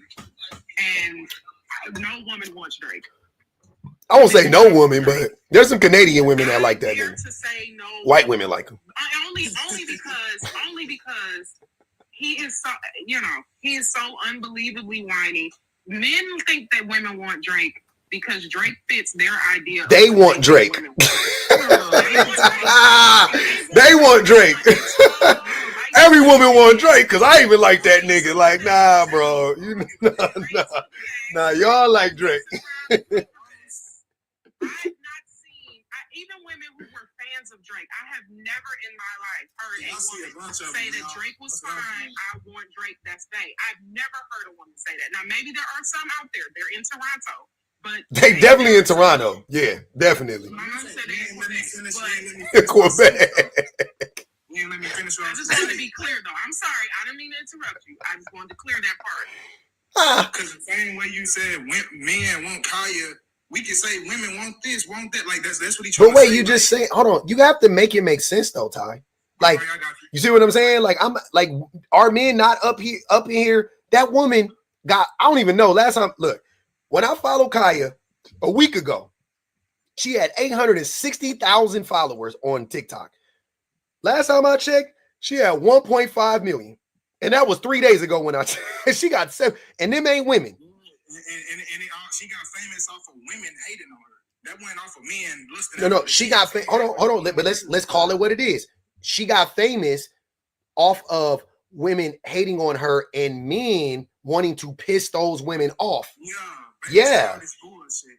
Yeah. So it's the men that did it. Don't blame the women. It's the men that did it. Women was minding their own business, hating on Kaya on their own. They didn't give a fuck about the men. They was hating on Kaya on their own. Men was sitting back there like, how can I triangulate this young lady against these other women? I got it. I'm a follower, and I'm gonna make a bunch of videos talking about, oh, see what the big deal is, and I'm gonna make a bunch of videos talking about cooking with Kaya and all that goofy ass shit. Let me say this now. You see how we try to make the women mad by saying, oh yeah, this is what we want. So we all going back to this root problem, bro. If we all doing what we supposed to do, men providing, women taking care of the household, whatever, stop wanting too much stuff, we wouldn't have these silly debates over nothing. You feel me? We would, Ty. We would. This is, you could tell when the conversation start to get too big for a person, they try to bring it back to that elementary shit. What you saying ain't making no sense, fam. You have to factor in women did not have bank accounts. Women weren't allowed to have legal divorces. Women are getting killed. So how the fuck can you make that make sense in now 2024? No, shit makes sense in 2024. It does. That's why women are staying, because we have more rights. We don't have You trying to say that men only want to, if y'all can sit here on this channel and say men want this, men want that, we got a right to say this what we hear women you say. You can't, hold on, Ty. But you don't. The thing is, we do. You don't. You look. I'm sorry. I'm sorry. This is what I want you to do. If y'all got to all mute up, the little background noise is fucking with me. It's staticky as fuck. This is what I'm saying. Women want saying that women want whatever. You saying that we could say women want, you can say women want anything they want, right? I'm not denying that. You can say that. I'm not Like, who the fuck am I to tell you can't say that? I'm saying, though, you then have to substantiate that claim somehow, right? So when I say that this is what women are looking for, I've given you I told you where I got it from. Kareem asked me, he said, well, where are you getting that from? And I said, I just took why women are leaving men, and I reverse engineered and was like, okay, they're fighting because the men don't know how to communicate. They're fighting because the men are not showing up in the relationship. With the helping out with the kids. I know that women do more labor in the home than men do. I know that, like, all these things. And then I take that and I put that up against what I'm hearing women say, what I've heard my wife say, what I've heard my cousin's wife say, what I've heard every single fucking woman I've ever met say. And I'm going, well, it must be true because they're actually proving it in the stats. They're leaving the men because of these things, right? Cool. You ask a woman, hey, ask the average woman, you ever been cheated on? Yep. Okay, so that would show me that most men are fucking cheaters. Cool. Hey, have you ever been abused before? As a man ever have you ever been neglected before? That would tell me that most, like, you can just keep going down the line. There's so much overwhelming evidence that tells me that what I'm saying is right, that I can say it full-throated, right? Then I ask you, what are women saying they want? Oh, they want Drake. Most women don't fucking want Drake. Like, you just making up shit. Like, that don't even make sense.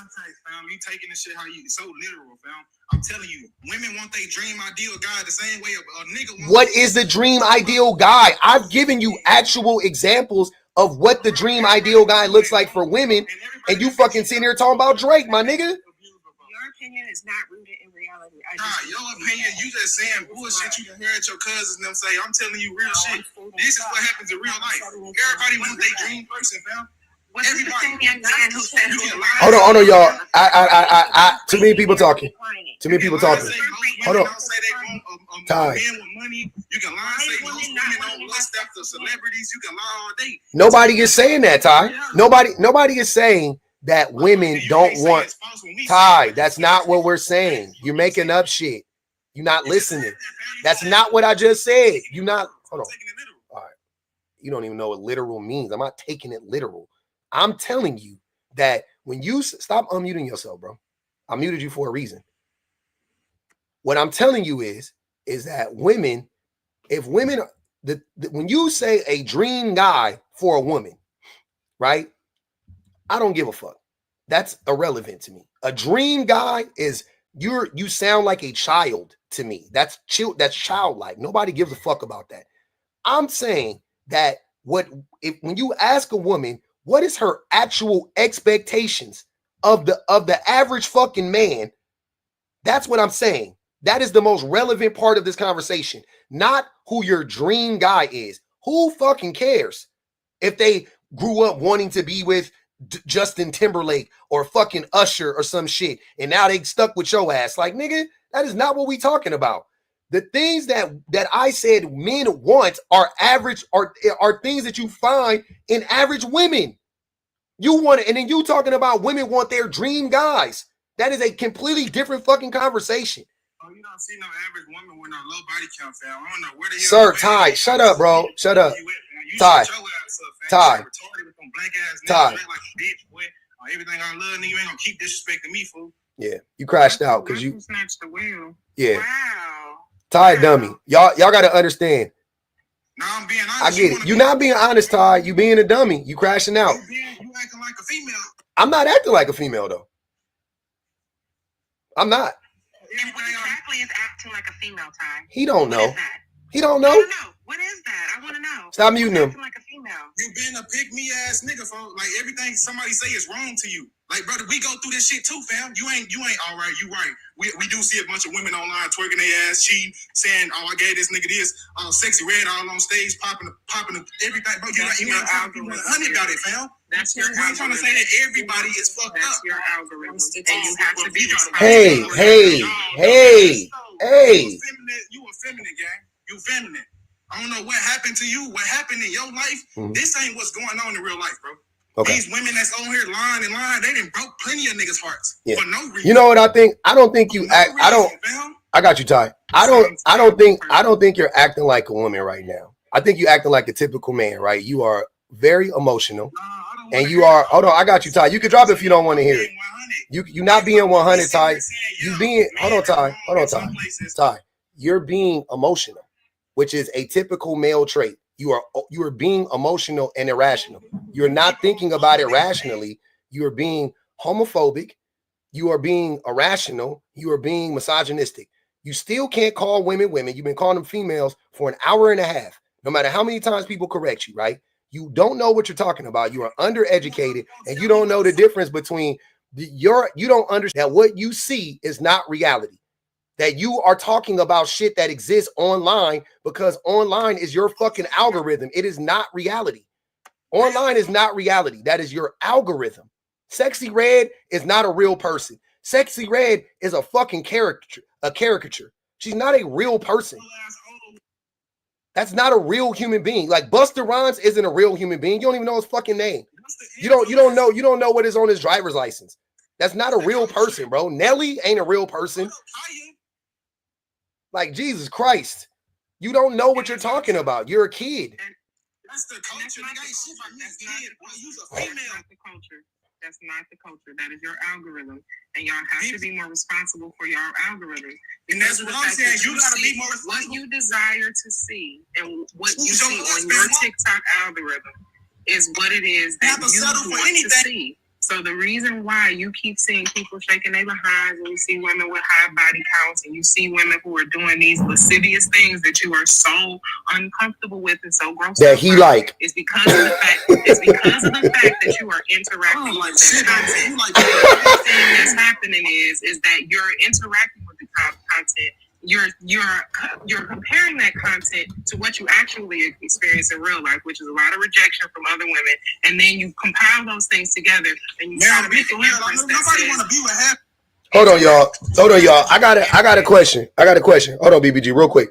I got a question. I'm not asking you anything, Ty. I got you, bro. I got a question for anybody not because I can't do it. I want y'all to go to Ty's page and look up his followers. Look up who he's following. Y'all go look up who he's following right now. I'm just curious. Maybe I could be wrong about it. Go look up who he's following. Don't turn it off, nigga. I don't do that. No, what? I follow only people that. Why are you so upset? Question. Why are you so upset? The reason why he's upset, y'all, is the reason why he's upset. Let me hit this real quick one time. Sharon May said, Ty, shut the fuck up. I mean, that was 6 figures. So the reason why Ty was so upset was because what we were saying to him was true. And he wasn't able to gaslight us. That's what happens with a lot of men when they can't. The same thing happened with that other dude that left. When the truth don't work, they start telling lies, right? They crash out every single fucking time. They can't gaslight you. Now they ready to blow up. Now, imagine that. I mean, as a man, this is what I'm talking to the men. Imagine that shit in a relationship. What do men do when they can't just leave the conversation? Right? Imagine being in a relationship with a man. You talking to a man that's like Ty. That's like like most of these dudes that's been up here yapping, right? That fucking Kareem that just don't never hear shit. They just fucking keep lying and keep going around in circles, right? Imagine having that conversation with a like from a man. Hold on, Kareem. Hold on, brother. Before you get triggered, see, happening in real time. So you doing that shit. You doing that shit. You getting triggered. And imagine being in a relationship with that person. Where does a woman go in that? If you my bad. If you where does a woman go in that scenario? Where does a woman go? Right? Like you're with the dude is gaslighting you constantly. He gaslighting the woman, woo woo woo. But you can't drop from the panel. You can't just leave. You can't, you know what I'm saying? Like you can't put him on mute. You gotta deal with this motherfucker. That's what I'm saying. Like looking at this shit, like for a second, bro, gentlemen, please look at that shit for a second. Look at how weird these men are.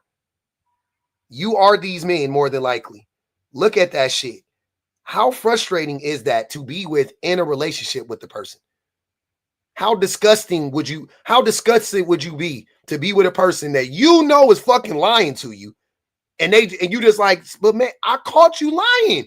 No, I didn't. No, that is not me. They pulled it wasn't me shit. Then she caught me on the sofa. It wasn't me. That's what you niggas be doing. In 4K, she could have a whole like nigga. I got the text messages.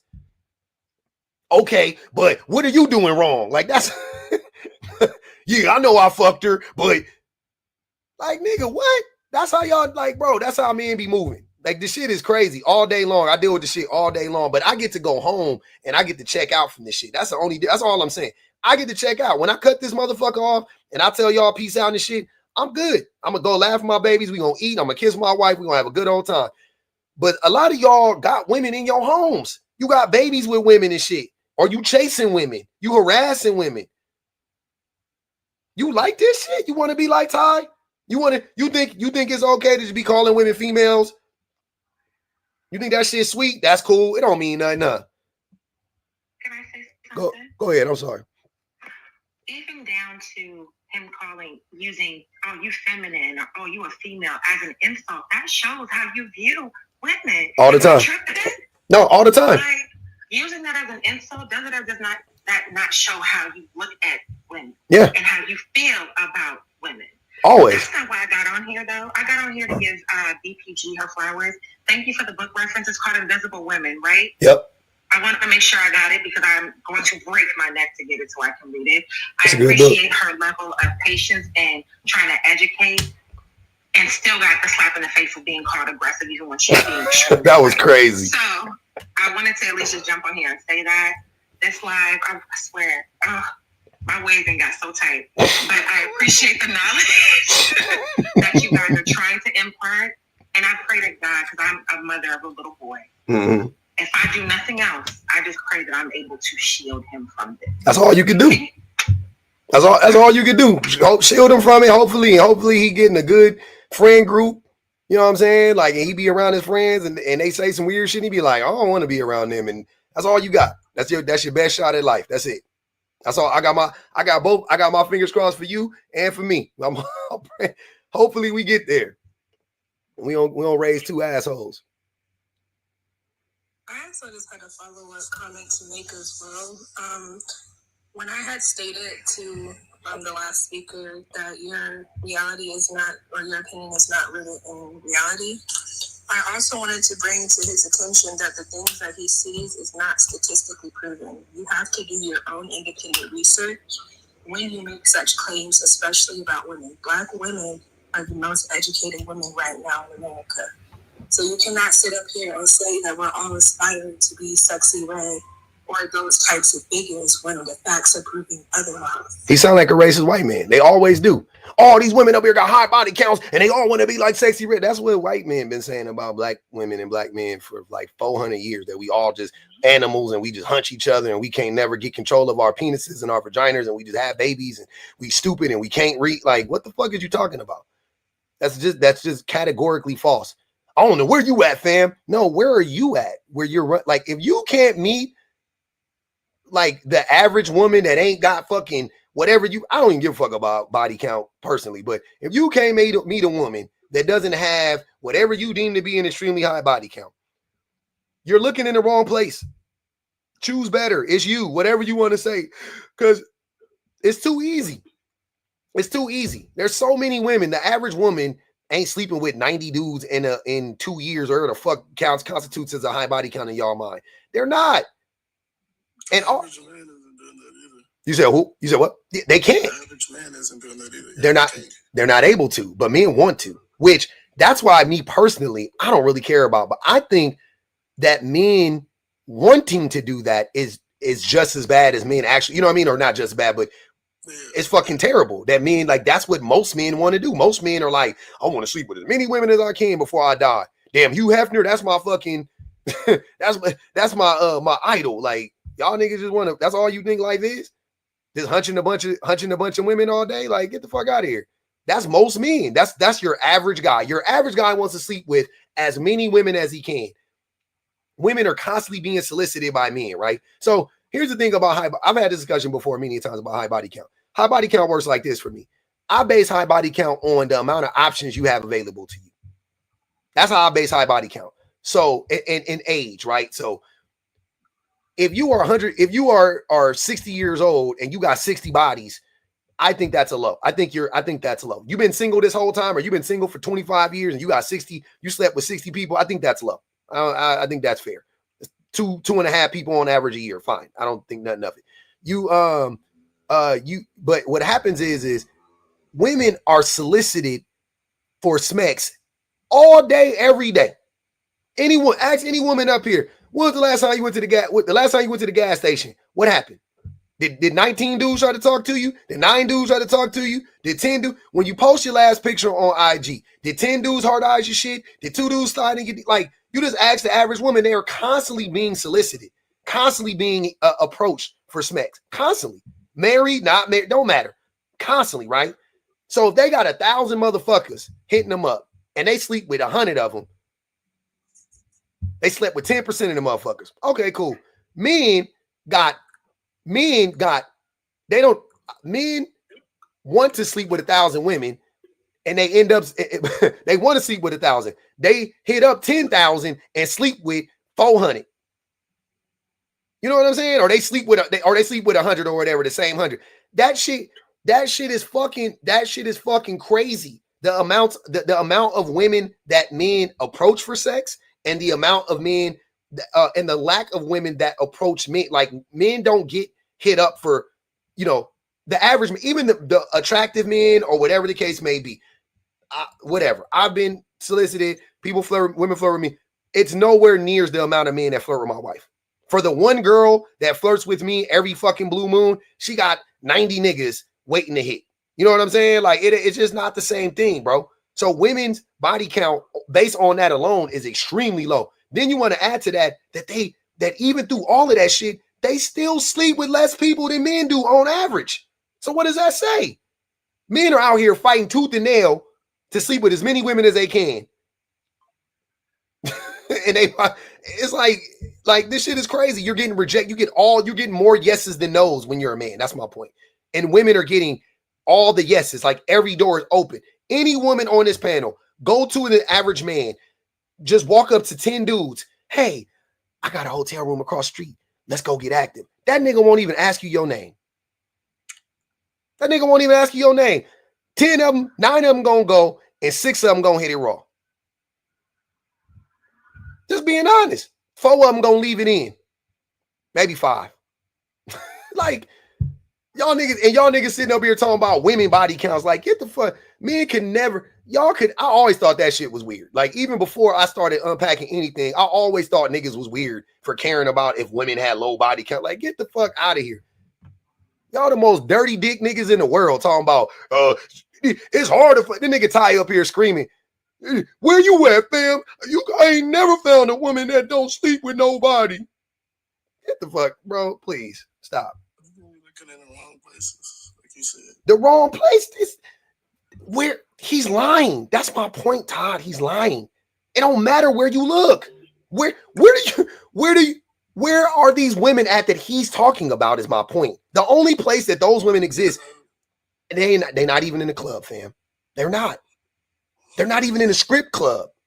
They are on corn sites only. You have to literally go. You have to literally go to a corn set and hit up a corn store. Like, nigga, the average stripper ain't hunching as much as the average, or at least trying to. The average stripper ain't trying to hunch as much as the average man is.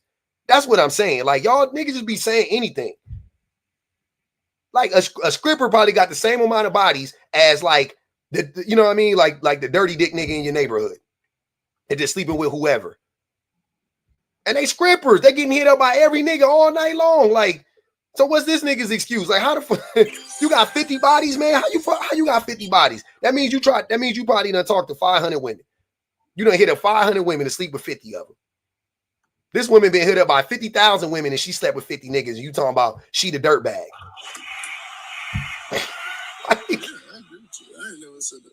That shit don't never, it's never made sense. It never will make sense. It doesn't make sense. I'm telling you, it never, I don't understand it. I just be one, the same thing you said, Todd, before. You said you want women to be the thing that they want from men. That is projection, because that is men in a fucking nutshell. Men want women to be everything that they are not. They want women to be chaste. They want women to help, be helpmates. They want women to cook, clean. Men don't want to do none of that. They won't give women none of that fucking energy. but the woman got to give him all of that energy. That's the shit that I hate. That like those when y'all say that shit, it makes my ass itch and my eye twitch. Like for real. Like oh, I just want women to be what they want. Like nigga, they are. You said it earlier. You said I want women to be. I just want women to be what they want. That's what you said. I did not say that. Hold on, BBG, am I tripping? Did Todd not say that earlier, or did another man say that? I thought he said that earlier. It was you, Todd. I'm 100%. It was you. Yeah, it sounded like you. You said it. Since we first talked. You said no. You talked. You was talking. It was like we was all going at it, and then you said, "Oh, they said Ty said it." Okay. I don't know. It sounded like you. Your voice was way more turned out. Go ahead, Ashley Banks. I've been listening for a while, so a lot of the points I really wanted to make, I really don't remember. But I just think it's interesting that everybody, well, mostly when the men have commentary on these topics, how they would prefer to stay like committed to the chaos of their research and all the negative things that they could possibly find on women versus betting on themselves. Like, it's just copy and paste. Like, well, I heard, even when you had that one guy who quoted whatever statistic he so-called, and you asked him the source, and he just was backpedaling, but it was like easier for him to just lie, say the worst shit ever about a woman, and he's married. So it's like, this isn't even anything you can fucking relate to, but I'm going to say it because I want to, coerce or convince other men that they got to beware of these women because there's a terrorist attack on the lookout. Mm-hmm. So I just think that's weird. Like, I mean, if you guys can't relate to the shit that you're researching, why are you so committed to saying these things on platforms? Like, I don't get what you gain from doing that. Oh, easy. What men gain from doing this is they get protection from other men and they get validation, right? They get, you know what I'm saying? And it is because men, I've used this analogy before, but it's real shit. If y'all ever seen the movie Conspiracy with Julia Roberts and Mel Gibson, in the movie, that motherfucker, every time he saw a Catcher in the Rye, he had to buy it. He didn't know why. He was programmed to buy that book. He didn't know why, right? I ain't gonna tell y'all why, because if you watch the movie, you'll find out. That's how men are when it comes to protecting the patriarchy. We don't know why. We don't know why shit like this triggers us. We just know we got to defend it. We just know we got to come up here and say, but women too. We're compelled by the gods to say that shit, right? But the reason why it's called a conspiracy, or conspiracy theory. It's conspiracy theory. Never mind, it's conspiracy theory. The reason why men do it though, like I said, they get protection from other men, right? Because look at me, look, I'm on the outside of the cult, right? And I'm good with that. Like, I like to distance myself physically and mentally from them as much as I possibly can, because them niggas is lost. But by me doing that, they'll come up here and they'll bite their tongues for a while, but y'all seen it every time when they crash out. Oh, you a female. Oh, you got painted nails. Oh, you a bitch ass nigga. You know what I'm saying? I get all the stuff they've been thinking this whole time that they didn't want to say with their full chest before. Now they want to say it, right? Now they want to say it because I'm on the outside. I'm not in the crew. But the only reason they would overlook all of that shit. They would overlook everything about me that they try to use against me. They would overlook all of it if I validated their worldview. If I got up here and started lying to y'all about women and started saying it goes both ways and women are just as bad and every woman is a 304 and I have never seen a woman with a low body count. If I got up here and started saying that shit, they'd be like, I like that nigga with them painted nails. At first I was like, I don't know, but now I'm like, nah, that's my nigga. They would love me. Like, how are these theories working out for you guys? It doesn't seem like it's working for you to stay committed to your own thought process about what you think women consist of. When you have women sitting here, like I liked how Shy came up here and I think it was Shy somebody called it out when they were saying how BPG got up here and she was extremely well-spoken, not yelling, not aggressive, but they immediately had to defame her or put out her fire because how dare you make sense. So instead of just saying, I can see where you're coming from because I do know men like that, and it's unfortunate. And rather jump to the defense of all men, even if it's not relatable to them. So I don't know. It's crazy out here. It's like, you can't even relate to the negative shit that you're calling out, but I'm going to say it anyway. So hopefully I can get a crowd. Like you said, men being submissive to other men, basically. Like there's a... Oh, they relate to it. They relate to it a lot because it be them. That's another thing is too. it's them. Like, it's them. Like, it be the niggas, like, when I be saying men ain't shit and men don't have any intrinsic value and that's why they be up here like, so you saying, well, I think we all pieces of shit. And I'm like, nah, you a piece of shit. That's why it's us now. Now all of a sudden it's us. Now it's we, you speaking French, right? But if I wouldn't have never said that, you were thinking that women were 10 minutes ago, the thought in your mind was women are the problem. Women don't bring nothing to the table. Men are the product. Whatever it is, right? That's what the average man be saying, right? That's what would happen. Cool. Now I'm talking. They on the lie. They don't want to get embarrassed, whatever. So they fake concede to like, well, I agree with that, but we all shitty. No, no. That's why I don't let them live with that shit. No. It doesn't go both ways. I'm sorry. Men are net negative on society. Y'all can get mad if you want to. You can claim I'm lying, but you can't prove me wrong. You cannot prove me wrong. Every single time y'all say that shit, the point gets fried every single time. How aren't men a net negative? How isn't every single problem you can think of in your life, my life, your mama life, your auntie life, every single fucking problem, you can connect it back to a man or a group of men, every single one. And you can't do that for women. You can't. I will challenge you right now. What is your biggest fucking problem? Any man that disagrees, please let me know. Todd, Kareem, whatever. I don't care. Y'all the two men up here, a man in the comments. What is your biggest problem? Right? Think about it real hard. What is the cause? What is the source of that fucking problem? How can that problem be rectified? If that shit doesn't end with or start with the man, if that shit don't start with the man, tell me what it is. Walk me down the line. Let's see if it's true. Let's test it. Because I fucking promise you it is. I don't have a problem with women as a whole. Like I didn't say women. I'm not one of these. Huh? I didn't say with women. I said any money problems. ED. I don't give a fuck what your problems is, my nigga. Your hair dry. I guarantee you it's related to a man. I guarantee you. Don't talk about my hair, man. My hair is No. I know your hair looks beautiful, brother. I'm with you. No, but I'm saying, I'm saying, name the problem. You name the issue. Let's source the cause. Let's source it out. Let's get to the root cause of it. Postpartum depression leading to infant unaliving. That's not your biggest problem. What is your biggest problem? I just told you I don't have a problem with women, really. I didn't say. Hold on. You got a problem listening. And you a man. What is in life? In life, what is your biggest problem?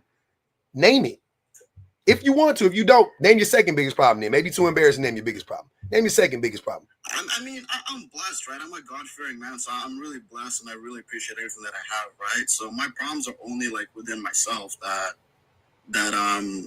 like where I want to be or I'm not, that kind of thing. So I can't really say. Like, so it's traced back to a man, right? Because you the problem. Well, in this case, yeah, because like I take accountability. So yeah. Can I ask a question real quick? Go ahead, BB. Yeah. Kareem, you said you're a God-fearing man. That's right. That mean you like a Christian? That's right. Are you familiar with the scripture that says that a man that's born of a woman is but a few days, and those days are full of trouble? Do you think that I'm not familiar with that one. Oh. I'm not familiar with that one. They rarely are. That's what the Bible says about men. On a day-to-day basis, your days are actually, according to scripture, filled with trouble. And so you the trouble. Man, maybe you're not on that God thing because you don't even believe the word that you say that you're supposed to be living. Y'all here to judge. You're saying that I think I have no trouble in my life? Is that what you're implying? For sure. You just said you don't have no trouble. What you just said. I said all my troubles are within me and things that I need to work with, not because of society or other people. How does that, Kareem, how does that make sense to you? Like, think about that. So I had issues in the past. Like, I had drug issues. I went to rehab. I did bad mistakes. Okay, hold on, wait. Caused problems in my life. So you had So you had a drug problem. You went to rehab. Gotcha. Yeah. And I love that for you, and I respect that. How did you end up on drugs? So a lot of it was society, right? So there's a lot of indoctrination, watching movies like Scarface, Blow, all these things, thinking that kind of stuff was cool. A lot of music influences. Lil Wayne was the biggest influence, like being on lean all the time. So it's influences within society and peer pressure. Okay. And who are your peers? There were men and women, but men. Okay. Where did you get the drugs from? The smugs. Sorry, say smugs. Where'd you get the smugs from? Predominantly men. Okay. So, your biggest problem in life that you've ever had, which was a smug problem, which I'm happy you're overcoming, was fueled by men. You got the smugs from men. You did them with men, and they men. And most of the people in your cohort were men and boys. Yeah. Okay. But you see where the thing is, it's accountability, right? So it's not like, why are you pivoting? Man. Why are you pivoting though? I'm not. I fully understand accountability. I'm saying as a man, you talk about accountability. That's odd. So as a man, let's take some accountability. That's what I'm saying. As a man, you talk about accountability. Cool. So as a man, right, that belong to a larger group of men, the collective of men, let's take accountability for the problems that men create on the basis of men are put on earth to subjugate everyone and everything, i.e. the patriarchy.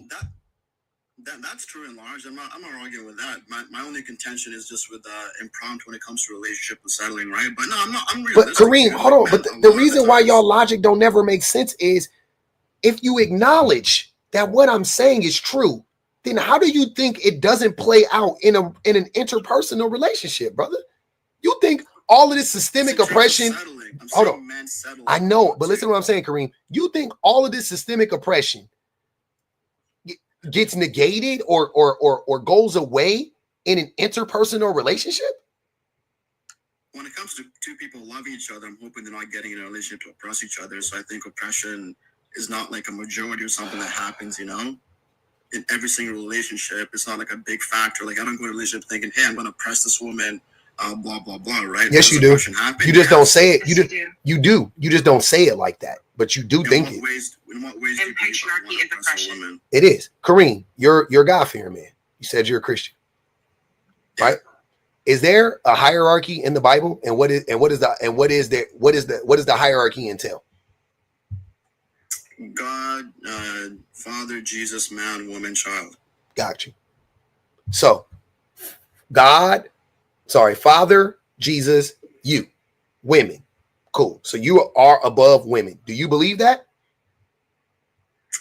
In many aspects, I believe that men are above women and are leaders in many aspects, yes. I'm saying based on the Bible, do you believe that? Do you believe that scripture in the Bible? Yes, I do. You do think that men have dominion over women and children and everything else, correct? Yes. Okay. That is oppressive. That thought, that ideology is that is literally the definition of oppression. You have dominion over women. In ways that benefit the man, though. That's what you're saying. It only benefits Kareem. It only benefits the man. So what if I'm protecting my wife from another man? Exactly, from another man.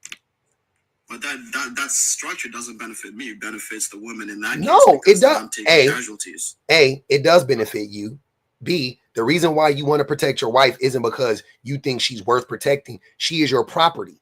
And you are told to protect your property. Men protect cattle too. Men protect cars. I've seen men get unalived. Literally, I saw when I was younger, my next door neighbor got pew-pewed in the leg over a fucking parking space. I literally watched it. Boom. Blew half of his fucking his goddamn quad off. I watched it. I was 8. I was like, oh shit. So yeah, bro, what did you talk like, bro? What you're saying, you're not. That doesn't mean anything. It doesn't benefit women for men to have dominion over them. It would benefit women for men to see women as equals and not fucking attack them. That way, you don't have to protect them. But you what you're use. saying is that there's no love in a relationship. It's just That's not what I'm saying. You don't have to make up. Protect her because she's my property. That's what you said, not because you believe that. I don't believe you. I don't think you can love a woman if you think you are over her. I don't think you can love a woman if you think that she is. I don't think you can love her. There's no perfect equality in a relationship, in a family, in a workplace. No, we're not all. It's not about it being. That's fake. It's not about that. It's about the mindset. I'm okay with it not actually being perfectly equal or whatever, right? But if you go into the relationship with when there is a power imbalance off the rip, you're going into the relationship thinking there is a power imbalance, that I have more power over my wife. She is under me, and my children are under me as well, right? So I am the ruler. I'm the supreme ruler. If you go into the relationship with that ideology, what do you think will happen the majority of the time? Do you not think it will lead to abuse? You think most men can control that? You think most men are just virtuous in that way, and we just, oh no, we really we really take care of our family? Why is the divorce rate so high? Why are women distancing themselves from men more and more every day? Why are women screaming at me and telling me every fucking day that they've been shitty for fucking 400? I mean, for longer than that, but you can go read the earliest teachings from women about men. What? Women have been saying the same shit about men since they've been able to communicate it. Women have been saying the same shit about men. I don't know how long, bro. I can't even put a date on it. It's so long ago. Like, women have been saying the same shit about men, bro. Men have been having the same problem for 10,000 years when it comes to women. That's what I'm saying. Like, you don't, like, what are you talking about? Where are you thinking? Because you're taking it straight to abuse, and you're ignoring that, yes, can lead to abuse if you look at it that way, yes, but there's also many parts in the Bible where it speaks about love. It talks about loving your wife. The Bible don't know shit about love. The Bible don't know. I don't believe. That's why I'm not Christian. I don't believe the Bible teaches love. The Bible teaches transaction. It's the Bible is all about transactional love. It's all about transactional love. All of it. I don't think the Bible teaches love. Too. Yeah, go ahead. Okay, Kareem, I want to ask you a question. As someone who grew up in a very strict Christian organization and was groomed from a very early age as being a woman to be submissive to their husband, right? I grew up in an organization where we weren't even allowed to wear pants. Damn. Until more recently. Them long dresses? Y'all's running around in long dresses? Yes, that's right. So I'm not subject to, I don't subscribe to this anymore. But my question to Kareem is, you don't think that even within that, like, so you said you're a Christian, right? And Christian teachers, they teach that the wife is supposed to be submissive to her husband, right? And you don't see the oppression in that? So it can be used for pressure. I'm not denying that, guys. But as opposed to what? As opposed to the wife being the leader, as opposed to the wife being combative to the husband? Like, teach me. You think that's the... As opposed to the wife being equal. Yeah. As opposed to the wife being equal. And you guys being actually 50-50 they can't be partners. Equal does not... There's always be one who's going to be more superior intellectually, physically, street smart. It's not about... Hold on, Kareem. You're missing the point. You're saying that people are... Hold on. You're saying that people... You're saying in a relationship, if a woman is smarter than a man, then the relationship isn't equal. That's not what we're talking about. We're saying how the people are treated in said relationship. That's all I'm talking about. And if a woman in a relationship is smarter than you or more educated than you, and she does more in one thing or whatever than you do, fine. Nobody is saying like, well, you should be doing exactly the same work in every single. That's not what we're saying. But how you view her, if you look at her as if she is supposed to submit to you, and she is beneath you, that will show up in the relationship the vast majority of the time. There are very few men that believe that, actually internalize that, and it doesn't manifest itself as some form of abuse in a relationship. That's damn near impossible. That's what I'm saying. So I'm not understanding what is so hard to understand about that, bro. You cannot have it both ways. And you brought up the religion. I'm not religious. I don't like talking about religion. I don't think it serves any purpose. And I feel like to a certain extent, I feel like it is disrespectful because it's what I believe and that's what you believe. But as soon as you start trying to put that shit on everybody, or you're using that as a base of reference for what we're talking about, now we got to clock it, because it's like, why are you mentioning that shit right now? I didn't bring it in like that. I just talked about myself and my journey and that kind of stuff. I didn't say that it's a prescription and how you guys should believe and act. I just talked about myself, my personal experience. But when it comes to that, it's like it doesn't have to lead to abuse, and like it's just a reality that somebody's gonna be above. It could be a feminist relationship where she's the breadwinner and he sits at home, but in that case, the woman is not. The man is not equal to the woman, so it's gonna happen, right? Whether you're secular, whether you're religious. That's not a what? I mean, but I just feel like overall, like women are still giving men opportunities. They're still making kids. They're still trying to be in compliance with you. But there's something about the manhood that is obviously lacking, because they're saying that it's like going to a job and being mistreated by the boss. You're not going to stay working there.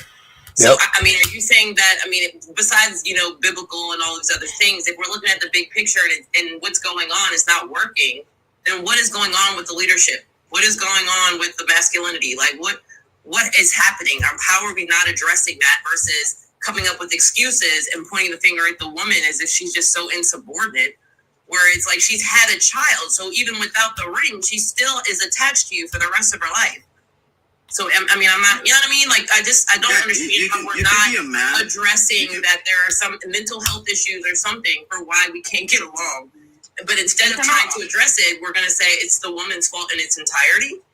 We're not going to find accountability. We're going to find statistics that help the man. We're going to find biblical verses that help. Like, it's not working. You guys are lacking somewhere. Or maybe we all be lacking, but I'm just saying. Like, we can all lack, but then you'd have to prove that it's the reason of the biblical teachings are the problem, and the atheists and secular relationships flourish 2 times over than people who believe in the Bible. I'll tell you what relationships do. Because of the Bible, men fall short. Whether Kareem, there is proof that those relationships are specifically tied to men's negative attitudes towards women. Like there's a lot of proof of that. And you said earlier, it shouldn't be that way. Like, if there's an imbalance of power, then a man should, as a, provider or whatever, that he should not be a man who is abusive. But more than likely he is. Like, that's not debatable. 9 times out of those 10. So are secular. They don't even have a gauge for morality. They can do whatever the hell they want. Wait, who told you that? Whatever they feel. Who told you that, Kareem? You decide your morality, true or false. Everybody does. Society does too. Exactly. There's different levels to morality. I want to be an abuser. I don't even have to listen to it. If I'm like, no. I don't think you understand. Morality existed before religion existed. So you saying that secular people and atheist people don't have morality is wild. Like, you just don't. You have no pushback to do whatever they want. That is not true, because morality is dictated by the society you live in. It is moral in our society to eat cows. It is moral in our society to eat pigs. It is immoral in other people's society to eat those animals, right? In their society, it is immoral, right? So if you do it, and even if you don't think that it's immoral personally, but if you do it, there are consequences for doing so in said society. And not legally all the time. It can just be, you can be chastised. You're going to be ridiculed. People are going to treat you a certain way because you are living immorally in their eyes. It's not dictated by religion, bro. Like, you tripping. That's not what it is. It's not dictated, but I'm saying that there's no pushback. I just told you how the pushback happens. Where's the pushback happening in religion? God slapped you in the face for doing them smugs? If I'm versely abusive to my wife, like, where would I get moral pushback? I can do that if I want. Religion or not, where do you get pushback from in that case? What does Jesus do? You been punished by Jesus before? He put you over his knee? What are you talking about? Whatever pushback you would get, it would be by society.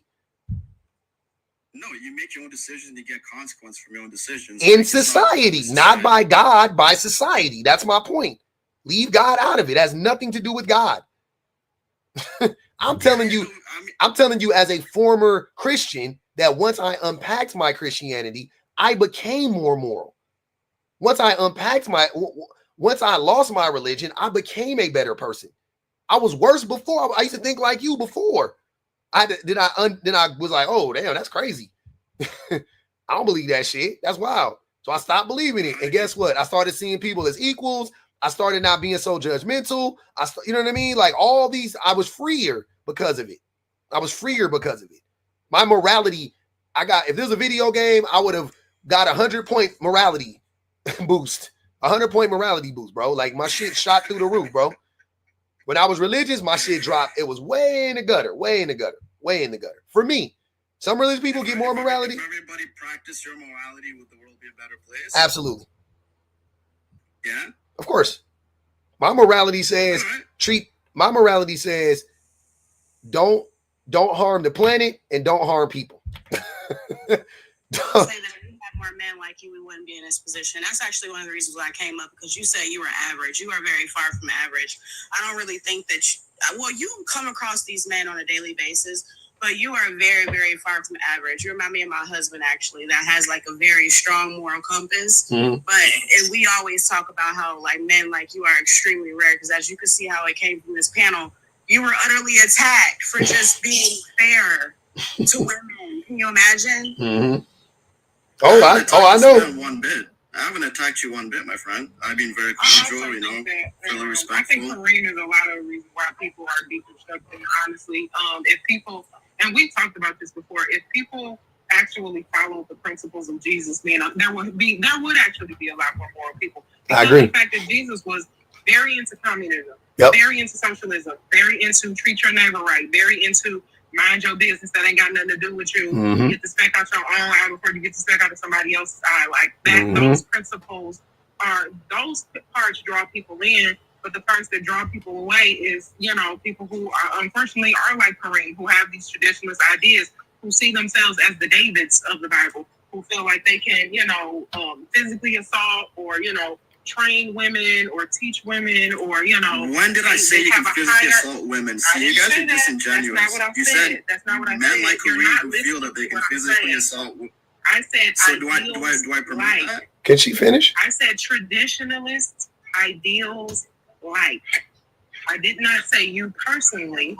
I said people who are like you who have traditional ideas. Those people who have traditionalist ideas are the reason why people are drawn away, because those people tend to think like many authors have already studied, like people who believe that they are like David or they are like Noah or they are like Abraham, where they can do these really egregious things and then go on with their life and be forgiven. You already said that you dealt with issues with candy, and we're supposed to brush past that. But when we talk about women and their past, all of a sudden it's just the worst thing in the world. And the comparative contrast, a woman who wants to have leadership over a man compared to a man who actually does harm to it, like.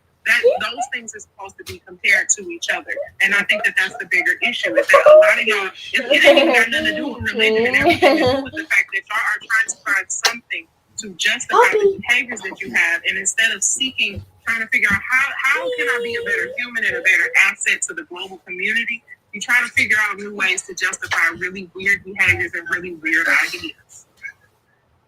Okay, I got to bounce, but I'll end on this. First of all, the Bible doesn't say anyone who physically assault your wife does not promote it. Not one prophet physically assaulted their wife. Second of all, I do not promote those ideals. Third of all, I respect you guys for having me, and I'm gonna come back. So I want to talk more about the topic on the board.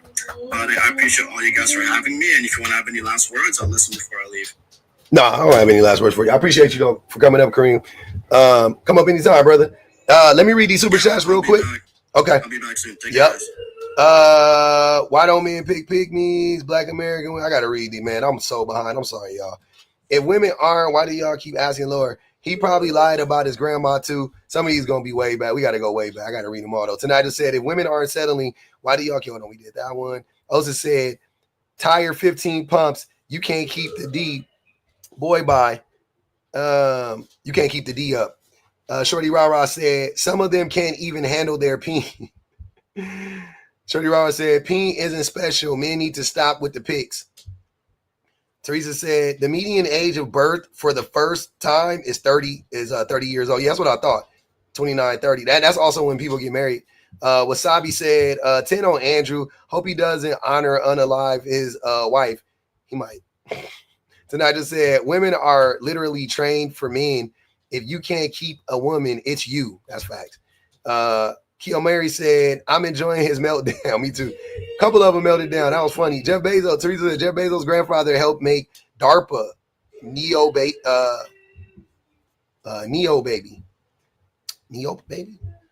Akiko said, just a little appreciation, brother. I don't know how you can deal with these fools. It's fun. It's interesting, actually. Nikisha said, make peace with the inevitable. I'm trying to. Lil Rose said, to men, aggression equals having an opinion. Shaking my head, so sensitive. Akiko said, why women always got to be aggressive when we're just being honest, being real, not placating to a dude's fragile ego. Child, please. Metal Kisser said, this is YT people saying Africans had slaves too. Exactly. That's what they were saying. They be always on that type of time. Same energy. Teresa said, looking up statistics all day pays extremely well. Antoine said, Kareem, how you come on this show and not know the host name? It's the public, man. Remember it. He fights the evil forces of misogyny. He has a team too. When he needs them, he yells, public offenders. Oh. Teresa said, men feel so entitled to Kitty. They study it as a source. Pain. Women's resistance to traditional femininity is literally a source of psychological pain. Tonight just said, a nigga named Heaven Sent Ty, degrading femininity. I like irony. And Lil Rose said, the women can come up here fully composed and eloquent, but the first thing they do is yell, lie, then insult. What the hell will we want that? Why the hell will we want that on the daily? It's rough. I'm way behind on the comments. Okay. I have a question for you, public. Go ahead. I'm listening. What advice would you give to women that are in these relationships with these kind of men that think that have this viewpoint, that are on that red pill? Would you suggest that it's just there's nothing that can be done until leave? What's your advice on how to deal and communicate with a guy who acts like the first dude that crashed out, the second dude that crashed out? I'll be honest with you. Oh man, I don't really. Okay.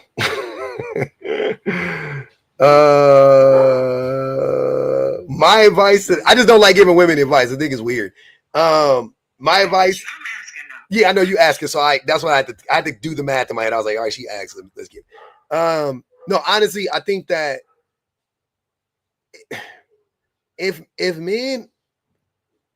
a dude just gonna lie to you, obviously leave. You know what I'm saying? Like that's always my answer. Probably is gonna just be to leave all the time. Like, and I don't know if that's the right answer because, yeah, I was talking to somebody recently and they were saying like they think that a lot of times there's a woman I was talking to. They were saying that they think that women leave too soon sometimes, and they not down for being abused or nothing like that. Like they ain't no pick me shit or nothing. They were just like, I do feel like women leave too soon sometimes.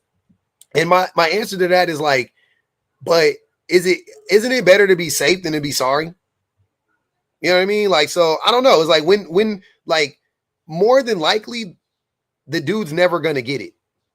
More than likely the guy's never gonna adjust, or you know, he may adjust for like a minute and then he'll fall back into his old way, you know, whatever the case may be. So if you're asking me, my safest bet is, you know, to tell you to be like, yeah, to leave. Like if you my sister, I'm like, yeah, what advice do you have for me? Yeah, leave that motherfucker. Like I would never, because I feel like if I tell you anything else and you stay and then you end up getting abused more, or it starts to happen, then you know what I'm saying? And I feel like I gave you bad advice. And more than likely it is going to happen. Right? Like if he play in your face one time, if he shenan once, he gonna shenan again. You know what I'm saying? Like that's just, you know, that's what it is. So how do you avoid it? You know what I'm saying? My advice to you would be avoid men altogether, to be honest with you. I don't even see how women be dealing with men in general. Like fuck the if he lied to you or if he play in your face. Like I be on some like how do women even deal with us? Because I couldn't do it romantically. I can do it in a controlled space. I can do it. I can't do it romantically though. Like I couldn't imagine being with a woman who is like lying to me, gaslighting me, manipulating me, neglecting me, not satisfying me. Like, here's what I'm saying. To the men that don't understand what I'm saying, because I know y'all about to crash out. Imagine being in a relationship with the person, with the woman, and I'm taking it here because this is how I want men to understand it, because I know how men think. Imagine being in a relationship with a woman and she never makes you come. Or sometimes you do. Or half the time you do. But most of the time you don't. Or half the time you do. Like, just start there.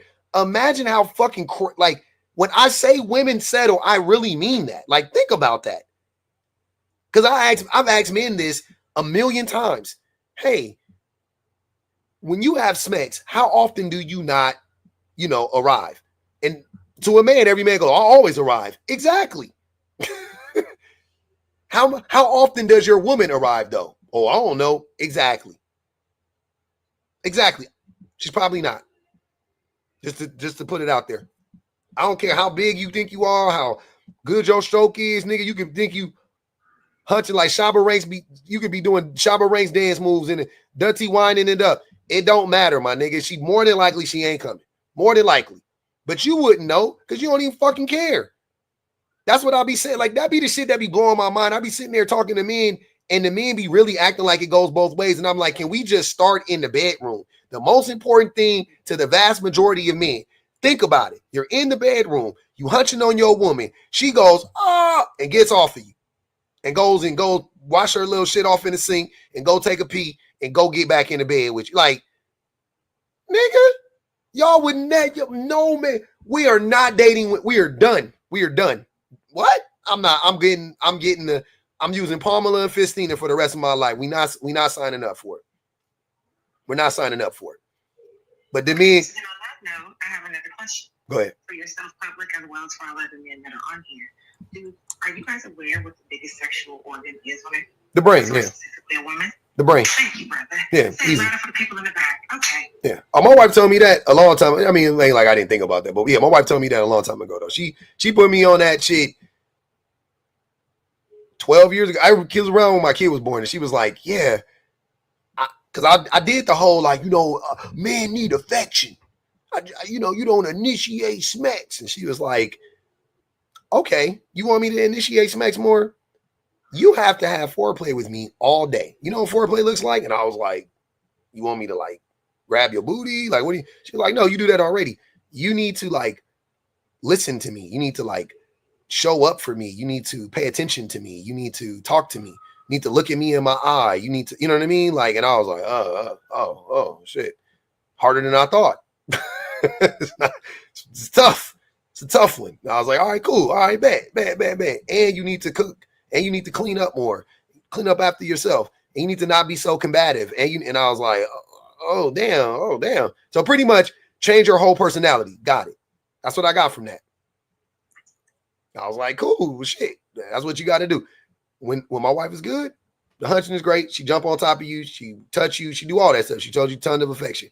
When you're not doing all of that, she doesn't do that. It's literally like you can see it night and day. Like, I know if all the time I got to initiate, if all the time I got to kiss her, she not kissing me, I should know. Like, okay, I'm missing it. So I ain't got to ask her. I know, okay, somewhere I'm failing.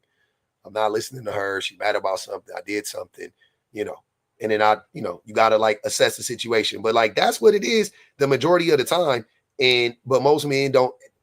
Mind you, I've been with my wife for 17 years, so it took a long time. It ain't like I knew that shit day one or day 100 or whatever it was, right? Like, it took a while. So don't, whatever. And it took a long time for me to, like, play the game. Go ahead. You got another question? Go ahead.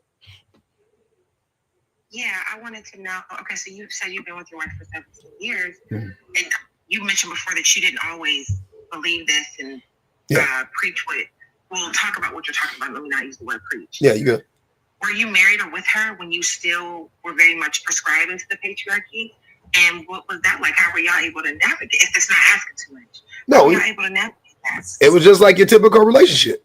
It was just whatever you talking about with men, typical relationship, right? Gaslighting, being defensive, deflecting, bunch of Darvo. Like, that's what it was.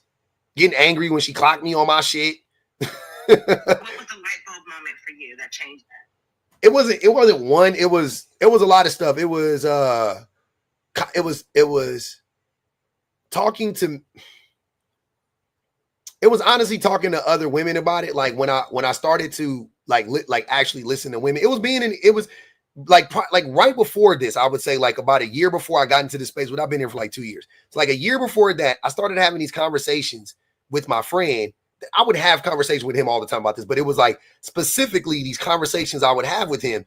And it was about Kevin Samuels, oddly enough. And he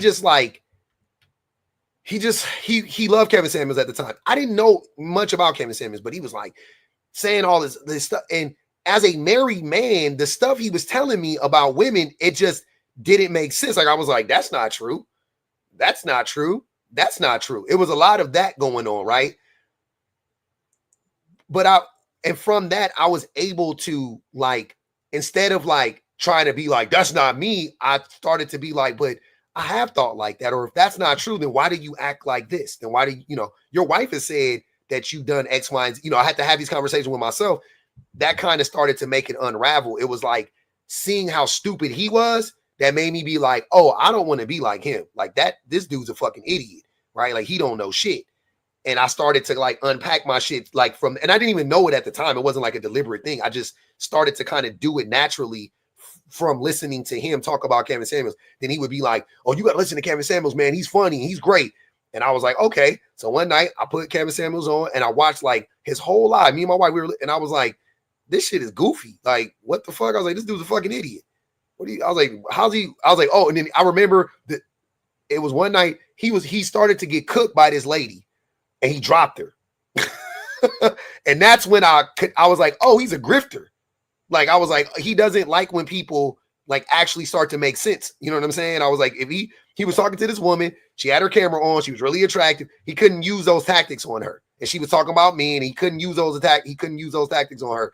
And then he was like, oh, you too combative, I see, or something like that, and like dropped her or whatever. And I was like, oh, okay, I see what this is, right? So I clocked the grift, and then from there I was like, I don't want to, like I said, I was like, I can't be like these idiots. A lot of kind of like what happens in my lives with the dudes who are watching, right? They observe me having these conversations with a bunch of undereducated men, a lot of times, a bunch of combative men. And for men, that's their light bulb moment. They go, clearly this motherfucker knows what he's talking about. And these motherfuckers don't. And I don't want to be in this group of these dummies. So let me distance myself from them. And then they distance themselves from those men. Okay, so send your lives to my partner. Got it. Okay. You said say what? I said, okay, so send your lives to my partner. Oh, okay, yeah. That's another but that's also a known thing. Like that's been like a known, like a lot of women have told me, like, yeah, oh man, I broke up with my boyfriend over your live. Like he was like, listen to me. He was like, I was listening to your live, and then we started having these conversations. Like it happens it's a known thing. So yeah, that would be funny if you do. Or if you send him to live and he's like being combative and he's like, no, that's not true. And da-da-da.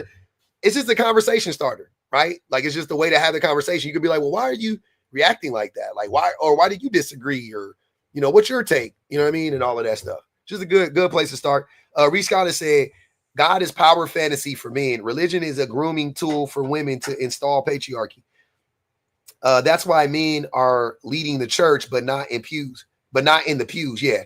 Men are grifting women in the church because they don't believe the shit they be talking about. Oh man, but the women be believing that shit. Who is this? Uzuri, what's good? Uzuri? Hi, how are you guys? You're doing great. I'm more of a person that can respond off of something that sparks my mind to go. I definitely kind of agree with the prompt. I definitely had to kind of sit to really digest and understand what was being portrayed and said. I kind of go off of Kareem, right? And there was a point that someone made. I don't know if it was Ashley or someone else, but the lack of leadership with men and the reason of why so many constantly feeling as if okay. Let me phrase my question and then I'll speak on it. Let me phrase my question because I think I'm going to have a question more than a statement. If that makes sense. Yada, did you want to say something? I saw you come off mute a few times. You can go ahead. Mainly, I don't know. Like, I just feel like women's standards are in hell. It's in Hades, y'all. As growing up throughout my life, I kid you not. Like, I just seen women literally just lower their standards, like take men at the lowest bar imaginable. And honestly, like to address like the lady's original question, like I really think women need to leave because I really think women are conditioned to have like these rose-colored glasses on and go out here operating with these false narratives until the world shows them the truth. And at that point, they're generally stuck with either a child or a husband or something like that. But like the vast majority of women, we've been conditioned to accept the bare minimum from men. Like, and it just makes me so sad because I was totally content growing up with being alone if these were my only options. You know, I was like, I will gladly be the cat lady. Gladly. But I think that a lot of women, they won't take this dysfunction. They'll take raising their children in dilapidated conditions because they just want to have a man so bad. And that to me is just, that's the scam. So I just really need women to sit with themselves and realize how they've been scammed, realize how we're allowing these men to do the absolute bare minimum, and how if we just decided to stand up, we could fix all this because at the end of the day, they need us. Rich and Pete, please come up, brother. Are you good? Are you good with your question now, Uzuri? Okay, so we'll start here. What's the standard of leadership? What's the standard of leadership that women want to see with men? Because I did a Black men's retreat a couple years ago. Leadership. And only a couple got it.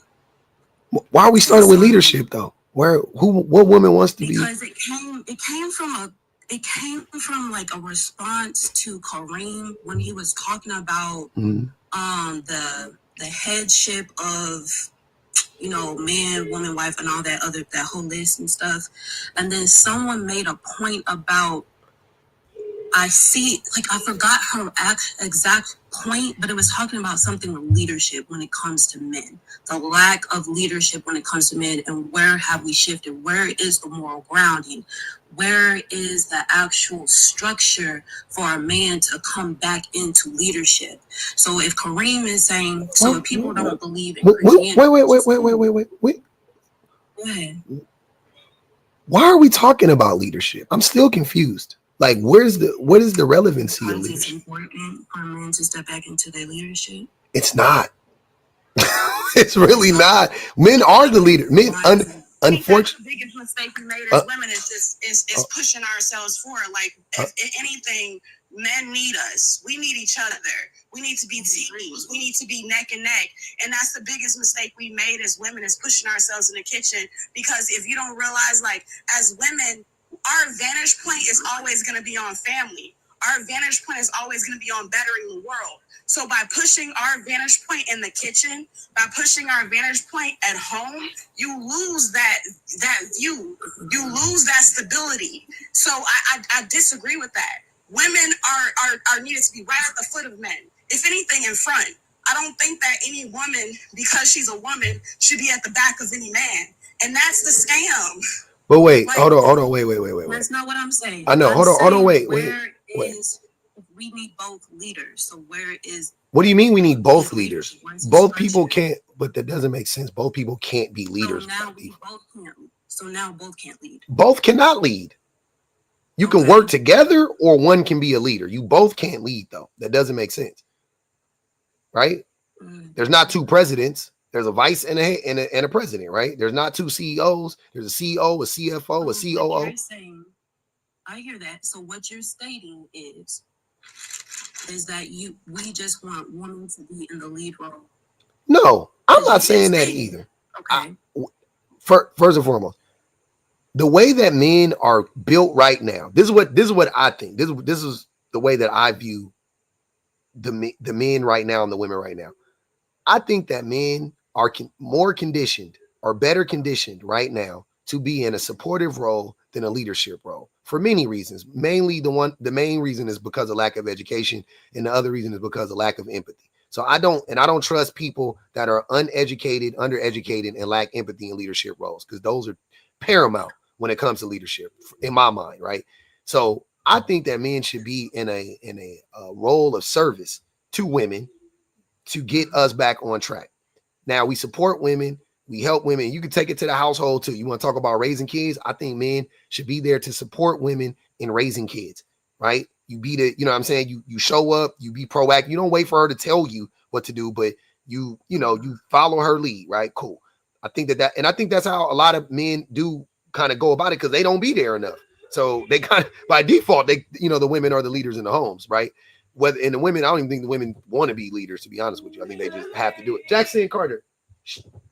And so the women, so I think that, but ultimately, I think that one day, my goal is one day that women and men can work together where we actually, I guess, do depend on one another, because right now, men and women don't need each other.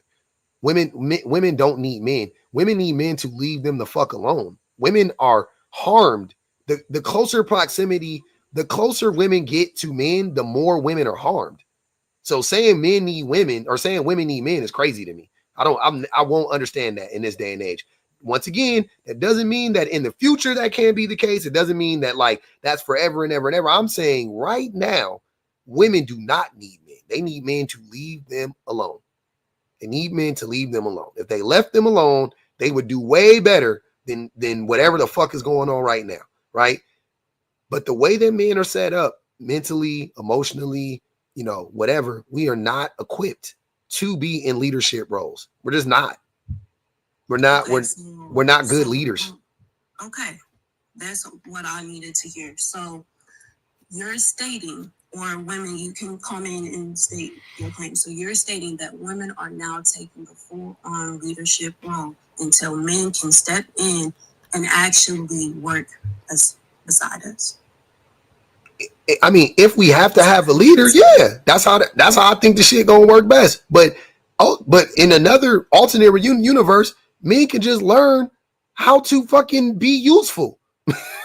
Men could learn how to be human beings, and we could treat women like human beings, and we could treat children like human beings, and we could treat other men like human beings. Like we have options here.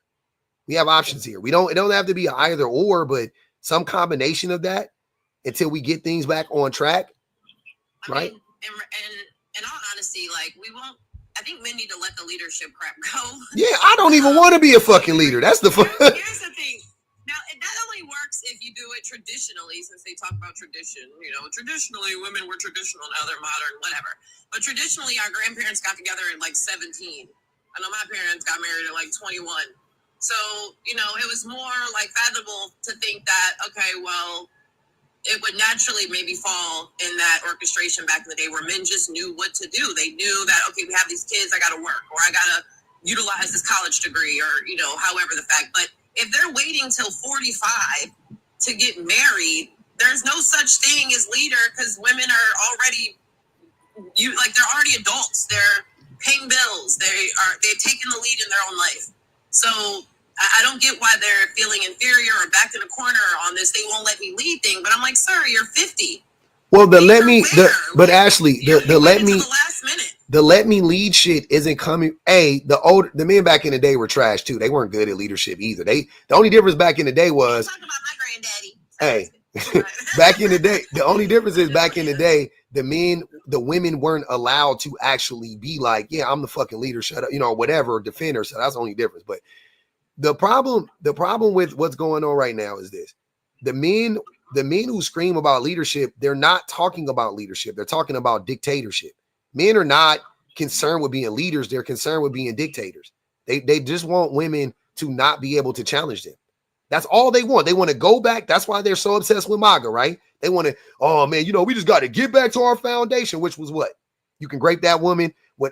That woman had to walk around. BBG talked about that shit before, how the women had to wear dresses and shit all the time at the home. That's why your mama or your grandmama was wearing nightgowns and shit all the time, so that man could get to that vagina when he wanted to.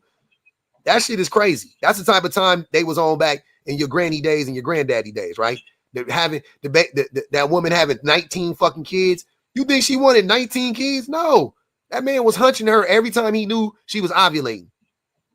He would know her cycle and he would hunch her every single time and start leaving it in.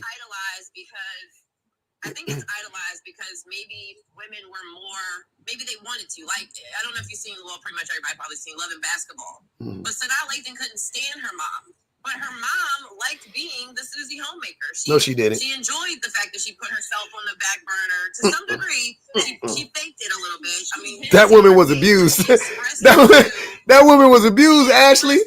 That's what she wanted to do. You know what I mean? Like, I feel like there was an essence more of that for women, whether they were forced in a situation or not, that they were kind of cool with being Big Mama's house to some degree. Nah,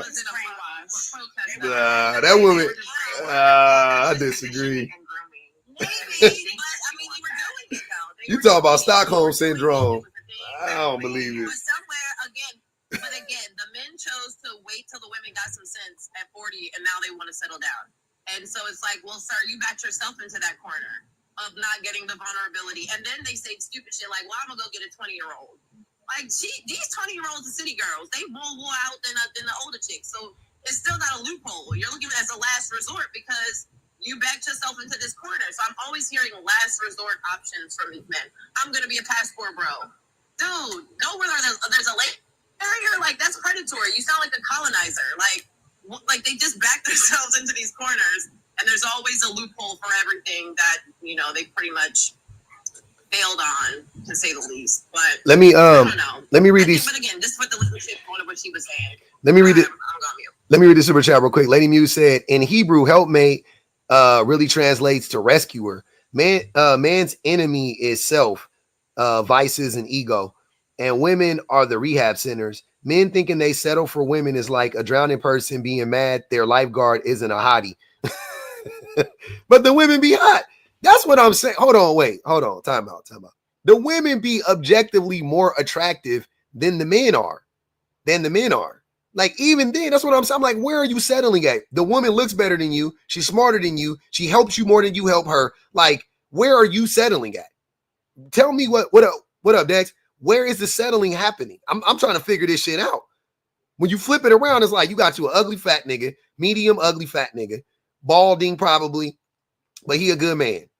How is he a good man? He work, he don't cheat, he don't beat, he got a job, and he come home every night. He a good man. I'm like, God damn, this shit is crazy. This shit is crazy. And Tilly Purposeful said, keep speaking, pub. BW said, men weren't better then, they just had good press. In fact, Teresa said those women led movements to escape that life. Yeah, and they Aqua Tofana was in goddamn medieval time. Aqua Tofana was popping off in medieval times. Hold on. Honey Lamore. Hold on, Yada.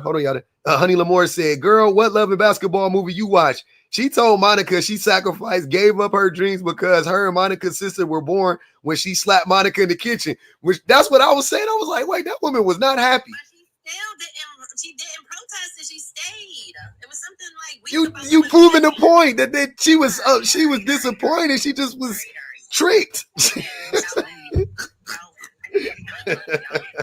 You gotta watch. Actually, we're gonna have a movie night. Go ahead, BBG. I'm sorry. They weren't weak at that time. Like, I think people think about that unrealistically. Like, a lot of those women, for one, they didn't have support. That's why you always have to look at when those DV shelters and women's shelters started to open. Women came to them in goggles. Like, they flooded those places because of the fact that they finally actually had support. If you live in a space where not only are the men telling you that you have to abide by these rules, but also the other women are telling you, well, don't buck against the system because then you're gonna put the rest of us in danger.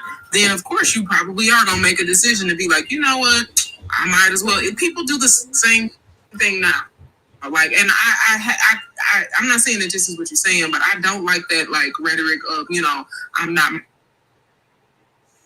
Imagine I wouldn't deal with that, because people do deal with that. If you had told people 100 years ago that they would be working the way that they do in order to still not be able to afford things that we can't, people would probably think that's ridiculous. Like it would be a laughable notion that you would have to figure out how to get loans to go to school. Like that would be really ridiculous at some point in time. But now we live in a space where we are so used to having to get student loans in order to pay for school, having to jump through all these hoops in order to buy a house, using credit, which wasn't even a thing. There are so many things that we have adapted to that we're okay with, that women of that time, and men too, you know, whatever. But people of that time were willing to accept because of the fact that that was the status quo. It takes a very, very, very different type of person. And I'm not going to say strong, but it takes a different type of person to be able to buck against those types of systems. And I'll also add to that. Don't be talking about my mic.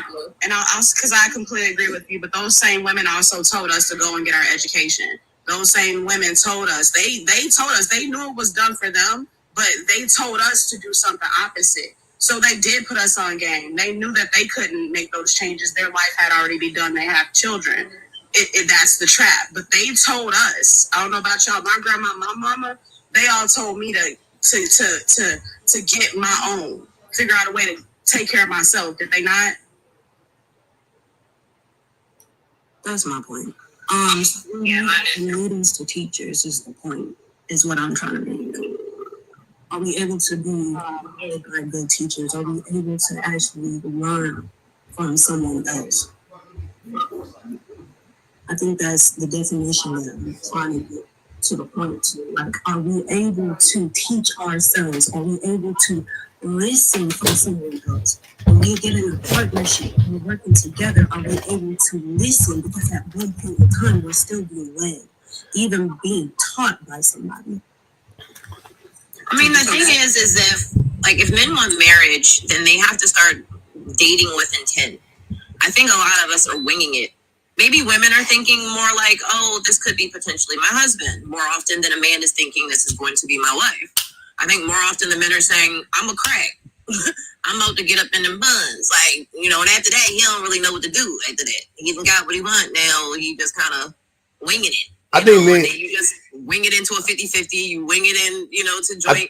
I think it's gone by, nothing's, you know, solidified. So, yeah. I think if men want marriage, they should not. I think they should be like decent people. I think if men want marriage, they should just show up and be authentically themselves and be a genuine person and treat the woman.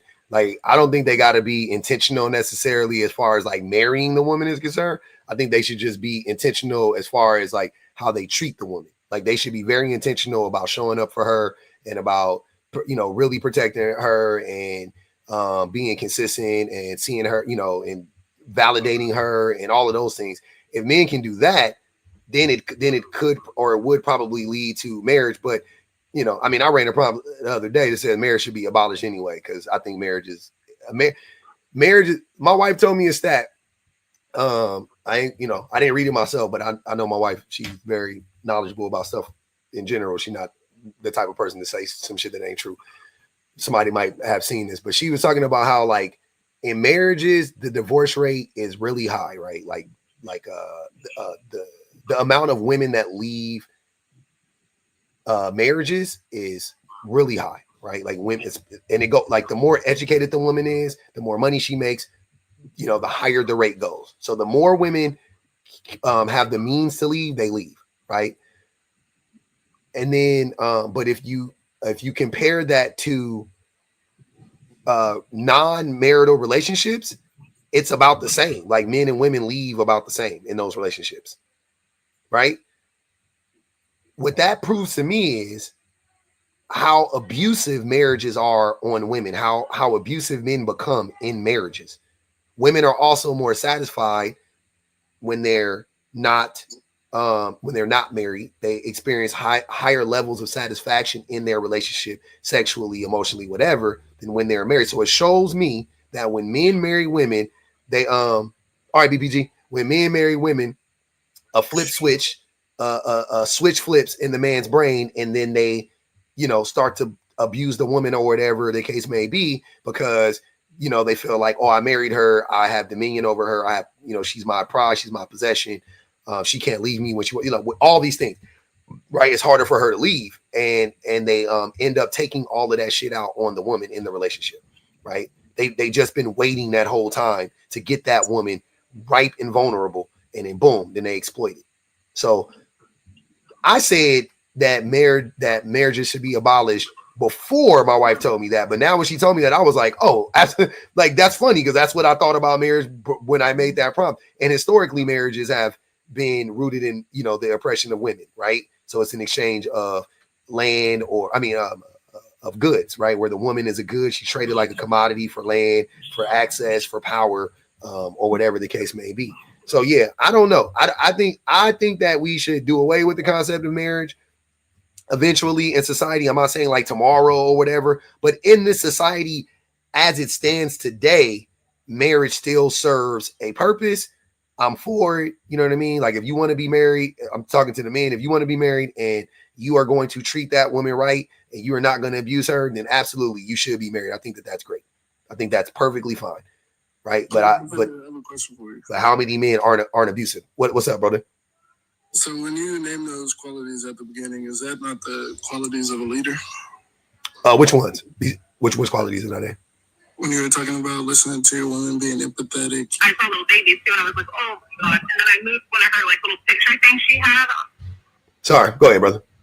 When you were talking about listening to your woman, being empathetic, uplifting her, stuff like that. Yeah. I mean, almost every good quality you can name in a person could be, associated with good leadership, technically. But that doesn't make the man a good leader. I don't understand. So what was that? I don't think the man's the leader. I'm saying, why can't you have two leaders in a relationship? Because that defeats the whole purpose of a leader. How so? Because somebody has to follow. So both people can't lead. And if you're equating leading with being in charge, that literally is what leadership is, brother. That's what leadership is. That's not what being a leader is. You can be a leader, set the example, but you're not in charge of anybody. But you don't follow the hive mind crowd that, oh, I should act this way, or I should buy into red pill content. I'm not understanding. I think that the thing that annoys me about the like these hyperbolic conversations, or it doesn't make any sense. So basically, we're describing a partnership. Just say you want a partner. Why do men need to hold on to the leadership? It's so weird. I never said men in leadership. I just said two people. I'm saying, why do you listen to what? Hold on, listen to what I'm saying. That's a partnership. Todd, listen to what I'm saying. Why are you acting like men still need to hear we're both leaders as opposed to hearing we're partners? That's how you're framing it. That's what I'm saying. It's like you just can't like. I'm saying because Yuri thinks like if the man is not a leader, then the woman has to be a leader. No, it's a partnership. Like both people can lead at the same time. Both people can act like leaders and work together. I think you're missing what's happening though. It's the men aren't the leaders because men do not see a need and feel that need. That's not what men do. Men see a need, they go, oh, damn, that's crazy. There's a need over there. And then they wait for somebody to say, hey, we need you over here. And they go, duh, duh, duh, duh. And that's half the time. That's if they want to do it. They spring into action. A lot of times they go, ain't not my problem, right? So, but women, when they see a need, they feel the need. They go, oh, we need this. Let me fill that need. Oh, the kids need this. Let me buy that. Oh, I see that my kid is struggling. Address that. Like, men don't do that. That's probably intuition. That's not intuition. That is. That's not. That's what I'm saying. Like, women right now, in this day and age, women right now, I promise you that's not intuition. That is paying attention. That is perception, and that is empathy. That's a lot of things. Intuition does not come to my mind when I think of that. Because intuition is what? Intuition would be knowing something before it happens. Exactly. But that's not, but the reason why a woman would be able to do that is because she's paying attention, which that's more important than having the intuition. That's what I'm saying. That is exactly empowers. It's attentiveness. If you're in it every day, like the reason why my wife could clock a bunch of shit with my kids is because she's in the trenches with these little niggas every day. So she sees their needs. She's seeing it every day. She's tracking it every day, right? Like minute by minute, almost hour by hour. She's like, oh, I see where this is going, right? And it's fairly easy if you're in it every day. You can see it. You can see where it's going to go. It doesn't really take a rocket scientist to see what's going on. The nigga struggling reading, got to get them lessons. Got to make them read more. Got to, you know what I'm saying? Like, got to put in the work. You know what I'm saying? Like, but I think that most men, we can have the same intuition and all of that shit, but we don't pay attention. We refuse to do the work. We refuse to do the labor every day, day in, day out. We're too busy doing the things that make us happy. We're too busy. Intuition is actually to help you understand something immediately. Say what again? Okay. We can look up the definition. Intuition. It says it's literally to respond to something that you understand immediately. It's following a guide. It's following a spirit. It's following an actual inkling, an awareness. You're being aware of something. Oh, I see something, so I'm going to take action on it. Yeah. To block yourself off from the awareness is to also block yourself off of intuition. Okay. Yeah.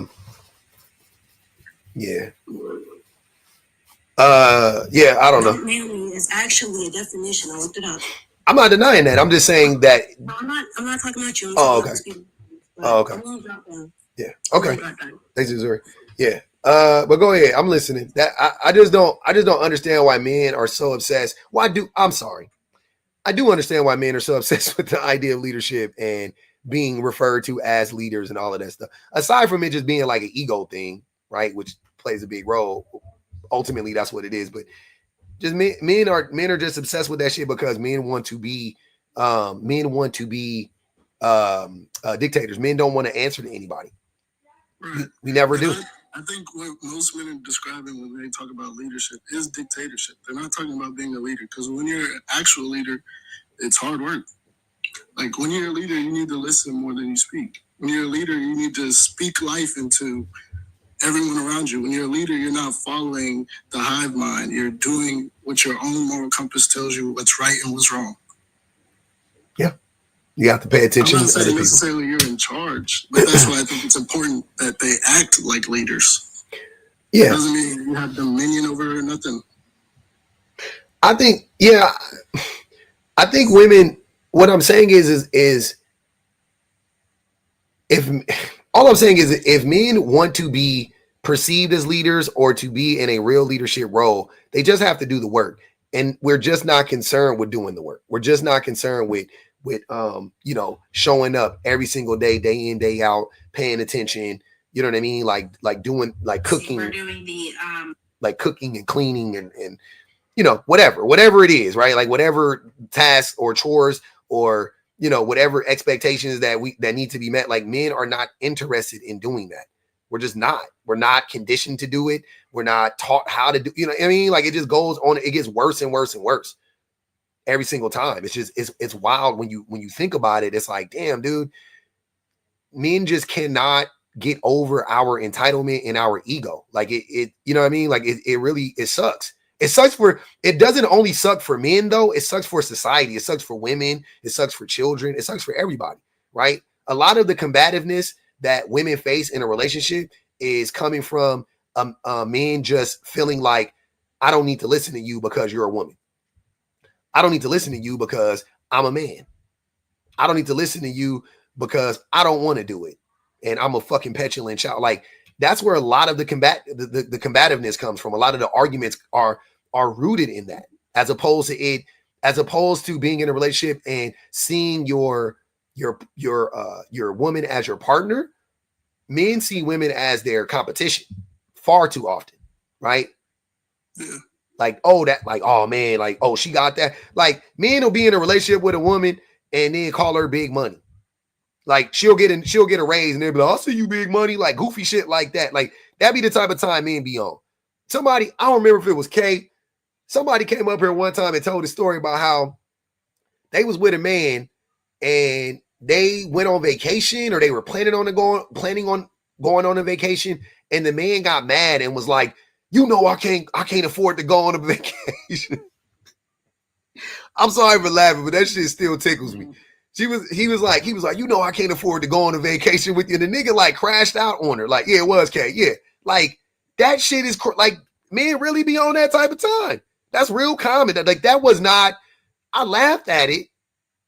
Right? Like I got a robust, hearty laugh out of that shit. But that is that's very typical. That thought process, how men view women, how men are always like, oh man, like, cause men tell each other that, oh man, you better not lose your job or your woman gonna leave you. Where? I'm not saying that doesn't happen. I'm not saying that doesn't happen. But the craziest thing about that is this be a bunch of niggas that make $45, $55, $60, $70,000 a year talking about if you lose your job. Bro, you been broke this whole time. She been with you. Like this woman is not she ain't no gold digger. Like you have been broke this whole entire time. But you are out here convincing other men that if she leaves you, that if you lose your job, she gonna leave you. Nigga, you make $4,000 a month before taxes. You bring home $2,700 a month. You got to give her $800 for rent. You ain't got no monies. But what them men don't be telling you is when you lose your job, when the men lose their job, what happens is that nigga sit on the couch. That nigga, he lie. He sit on his game all day. He be on the PS5 and he hear her pulling up, or he text her like, hey, what time you gonna be home? She be like, I'm gonna be home in an hour. He go, bae, I got 45 minutes. 45 minutes. He get up. He go splash some water on his face. He act like he been in the shower. He put on a button-up shirt and some pants, and he go fix up the house a little bit, and he start cooking food, and then, you know what I'm saying, and then she come home, and then he, how was your day? And then she, it was da-da-da-da, and then she tell this nigga, she asked him, how was your day? I mean, shit, man, I did about 50 apps today. You did? Yep. I did about 50 apps today. I think they not looking at me, though, because my name, you know what I'm saying? Why you say that? I mean, my name is Laquarius Laquan Deshaun Johnson. You know what I'm saying? Like I'm thinking that maybe they not giving me a call back based on my name. So I was thinking about, going with my middle name, Chris, my fourth middle name, Chris. So, just so you know, like niggas be really like diabolical. Shit. Hey, as a matter of fact, Kay up here, Kay, if you will you tell us the story about how your baby daddy would fake how he had it? Tell us the diabolical shit this nigga like Legion Light did to you real quick, just so we could just regale us with that. Because every single time you tell me that shit, I'll be like, wow, this is amazing. This is an amazing story right here. Kay, where you at? Oh, I don't think she is there. But that's I'll tell it for her. There she go. Was crashing out. There you go. I was giving him a bell. Yeah. Actually, the nigga broke up with me, and then 3 days later, called and apologized, and we got back together temporarily. And then I moved to Atlanta on his behind. So yeah. Hold on, that was a nigga that was mad that you was going on vacation. Yeah. What about the other nigga? What about the baby daddy when the nigga he didn't have a job and you didn't know, and you said for 3 months was leaving every day, pretending like he was going to work. In my car, one of my cars, yeah. No, that's crazy. Nigga, I'm the big money. You see what I'm saying? So, damn, man. In chat, that if he had been forthright with me and being honest, like, babe, I lost my job, but it's gonna be a little minute, I would have been fine. You know what I'm saying? But this idea that you kept that from me, like he was calling his parents. Well, calling his mom and borrowing money, and that's how he was giving me money. Yeah. So then it was Legion 2.0. Legion Light. That's Legion Light. Hey, Marine Prescott said, if you can't peacefully imagine your man telling y'all, quote unquote, y'all story on the podcast, it's time to go. That's what I'm saying. Public defender, like offender. Her public offender. Yeah, good. Like her story is basically showing why we need men to actually act like real leaders and not dictators, not this BS that we've been talking about. What is leadership? No, her story is why niggas need to get a job. And they need to stay gainfully employed. And they need to not be liars. Like, I don't know about all this leadership shit, fam. Like, you trying to blow, you still trying to make that point. That nigga needed to not be a liar and have a goddamn job. That was all he had to do. That was all he had to do. Being abusive because you're broke. Because he was being very, very just verbally withdrawn, just talking to me real crazy, all because he was mad about his job situation. Like, that's what I'm saying. Like, when y'all get broke, y'all get mean. And that's when y'all say a woman gonna leave you because you broke. No, that woman gonna leave you because you acting like an asshole. You gotta add that ER on the end of that one. Okay. When niggas get broke, they get mean. They be mean before that, but then they get mean. Yeah. But that's what I'm saying. So that's why the woman ends up leaving, because how much of that are you gonna tolerate? Not only am I paying all the bills, but you giving me your ass to kiss? Who's gonna do that? A lot of women be doing that though. That's the that's the conditioning. The 70% divorce rate and all this other foolishness. Who's going to do that for an extended period of time? Women do it for 20 years. How much do y'all want women to endure before we say fuck it? All of it. Hey, when niggas say, I was watching the show, this nigga said divorce ain't an option. I said, excuse me. He said that shit. He was like, yeah, for me, divorce isn't an option. I was like, absolutely. That's abusive. That's a red flag. A man says divorce isn't an option. Red flag. I was like, yeah, go on and let that go on and sit down, baby boy. Like, what is you talking about? It was on what's that show called I'm watching? The Ultimatum. It was on the Ultimatum. Nigga JR said, yeah, because for me, divorce isn't an option. I was like, you think that make you sound cool, my nigga? What you talking about? Divorce ain't an option. Divorce is absolutely an option. I'm be very scared. Scared? That's scary language for a woman. Like, what woman want to hear that shit? Divorce ain't an option. That make you, do you think that makes you sound like you're actually going to be a better man? It doesn't. Witness protection. Like, hide from that man. Like, that is not what divorce. That is not what any woman wants to hear from a man. Divorce isn't an option. Cheating isn't an option. Like, we gotta deal with this, y'all. Like, I'll never figure out how to, and I should have had no business being with him. I had no business being with him. But when I was a little girl, this boy told me if I was to cheat on him, he would unalive me. So what did I do? I skipped towns. He did not see me. I literally skipped towns. We broke up and he didn't even know it. I didn't tell him I was in the car. Oh, we're done. No. I was like, oh, baby, I'd never cheat on you. And I left. And he never saw me again. Nice. Ever. Good for you, shit. You a lot of women don't get out that clean, but you did. They think that's cute. They think that's like, oh my God, he loved me. He ride or die for me. No, run. Mm-hmm. Yeah, that's not cute. Simon said my ex said that, then I cheated.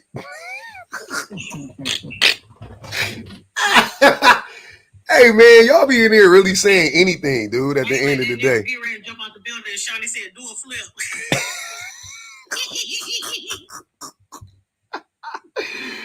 Oh man, that's crazy. On some real shit though. Hey man, I appreciate y'all. Thanks for liking up the live, man. Definitely continue to like up the live, share the live.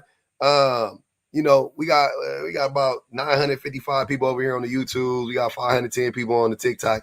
We doing good, man. We having a good time. Super chat and definitely keep that thing going. And just support the live. Bang the cash out one time. Keep the live alive, man. Y'all know what it is. I'm losing my voice. Tara, are you there? Because I invited you up and then you was yapping in the background. I want to make sure you good. You straight or no? Oh, she not there no more. Okay. People be waiting. I know. It's my fault. Come back up if you need to. Oh, my God.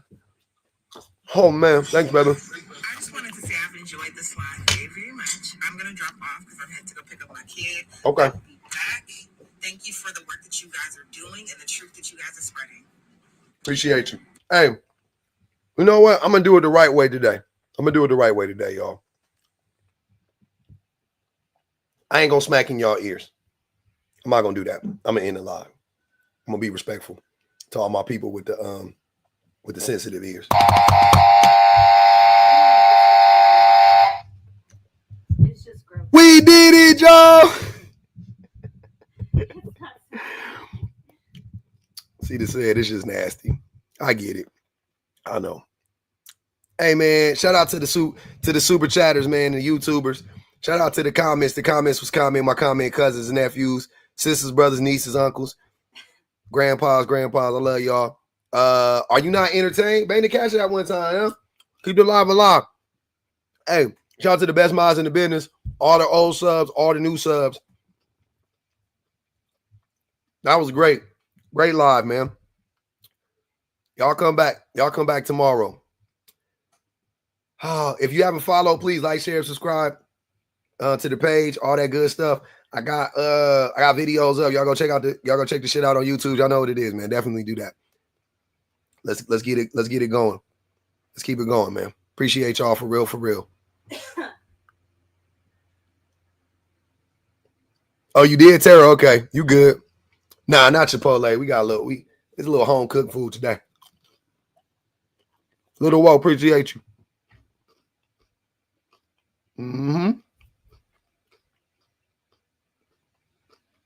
What a fun live. What a great live that was. My voice gone. It's cooked. Thanks, Akina. We got some more coming. How many likes we got in the live over here on YouTube? We should have at least 1,000 likes. At least 1,000. At least 1,000. Wow. At least 1,000. Wow.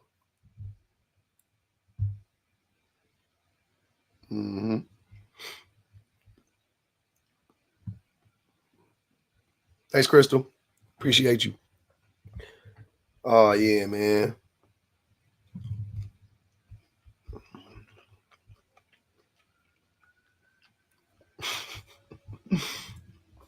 $5-hour and 40-minute live. We stuck around today. We did it, Joe. We stuck around today. God damn.